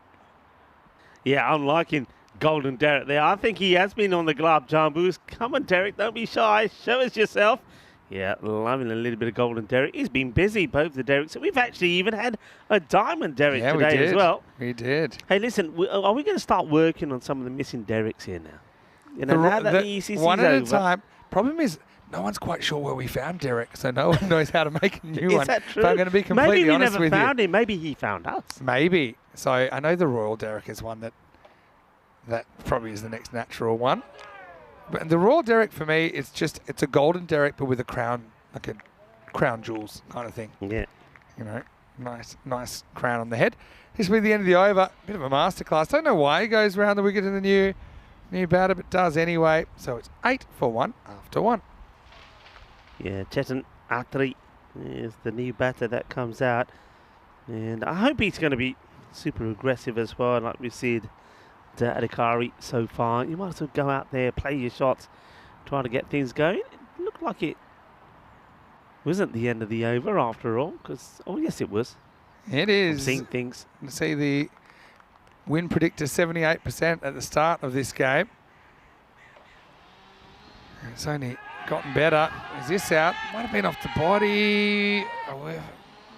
And he's given him. Well, this should be an interesting replay. I think it catches the. I mean, Does is it gloves? I don't know. It just looped, right? Let's have a look. Oh. Let's see side on. I mean, he looks guilty, doesn't he? Let's see side on here.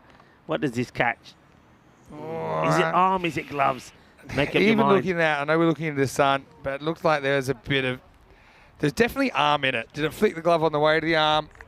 I'm not so sure, but umpire felt there was a bit of glove in it, and so that's all that matters. Adhikari, he'll be the second to go.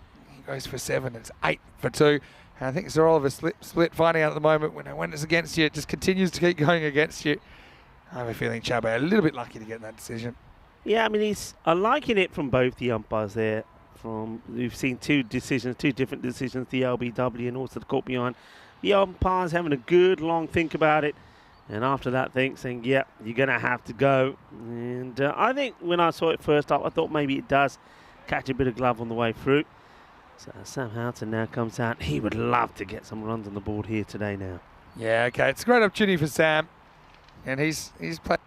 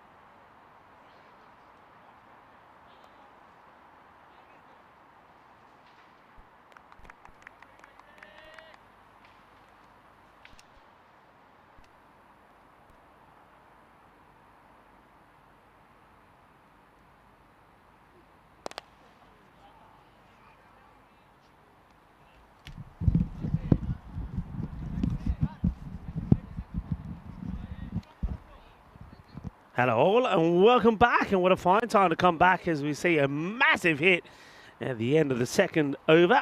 And well, that was a good one, wasn't it? Goes all the way. And we know that's what Sam Houghton can do. So a bit of bullies there. That was smashed away. So score ticking away nicely. That's Gurpreet Singh coming in to bowl. He's second. I was at 6. Off that last over. I'll make that score now. By my calculations, 20. Sorry about having to leave you. But once again, some more technical issues. Not sure what it was, but we've changed some wires around. Got some new wiring about. Mind you, at least it gave you an opportunity to see Vinny Sandy doing a little bit of fielding as he went away to investigate what the problem was. And now more issues here now. Maybe something's going down with the scorers because that score just seems to be, well, it seems to be stuck. I don't know why it's saying 14. Surely that last ball was hit for 6. Now I wonder if that was too many balls bowled in the over. Let's have a look. Could be. No, I suppose we will never know. Oh, there you go, just like that. That's more like it. We have the right score on the board now. Come Singh. And this is going to be over the fielder. Chases on, won't go to the boundary. And good to see a bit more urgency in the running as well. They run the first one a lot quicker. But only the one, but going for this shot, so that's good. And Gurpreet certainly giving enough pace on the ball. So if you get it right, it will fly away. Sticking to this around the wicket approach. And well, there's that nice tight field. One guy always seems to be inside, well inside the 30-yard circle. So I'm liking this field. It's been deployed by a lot of the teams, and I think you're going to see more of it, a bit more attacking, because it's not a very fast outfield. So you're basically saying to the batters, well, if you get it past us, fair play, but it may not even go to the boundary anyway. This one's as a wide as. I don't think this coming round the wicket for me, I don't think it works for Gurpreet Singh. I don't know why he goes for this. Gurpreet, when he bowled over the wicket, he was getting the ball to move away. He got it to cut in as well. Coming around the wicket, he's bowling more into the pads. It's more likely that he gets hit down the ground for a big shot. And we saw that's what happened with the very first ball that he bowled. So yeah, not the best options for me. And that's an edge. Oh well, he almost gets a wicket as he gets this one to go right across Sam Houghton, who gets an edge on it. Well, a tremendous effort, you have to say, from Rashid Hashmi, but he's not able to keep it in the gloves. Watch this, good delivery. Hashmi will be disappointed because he had the opportunity to bring up a personal highlight for him. And I think if the throw hits the stumps here, there's probably going to be a run out as well. So Atri, probably a little lucky to make it. Well, that's good. Well, there you go. There's a nice shot for you. The bowler on his knees, the keeper flat on his side. And the result of it is a run. And this one's been overpitched, but Atri not able to get anything on it. Yeah, good to go. We're all back, and both of us back now, which is testament to how quick our crew at Spring Productions work on some of these little glitches that come in from time to time. So well done, guys. But yeah, a bit of a working over here for these two. I'm really impressed with the swing bowling that we're seeing from Gurpreet Singh. It would have been a spectacular keeper catch. Gets down and does well, the fielder. We'll take the single, and that will bring us to the end of the power play as well. So it started with a huge Maximo. And speaking of Maximos, we saw you in action as well. Good bit of ground fielding as we having a few more gremlins. Well, after the, no Tortugas there. End of the over, 24 for 2. But yeah, just got down. I almost went foot fielding, but I knew that wasn't the right thing I was to do. watching, and I was also watching your pants as well, because I was wondering if the empanadas had taken the toll. But fortunately, you're still okay. You're able to move freely in them still. It was a risk, but yeah, hello to everyone. And I already put the call out before we lost the commentary. For random questions. Come on, give us some random questions. I've had one already. The boundary longer, is the boundary here longer than last week? No, it's exactly the same. Chris saying Derek was a bit overworked during the ECC, but come on, we want your random questions. Doesn't have to be about cricket. The more random, the better. As this one takes off from Mustard Rana. I thought that he bowled pretty well earlier on. Yeah, he did bowl well to Mustard. Yeah. So Jeff's talking about maybe having a trip to Croatia. I'd say stay anywhere near the centre, and also to get around is pretty cheap comparatively to some other cities in Europe. So it's quite nice here in Zagreb. There's something about the age of players. Have you seen that one on there? It's in the chat. The older players that you've played with or against. Oh, okay, I've got a good one here. Now, I've got to say that one of our super fans at the Carlton Roval, he was 84 when he played in a tour game just a couple of weeks ago. Yeah. But for me personally, it was Mikey for Costa del Sol when I played against the touring team last year. I remember this, yeah. And he was 77 opening the bowling, and the other opening bowler was 14, and they're about the same pace. So that's pretty incredible. I mean, Mikey, he still bowls pretty well. I'd say his fielding is not so good. In fact, I get nervous whenever I have to throw the ball to him, like when I take one and I have to throw over, say, 25 metres or so. I've got to get the throw exactly right because I don't know how good his eyesight is these days. But there's some pretty good stories out there of the old and the young playing together, or three generations playing together, for example. Rana's got good control. He's a good example of what I think some of the other teams could use in their setup. And we saw early in the day some teams struggling with the extras. I would say Zagreb Sokol at times, they've struggled with the extras as well. I just think their in-betweens have been pretty good. I mean, you're not retired anyway, Rico, are you? You're just never I just can't available get on the pitch. Yeah, this is a swing and a miss. No, I think when I was growing up, when I started playing in the third 11s, playing at Norton Polytechnic, I remember one of the bowlers there, Chester Seeley, lovely guy. And he was probably at that time, probably in his, I would say, 62, 63. Yeah. He was forever taking wickets. You know, he'd see us sort of toll away as distance gets played down to the third. It'll just be a single. But, you know, you'd get all the pacers try and bend their back and give it everything. And then with 20 overs to go, he'd come on and he'll loop them up and he'll pick up 4 or 5 wickets every time religiously. It was, but he was such a fantastic guy. He really was. So, but other than that, yeah, I think that would probably be the oldest, really, because most of the other times. I've actually remembered another one, not that I've played with, but that I met during the year, and it's actually from Hornchurch in England, who now we know are going to come back to the ECL as last year's runners-up. Nice ball again from Rana. But Dougie has been around the club for, I think, 60 or 70 years now, and he's behind the bar. He's 86 years old. So, yeah, maybe it's close to like kind of 60 years or so. And Hornchurch, yeah, it's 1783 was when the club first was. I thought you were going to say that's when he was born. Yeah, so I mean, it did exist a bit before he was on board. Yeah, but I got to tell you about Dougie in a moment. As Rana has lived a good over, and he'll get hit last ball, but only for a single. So he goes for 4 in the fourth, and SOS are 28 for 2.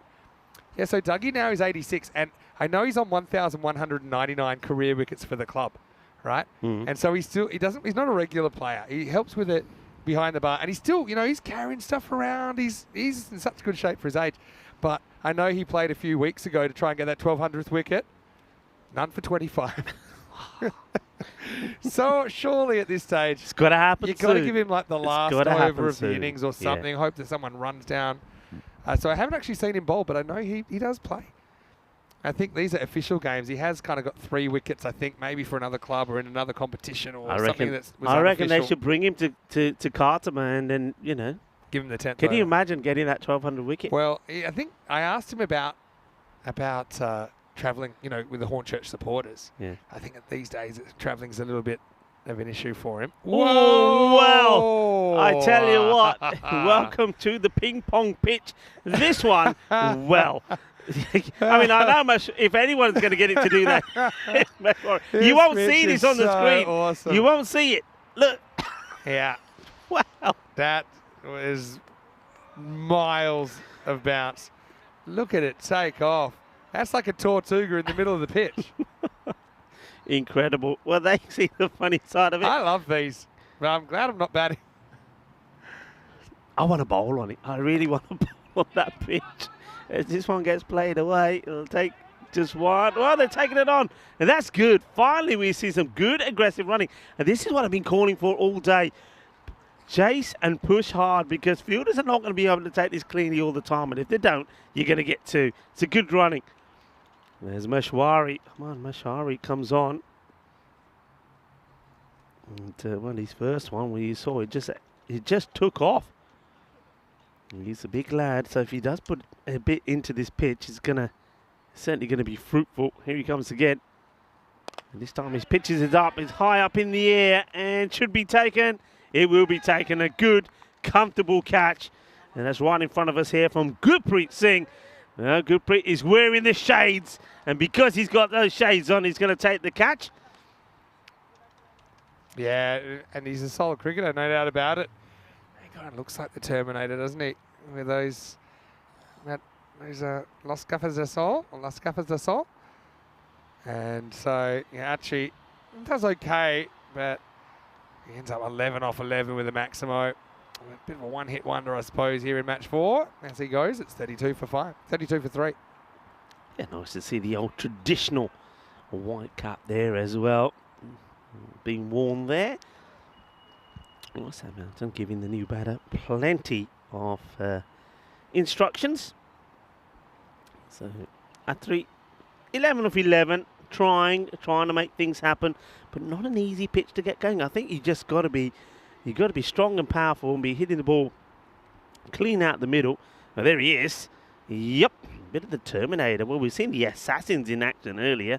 Well, they were good. We've got the Terminator out there as well at the moment. Playing for Zagreb Sokol. Terminator's pretty good for Gurpreet, I think. Anyway, this one bounces a bit more, and Sam's not interested in the run. This is Anupam Singh coming out there. And a few people asking if we play any more. I mean, yeah, Rico, you probably haven't played for a while. I think I played 3 days this year. I did play in the Prague T10 when I had a bit of time off, which was actually a really good tournament. And the Prague T10 Challenger Cup, where I built a Maximo 11, and I was pretty lucky with some of the players I had at my disposal. I was opening the batting with some good ones. Nabi from Drur. Simranjit Singh was playing for me as well. He played for Italy in the ECS last week. Yeah. Pavel Florin took 7 wickets for us, and with the help of players like Simranjit Singh on the boundary. 2 to come here in the 5th. This will just be 1. But no, so I haven't played too much, and I did manage to twinge a hamstring in the semi-final of that tournament. But yeah, I'm an occasional cricketer these days. But you passed a landmark, didn't you? In terms of, was it catches or stumpings? It was my 100th career stumping. Yeah. Which actually I did around this time last year in Khartoum. Well, this one will be a wide as well, I think. And just loses a little bit down the leg side. But actually, yeah, I got my 100. Then I got my 101st off the very next ball. It was 2 and 2. And you were also gifted a 50. Yeah, well, there's you were gifted a 50. Local ground rules. I hit the power lines. It would have been a 6, and it hit the power lines. Went for 4, and I got out for 49.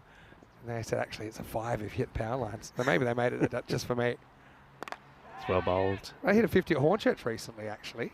In a game, a few people were comparing it to European Cricket Series, actually, that Monday afternoon. It's pretty leisurely. Anyway, that's the end of 5. And the score is 35 for 3. And, well, let's welcome you into the box. Vinny Soundy here, Mr. Maximo. I got Rico Full with me. Beautiful day. And hopefully weather stays this way. Last game of the day, so we want your random questions. The more random, the better. Even give us some non-cricketing questions. This time we can kind of branch out a little bit. Of course, just the 4 games. So you've got to make the most of us at the moment. 4 games a day. Of course, we've been doing 5 a day all through the year, but I suppose with less sunlight at this time of the year, that's why we've gone to 4. But still, plenty of entertainment on show. Yeah, plenty. Hey, we haven't done a lurker in a while. Oh, yeah, okay. Shall we? So, if you're lurking, we want you to tell us in the chat where you watch from. Are you ready? Yeah, I'm ready. Come at us. Yeah, All the lurker lurkers. call-outs are back as well. And so, yeah, let us know in the chat, ECN European Cricket Network on YouTube, where you're watching from. And if you want to throw us a random question, we'll try and be as honest as possible. Yeah, we will. Whatever it's about, and fire it in. And remember, if you are joining us the first time, give us a like. I got one. Tell your friends, tell your family. You got one already? I got one. So a lot of people described your shirt as burnt orange. And you know what I'm going to say next? Yeah. We had a bit of a staff party on Saturday night, didn't we? Down on the beach. Just a little one. At the Sunset Beach Club Beach Bar. And, well, your shirt's burnt orange, but there was a bit of an incident, wasn't there? And we shouldn't be laughing because we hope that gentleman's okay. But actually, one of the staff actually caught on fire. And by that, it was quite scary. It was very scary. But he was put out pretty quickly. I think you were closer than I was. I thought a firework had gone off. Yeah, actually, the news I heard, because I did check before we left, he was okay. Did go into casualty just to check, slight burns on his hands. But yeah, I mean, it was one of those things. And look, actually, it's worth talking about. I know it's all about the cricket here, but look, if you are having barbecues and things, remember these things can happen. Be careful. And all he was doing, I mean, he had, things on the blancher, and he just went to, spark them up a little bit using a bit of sort of fluid, the proper stuff, It's a good take. But while he did it, I think the wind changed directions, and the next thing you know, the bottles exploded. It was like Chinese New Year. And he was alight, but thankfully there was enough people on hand to sort him out, and it could have been very serious. Yeah. So be careful out there, and always the other thing about this is always have something nearby in case something happens. True, but then also the other thing which I remembered growing up in the Australian school system, it's funny, all the Australian guys on our crew said this, that if you did catch on fire for whatever reason, stop, drop and roll. Yeah. Stop, drop and roll around and try and put out the flames. Obviously, you hope you're going to get a bit of help as well. So, eventually that was sorted. I suppose, it was a bit of a scary one, but as usual, now that he's okay, we can look back at it a little bit differently and think about how lucky that was. Yeah. Now, there's a random one for random questions. It's very random. Yeah, I think you could class it as burnt orange. My shirt, by the way. Burnt orange. Not as burnt as his apron was. Mustardy. No. It's good. It's really good keeping. It has to be a wide, doesn't it? Yeah. Yeah. like the Karupa Sammy giving it the old double take. But this is a massive wide. He hasn't hit it. And almost like he'd forgotten what happened 7 seconds before. Again, this is another one. Another good take. This isn't a wide because it's between. It goes through him, but that's great work. The heel almost comes up, but I think the key being almost. But I'm liking the keeping. It wasn't quite as fast as that made it look, but. We know all about Hashmi, though. We know he's a class player. We've seen plenty of him. Rashid Hashmi. Groom's got a good one. Wow, how many bounces are we going to see here? That could be a no ball. Unless, has he had a run in the over already? Maybe that's the first. I haven't seen one signal. Even that one, I haven't seen the umpires actually signal that it. one I saw it signalled. Okay. Brilliant keeping, though. Loving Hashmi back there. Anil Sharma did a pretty good job for so-called as well earlier in the... This time he's gone, I think. Yeah. Great work. Well, we're talking about the work of Hashmi and his gloves. I mean, he's taken some great ones, but this is brilliant. I think the bowler knows exactly what he's trying to do, but when you've got a keeper of the class of Rashid Hashmi there, you know the job's going to get done. Beautiful. Yeah, beautifully done. Again, love the way he just tracks the line of the ball, steps across, gets his head close to the line of the ball. Yeah, really good work by Hashmi. So-called have had some pretty good keepers. We've also seen Sam Houghton occasionally in the ECL playing for Sokol. And he's done the keeping sometimes. And Mark Davies, of course, stalwart of the club. But anyway, it will be a wicket and a wide. So 41 for 4. What do we got? Yeah, you had a question. We got a few questions. I'm trying to choose which one I should go for. We've got Chris watching from Manchester. We've got Dave Bennett watching from Edinburgh in Scotland. Jatin Madan watching from Luxembourg saying he'd love to have some cricket in Luxembourg. We would love to go to Luxembourg as well. I know it might be in the plans for next season. Jesse's watching from Wollongong. I've been there in New South Wales in Australia.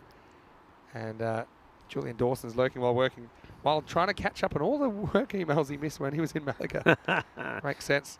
Hey, Julian Julian, Dave, Steve McVeigh, wasn't it great to meet them? And what an experience they had in the box for that that incredible match, Spain Yeah. versus the Netherlands in the... It's quite a ridiculous innings, that one. This one's in the air, and it's going to be another wicket. So that's Gupta. He's going to go for a golden duck. He faces a wide and then kind of flat bats this next one to Maheshwari at mid-off. And so this is what we're seeing, and I think it's smart captaincy. Even though you're allowed more outfielders, you don't really need them unless you're getting hurt on the scoreboard. And because they've elected, or Haman himself has elected to stay up in the circle, he ends up with a catch. And so the giant golden derrick appears. He looks like he could eat Gupta there, doesn't Yeah, he? tell you what, And it'll be 42 for 4. he's been eating all the pies as Derek, that's for sure. Well, he had a good time. Well, they had, all the Ducks, as we already heard, had a fantastic time in Spain, Cardamom, and they've come back even bigger. Maybe you've been giving them some of those empanadas, some of those big empanadas, by the way. Yeah, they have been pretty big. And so, okay, more random questions we got. Okay, what's the first? Okay, Jeff's got one which I don't think we know the answer for. How many balls did we use in the ECC? Oh, I think it would have been something around 400 or 500, yeah. maybe more. Maybe the robot, ECM robot. Yeah, maybe the will robot come can on tell and us that tell, one. give us an answer to that. But it was a lot, and there's probably still finding them there. Well done to the ball retrievers. They were pretty entertaining as well sometimes. Oh, yeah.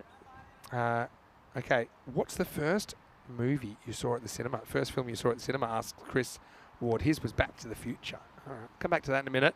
First, here's Suresh Shanmugam. Nice looking shot. They've got to be going here. And now when they think about, yeah, all right, they get there in the end. Bit late, but they do it. So Oh no, then Mate's been hitting the derriere. Captain wears one. If he was quicker, then he would have avoided this, Mate. He was just grounded to the non-strikers crease for a while. Yeah.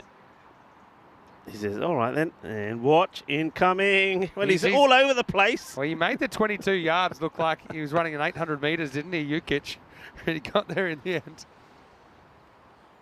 Oh, then he gets that first ball. What a beaut. Oh, Is it? oh. He's already been hit in the face or in the grill earlier on today, like it wasn't his face.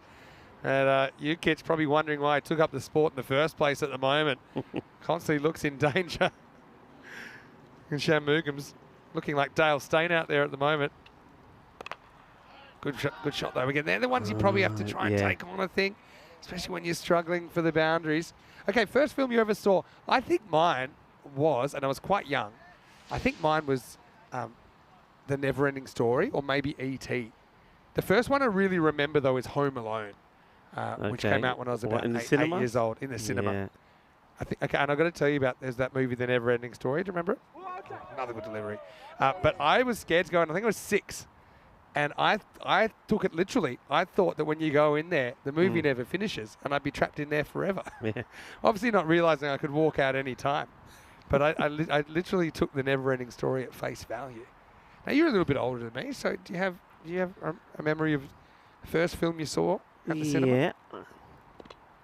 I think when we used to have a summer holidays at the Odeon, where we used to live, they always used to have like something on every day. And normally they were always like the Elvis Presley movies, you know. And those are the days when you used to have something before cartoons around. So a lot of Elvis Presley movies. But I would say drive-in. Did you ever go to the drive-in? Never the really a thing drive-in. in But the UK. first movie I actually saw properly when I went with a few people that were older than me, and I didn't realise at the time, it was quite a naughty one actually. It was Blue Lagoon. Oh, he's gone. Adios. Direct hit. And, well, I tell you what, I was talking about Blue Lagoon. We forget Blue Lagoon. This is all about the work here of Hashmi. Well, he's wearing blue, and blue is the colour at the moment. How about this? I mean, look, poor running. He was never going to get there. And what makes it worse, direct hit. He could have underarmed it back to the bowler and still been out. Yeah, well, if he was in an Elvis song, he'd be all shook up here. I mean, he was knocked out, shaken about, and then run out, wasn't he? Mate Jukic, and he kind of knew he was in trouble. Got to say, well done by the keeper, Rashid Hashmi, to get on that one-handed pickup. And Mate, well, like I said, it looks like he set the treadmill to level 8 incline, doesn't it, when he's been out there running both ways. But to be fair to Mate, he's been really good getting us around. He's probably had a long couple of days. He's probably worn out, and he's going to go for a duck. So he's going to be quacked off. But this is what's coming up tomorrow. Yeah, this is going to be great because Zagreb Sokol and the Assassins have the doubleheader first up. And there's such an intense rivalry between those two teams. So that's matches 5 and 6. We'll also see Sir Oliver split in matches 7 and 8, playing each of those Zagreb sides. So it all starts again tomorrow, 7 a.m. GMT, which is 9 o'clock in Central Europe, and 12:30 p.m. in India. 43 for 6 after 7. Oh, it's going to start with a no ball from Chaubey, who comes back. Okay, yeah. Okay, Kroom's got one. Name something that you learnt in the last 4 weeks. And I've got one. That there's such a thing as a giant empanada. When we saw that, like that, it was. We even did a video with some kind of Chariots of Fire type music when we were bringing it out to the table. This one's just okay. Something you learnt in the last 4 weeks? Trying to think of a non-cricket one, although we spent a lot of time at the cricket in the last 4 weeks, haven't we, in the ECC? Okay, I'll give you a bit of time to think about it. Gotta think about that one, yeah. I had a bit of time to think about it before I answered, so. A few people liking that we're doing the old lurker call-out, including James Stewart in Estonia. Hello, James. Great to see you.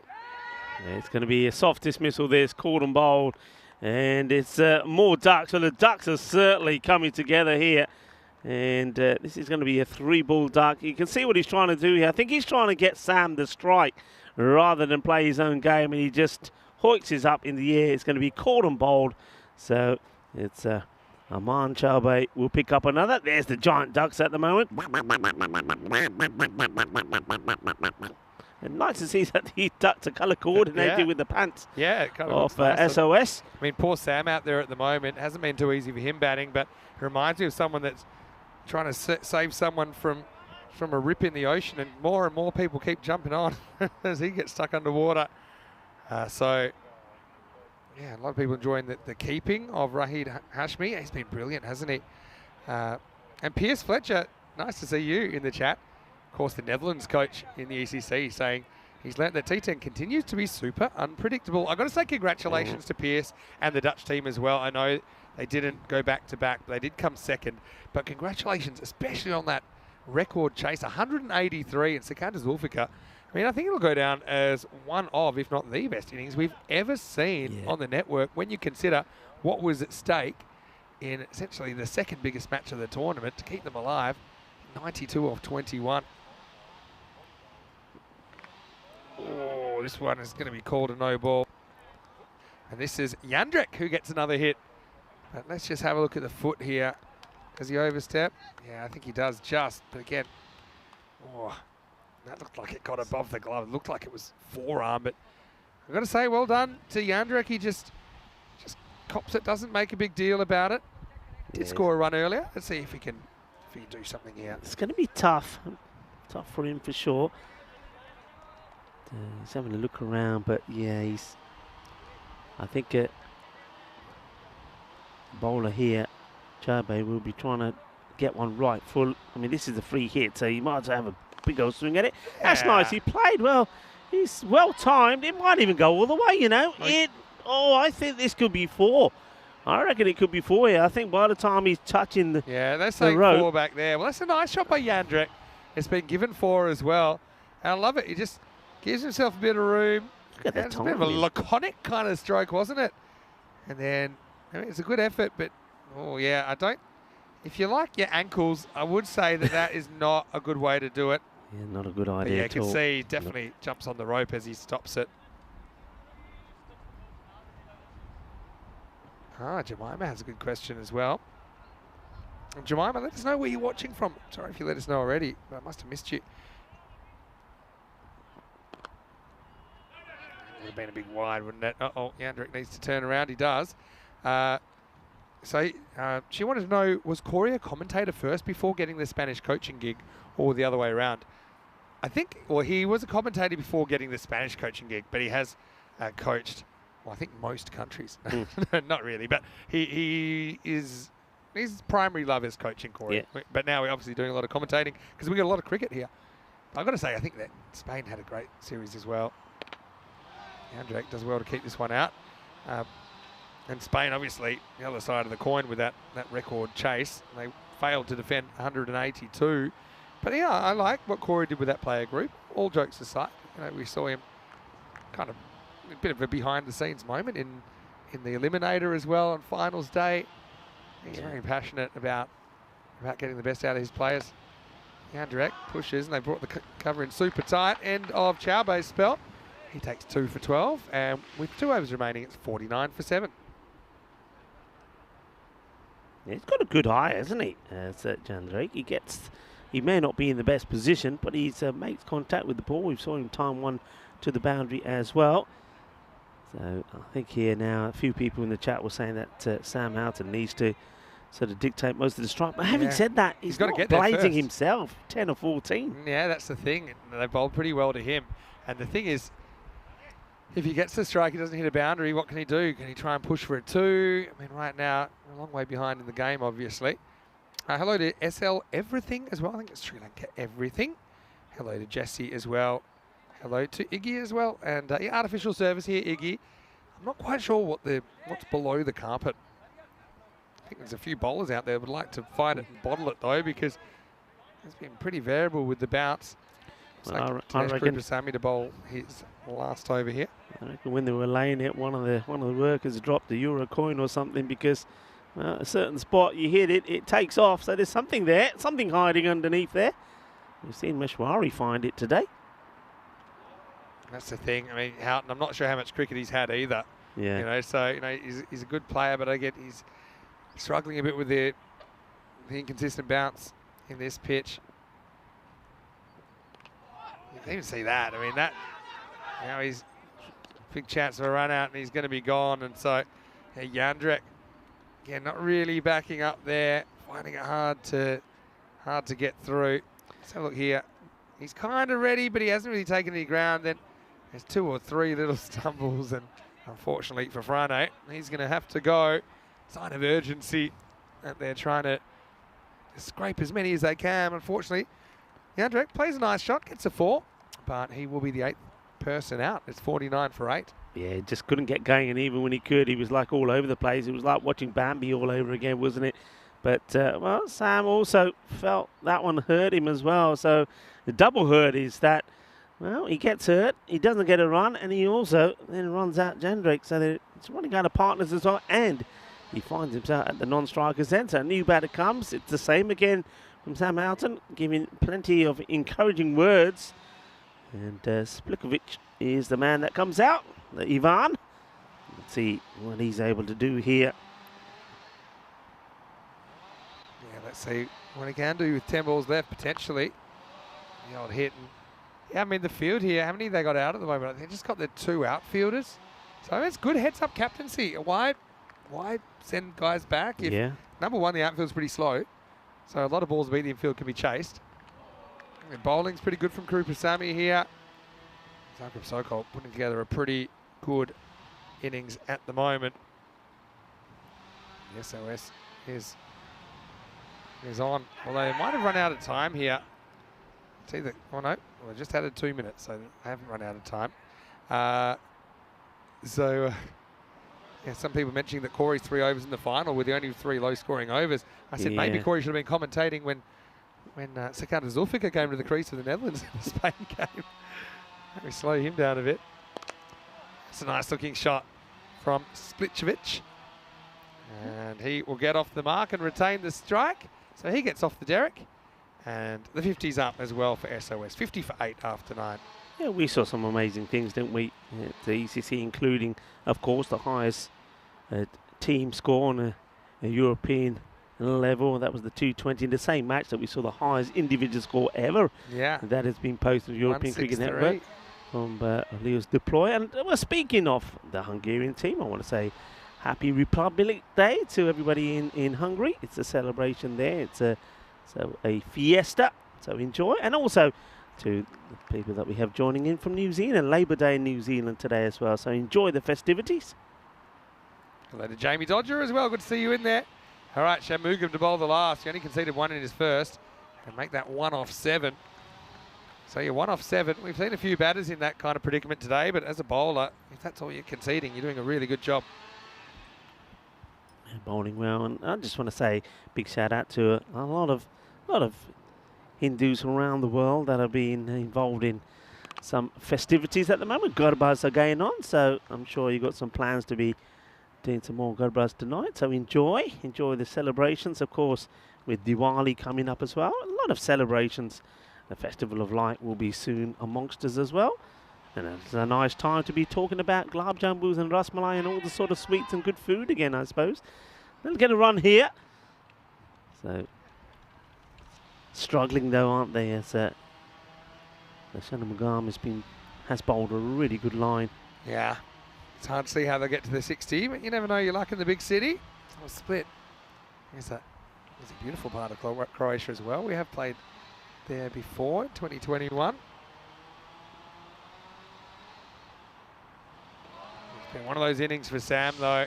Swings at this. It's been beaten by the angle a couple of times. Been kind of beaten by the bounce, obviously, as well. Yeah, going back, sort of a split. They did win a game. I remember that in 2021, but they were 1-7, and so missed out on the finals, obviously. So we'll get something on this. I wonder if they're thinking of 2 here. Probably worth taking on at this stage, but yeah, he doesn't want it. He would have got it 2. So, yeah, now they're going to take it. Oh, they're not. Again, look, they're not looking at each other. This ball is still going all over the place. It's like one of those ping pong games. This is where, and it's probably a bit of inexperience from Splicevic as well, but he stopped looking at his partner. Sam, to be honest, he should have made it more clear. He's come back for 2. I think, see, then he turns his head, and then even here, Splicevic still is kind of looking at the ball, had his back turned. So Splicevic can be a hero. Last ball, misses. 52 for 8 after 10. That's the way it will stay.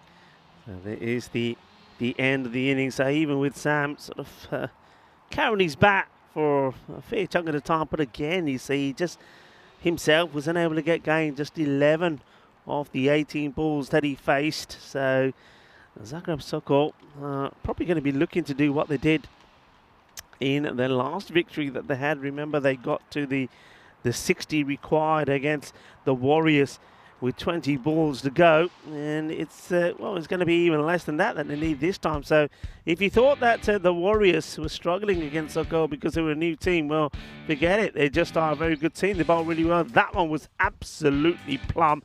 There was no doubt about that. That was Sajid Khan, who's a dangerous batter, going for a first ball golden.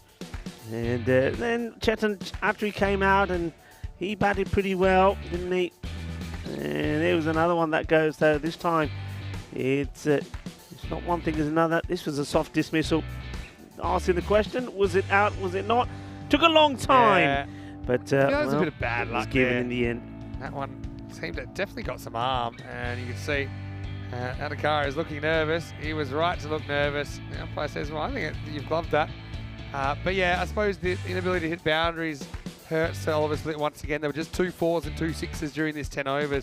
And if you look at the halves, 35 off the first half, 17 off the second. So with the wickets falling, the rate really stopped. That would have been an outstanding catch from a guy who impressed me nonetheless, Hashmi with the gloves.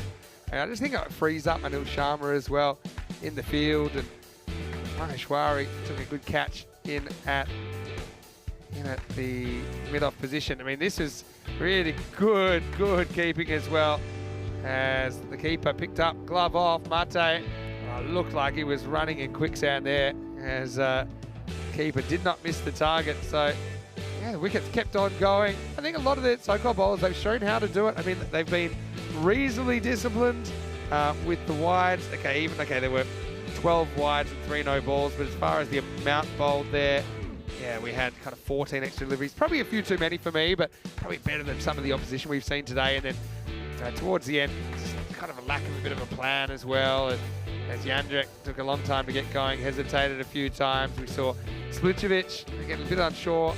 But having said that, the game's being played in good spirits at the moment. Obviously, these players are all at different stages of their cricket journeys as well. But right now, I think Sir Oliver Split will need a minor miracle, or maybe even a major miracle, if they're to pull off the lowest defence in history. Sokol requiring 53 for victory. Houghton's innings kind of sums it up for me, with 11 off 18 stuck there, but just hasn't quite found his touch. 11 also for Atri, but yeah, it is actually extras that's the highest scorer with 16. So if you take those away, there were only 36 runs off the stick in that innings. You've got to hand it to the Zagreb Sokol bowlers. They all did really well keeping things down 2 wickets to Krupa Sami and 2 to Chaube in their singles for Gurpreet Singh and Maheshwari. But really, all the bowlers did such a great job of restricting, but none better than Shanmugam, who only conceded 3 of his 2 overs. We'll take a break and we'll be back in just a few moments, and we'll see if Zagreb Sokol can chase the 53 to make it a perfect 2 for 2 from their first day. Stronger split though, I'll be hoping that they can compete in the last innings of the day when we return here to Croatia for more European Cricket Series.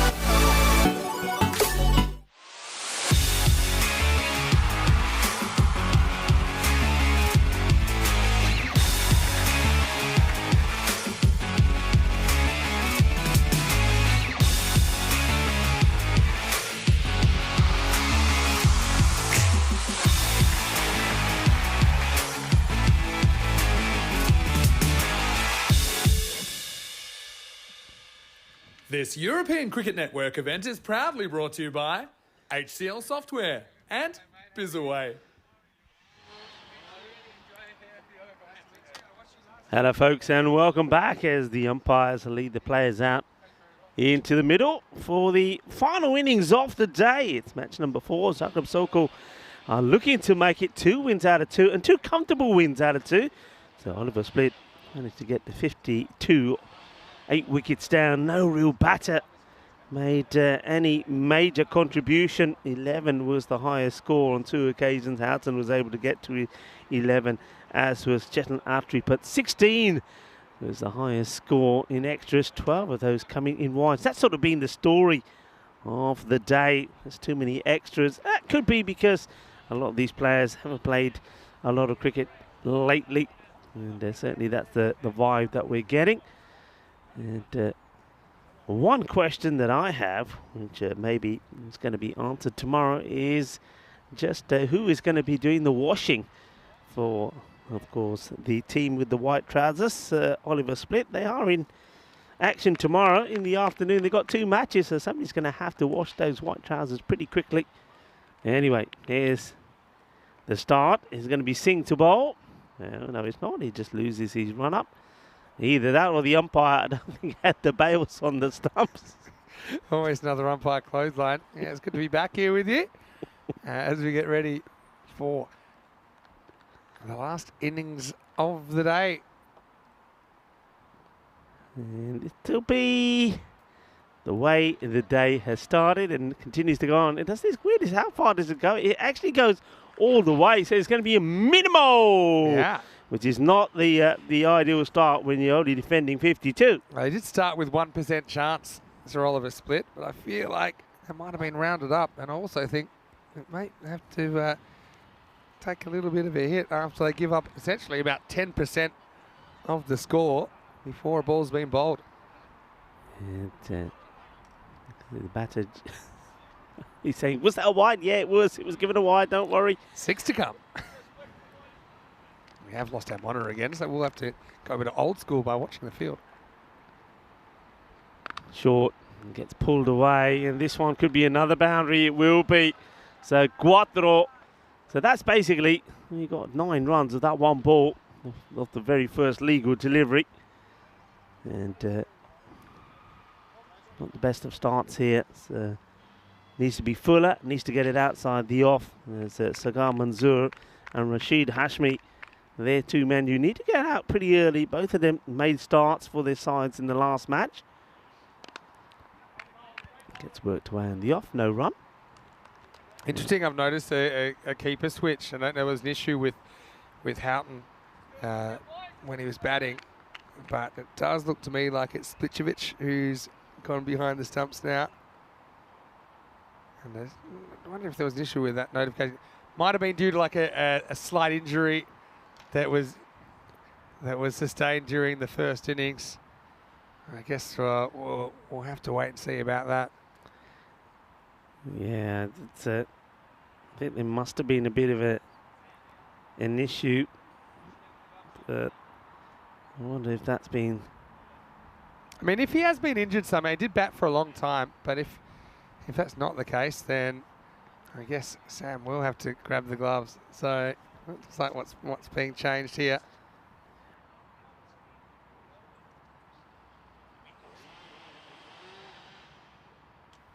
Now, you know what we haven't done yet? I haven't done a roll the dice today for the ECL draw, okay?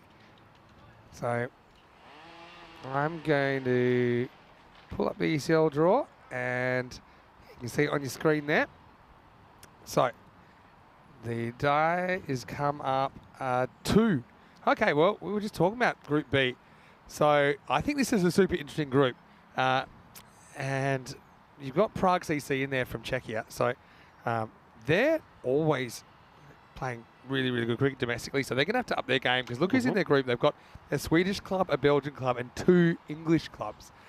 So a lot of people saying that that's kind of the group of death. The other one that people tend to think might be the group of death could be Group E or Group G as well. Really, but you look at all of them. You look at Group F, for example, with Spain, Austria, and Guernsey in there. Anyway, back to the action here right now. And it could be a wicket. It will be a wicket. So, yeah, nice catch taken. So, change as good as a holiday. That is Sagar Manzoor. He tries to pull. But Anupam Singh with a wicket. So, after a slightly off start, so Oliver Split pick up the opener, and the score is 9 for 1. Yeah, nicely taken. And after bowling 5 wides and then been hit for 4, he comes back. And Manzoor literally hits the ball for the boundary and has to go. So there is always hope. You keep picking up wickets. All he takes from here on in 9 good deliveries, and you could get a victory under your belt. You know, the new batter that comes out is greeted by Rashid Hashmi. So they have got one of the dangerous batters out early. So that's a good sign here. And Upam Singh, he does get the ball in the right areas, but needed a good catch taken there by Gupta. Can you really go one at a time, can't you? Try and win the little battles and see if you can turn into something more. Yeah, this is called no ball, maybe for overstepping. Let's see if we get any of this. So just overstretches here. Let's see if we pick this up here. Yeah, it's a long way forward. That's a good pick up by the umpire. It was a good ball apart from that. Just going back to that Group B, a few people asking, how can you have 2 English clubs in one group now? We're drawn together. But Hornchurch, they basically are unseeded. They were the last team to be chosen. There's still a couple of TBCs we can't reveal yet until everything's official. But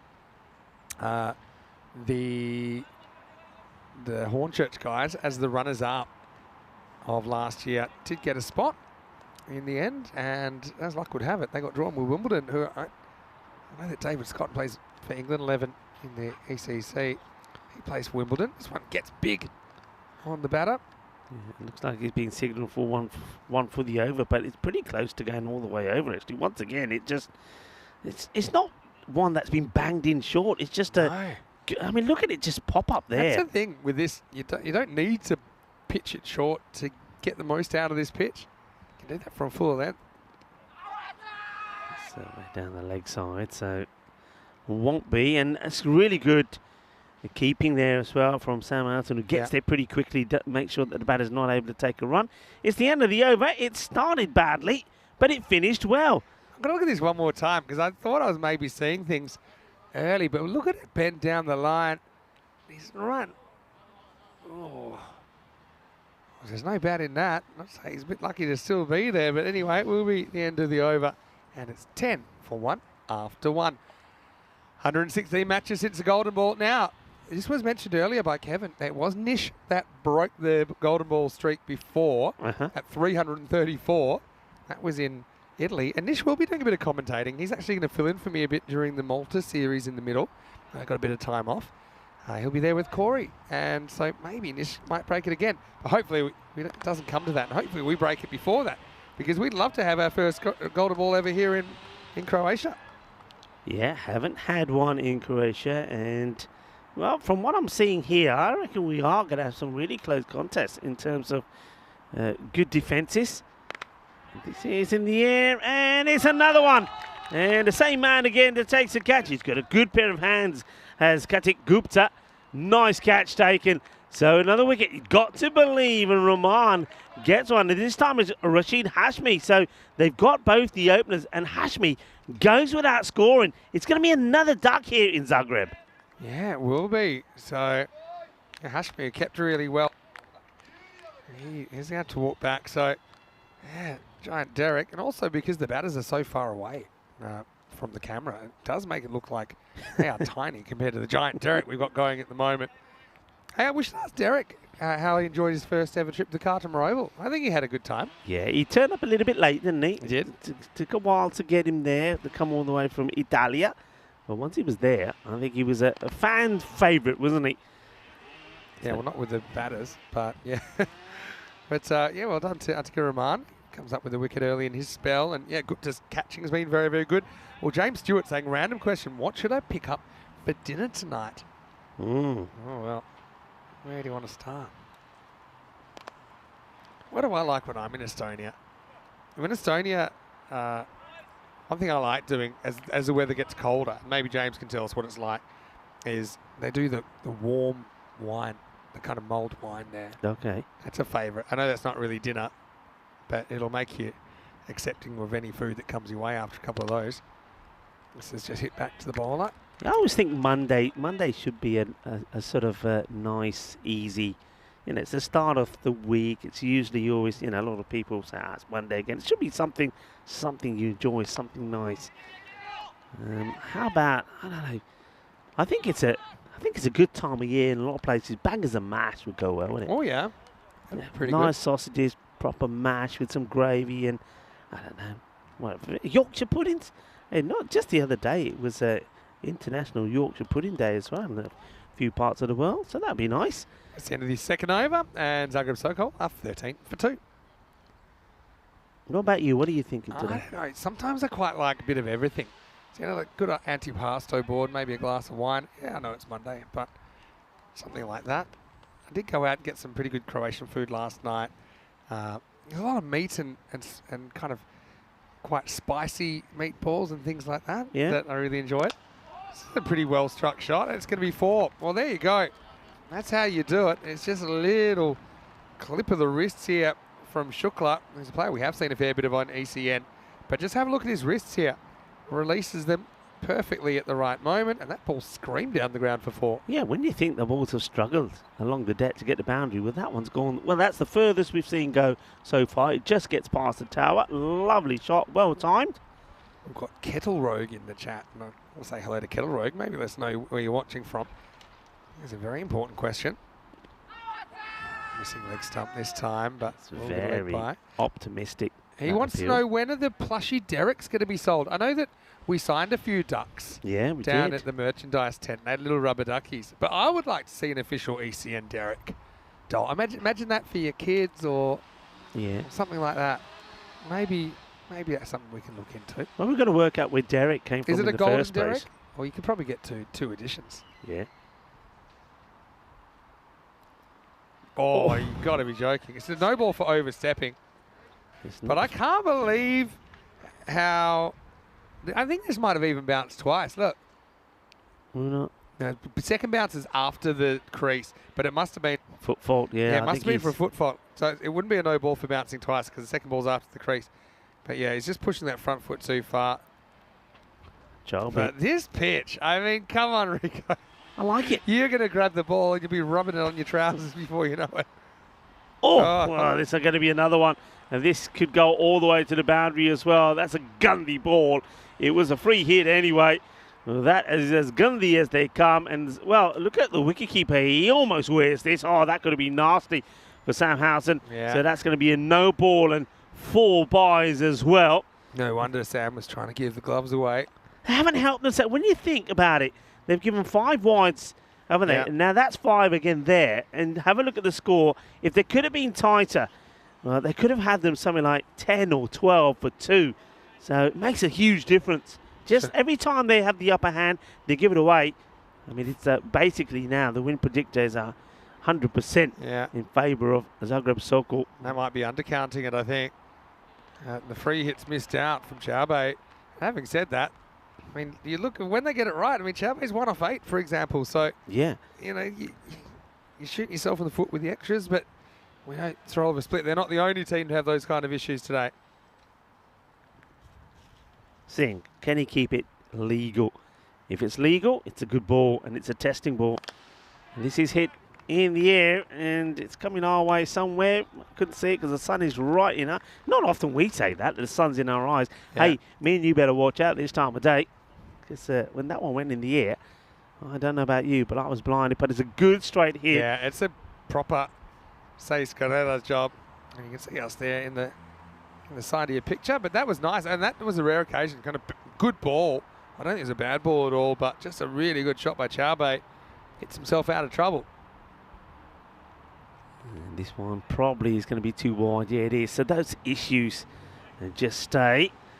Hey, we've got the Slovenian Cricket Association. Hey, I'm really looking forward to Ljubljana again in the competition, but also the first time we've seen the Slovenian men's national team on the network in the ECIs. That'll be great. And so saying we have to try Burek. We will fall in love. Yeah, I have heard that Burek is very good.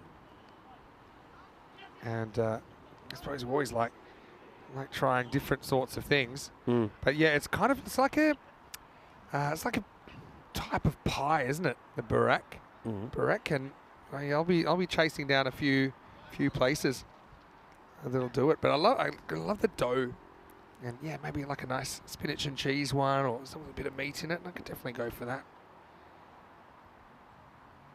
All right, last ball of the power play. Chance.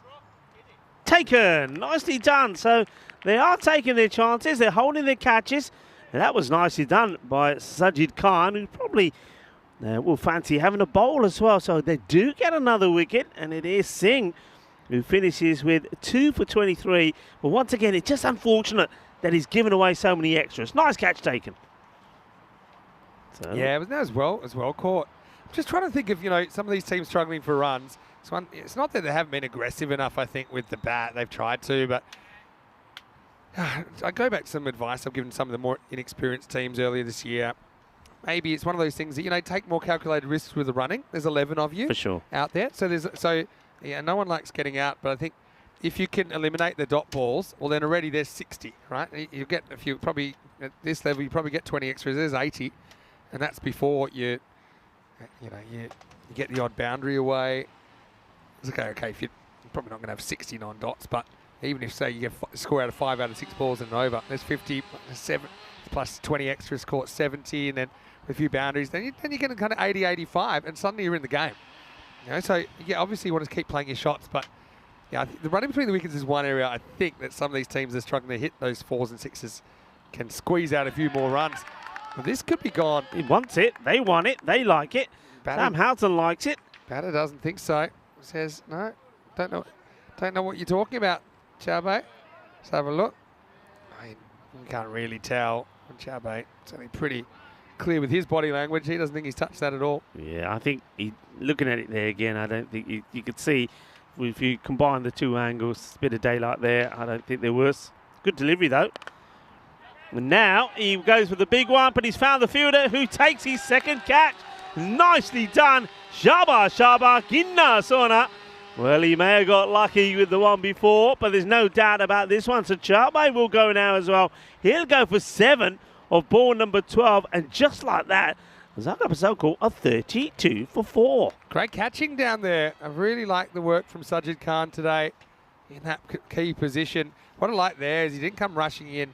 He kind of went back to the line. He knew how much ground he had to work with, and then just stepped in and kind of made a nice soft landing for the ball.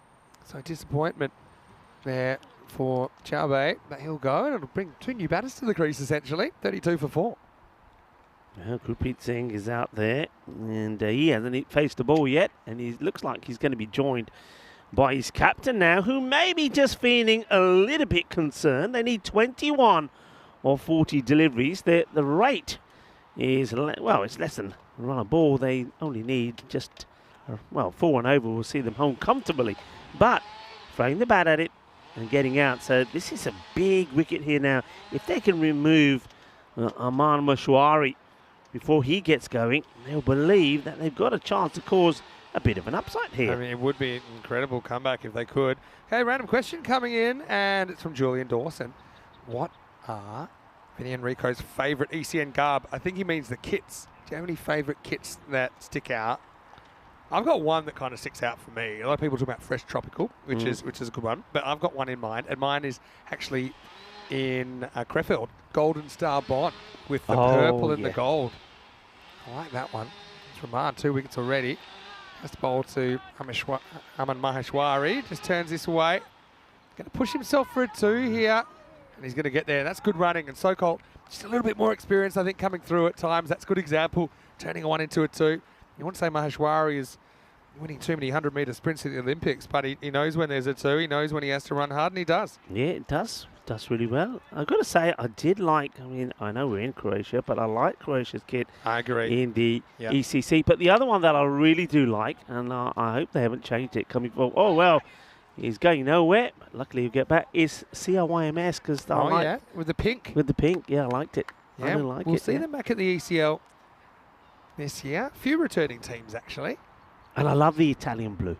Oh, yeah. I just love That's the blue. my favourite colour. Italian, This one bounces a bit, and Maheshwari can't quite deal with it. Yeah, that blue, is if you had to ask me what my favourite colour is, I think the Italian blue, it's very striking. The suit I'm wearing today actually is pretty similar.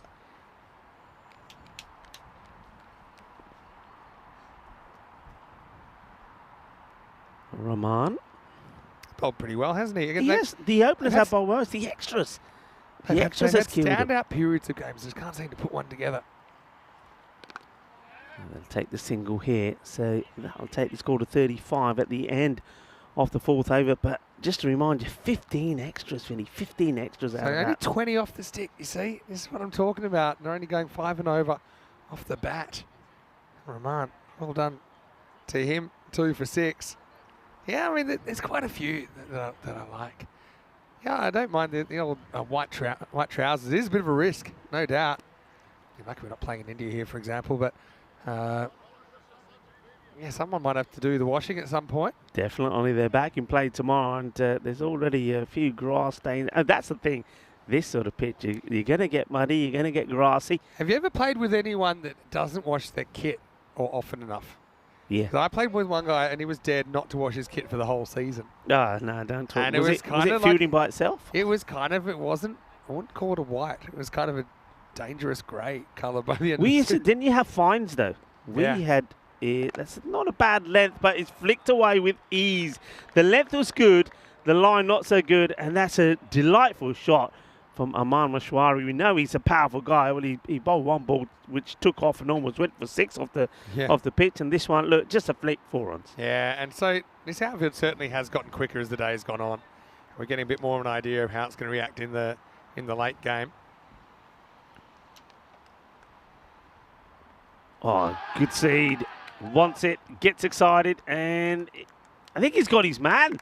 Yeah, he has. There wasn't too much there from the umpire. It was a little, yeah, you're out sort of thing. But let's see this. This is spicy delivery, and that's a great delivery. I reckon he does get a bit on this. Yeah, he gives it the quick head shake, the no, and then kind of a bit of a guilty walk away from Maheshwari. He's going to deny it, but you can't deny it. It's a very good ball. Just look at it bounce and take off. Sam Houghton was pretty sure he'd get something on that. So Maheshwari gets done by a peach. And so you got to give it to Sajid Khan. And he started the day bowling more leg spinners, and he seems to get quicker the day's gone on. Yeah. That was a brilliant ball, 39 for 5. Yeah. Hey, could we have a collapse here? I'm telling you. 5 wickets. I'm telling you 5 here wickets now. and you win the game. Surely not. They're going to be nervy. It's 14 runs. Don't give extras away. Bowl at the stumps. Anything can happen. So, Krupasamy is the new batter. Probably the same chance as what Zulfikar did the other day. Oh, that's wide not gonna ball. help. Yeah, you can't. What did I say? You can't give extras away. Don't give extras away. Yeah, but going back to that, we used to, before the start of the match, if anybody had any grass stains or anything on their white trousers, it was an instant fine. Really? And what was always good, when you were warming up, you deliberately tried to get somebody to get their smart. whites dirty. Very smart. Oh, for a good cause, the fines, of course. Of course. So Wayne's asking, does Sam live in Croatia? And yeah, he does. He does. He lives down in Split, and he's got a business. He works for a business that does party boats in the summer. Oh, a little edge here. That's unlucky. It really is. I mean, after bowling a couple of, but look at the running here. Well, I'm talking about the run. Well, 2 bits of running. The batting really good. They're running hard. There's, I think Singh is probably out of breath already. I think Marte's not exactly 100% chasing this as well. I remember he took one in the back of the leg when he was batting, and he was run out soon after. But that's the ball had already stopped it, and somehow it was still winning the race. Yeah. Ooh. And it is a wide in the end. Umpire thinks hard about it. I think it is a It gets wide. called. So again, those extras hurting it. It's been not a bad over this from Khan, but look how many wides in it already. Again, see if they could have just scraped another 15, 20 on the board. Could have been a different story. Krupasamy happy to just take one and get it down into single figures required. Yeah, Chris Ward saying he once started a season with a guy who hadn't taken his kit out of the bag since the previous season. That's what Dan Weston, now founder, says. I used to do the old maybe full tuner in the kit bag at the end of the season and sneak in someone's bag, and they obviously wouldn't take it out again. But this one is going to take out the long handle. It's going to rattle the scorer's tents. Well, hopefully no one was hurt. It will be a Maximo. They've been few and far between today. This one just kind of baseballed over the left field fence. And yeah, now you see it, now you don't. I wonder if anyone was in the way of that. Judging by it coming out of the back of the tent, maybe not. But it will be the end of the over. So, Rico, closing in. Reminder that you can get in touch with us on our social media.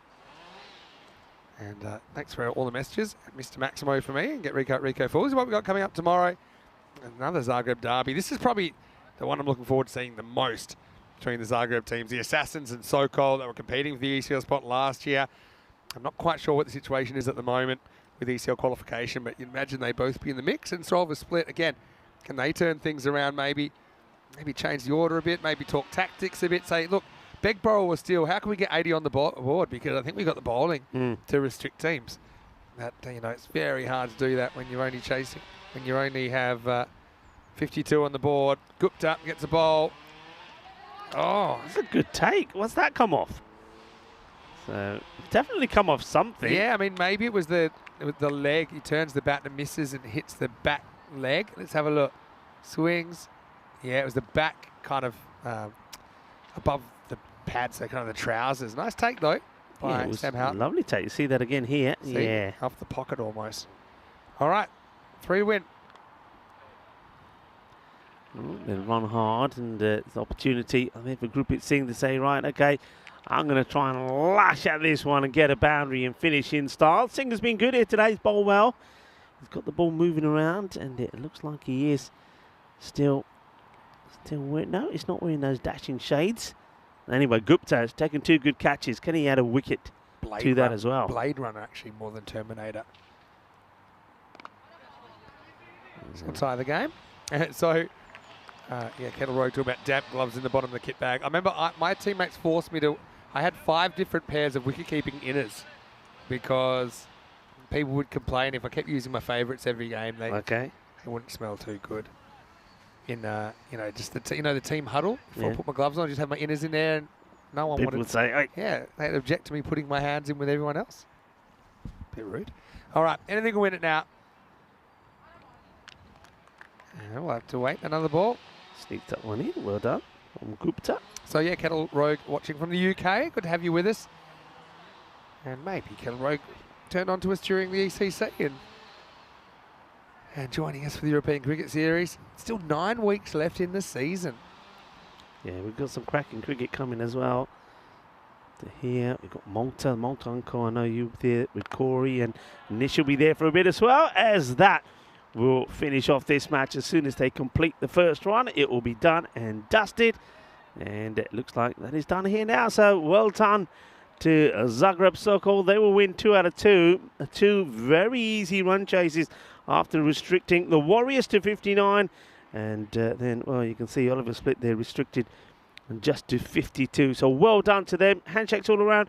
And I'm guessing that even though they have a 100% record, the same as the Zagreb Assassins, but in the manner in which they won, their net rate is going to be far superior to the Assassins. So they'll finish today at the top of the standings. As you see the teams there shaking hands with each other, appreciating each other's efforts. And, well, what a start we had to this series in Zagreb. We're playing on a pitch that hasn't seen any action for over 10 years. A lot of hard work behind the scenes have been put in by the federations to get the pitch out and right. It's a new pitch to get the outfield looking good. And we've seen some good cricket as well. Low scoring, but we expected that because it is a little bit soft on the ground, and the pitch certainly did favour the bowlers. It was a little bit spicy out there, but it was Zagreb Sokol who also win both their matches. And say Oliver Split, though, they're a team. They're going to have to start getting game tomorrow. They've got 2 matches in the afternoon where they're playing the Assassins once more and Zagreb Sokol, but they need to find a way to get some points on the board. Yeah, you're right about that. And yeah, I don't think they bowled or fielded that badly. I mean, I like these takes from Sajid Khan. He also came up with a wicket of his own. But yeah, the issue for me, just need to stick them better. Need to probably scramble a few more runs down there with the running between the wickets. I think that was a constant issue. That one, yeah, again, you sort of go in one side and outside. and it came out the other side pretty quickly, maybe a bit like the biryani from lunchtime for some of our staff, but ultimately, it just wasn't enough to play with. You do whatever you could to get another 20 on the board, and if they'd done that, think about the wasted runs, you know, some of the extras that went to the boundary. The Sarova split, they're not actually that far away, but they need to improve, I think, 20 to 25% in the batting. I think with their fielding and their fielding and bowling, not so much an issue. And they give up 18 extras there in the 53. No batter is forced to score more than 7. So, look, that's going to happen when you don't put enough runs on the board. You don't make the other team work very hard for the win. As far as the bowling went, it was 2 for Adipam Singh and Atikur Rahman. I like the spell from Atikur Rahman, though, 2 for 6 off his 2. Sajid with a wicket. He's got a few tricks up his sleeve, doesn't he, as well?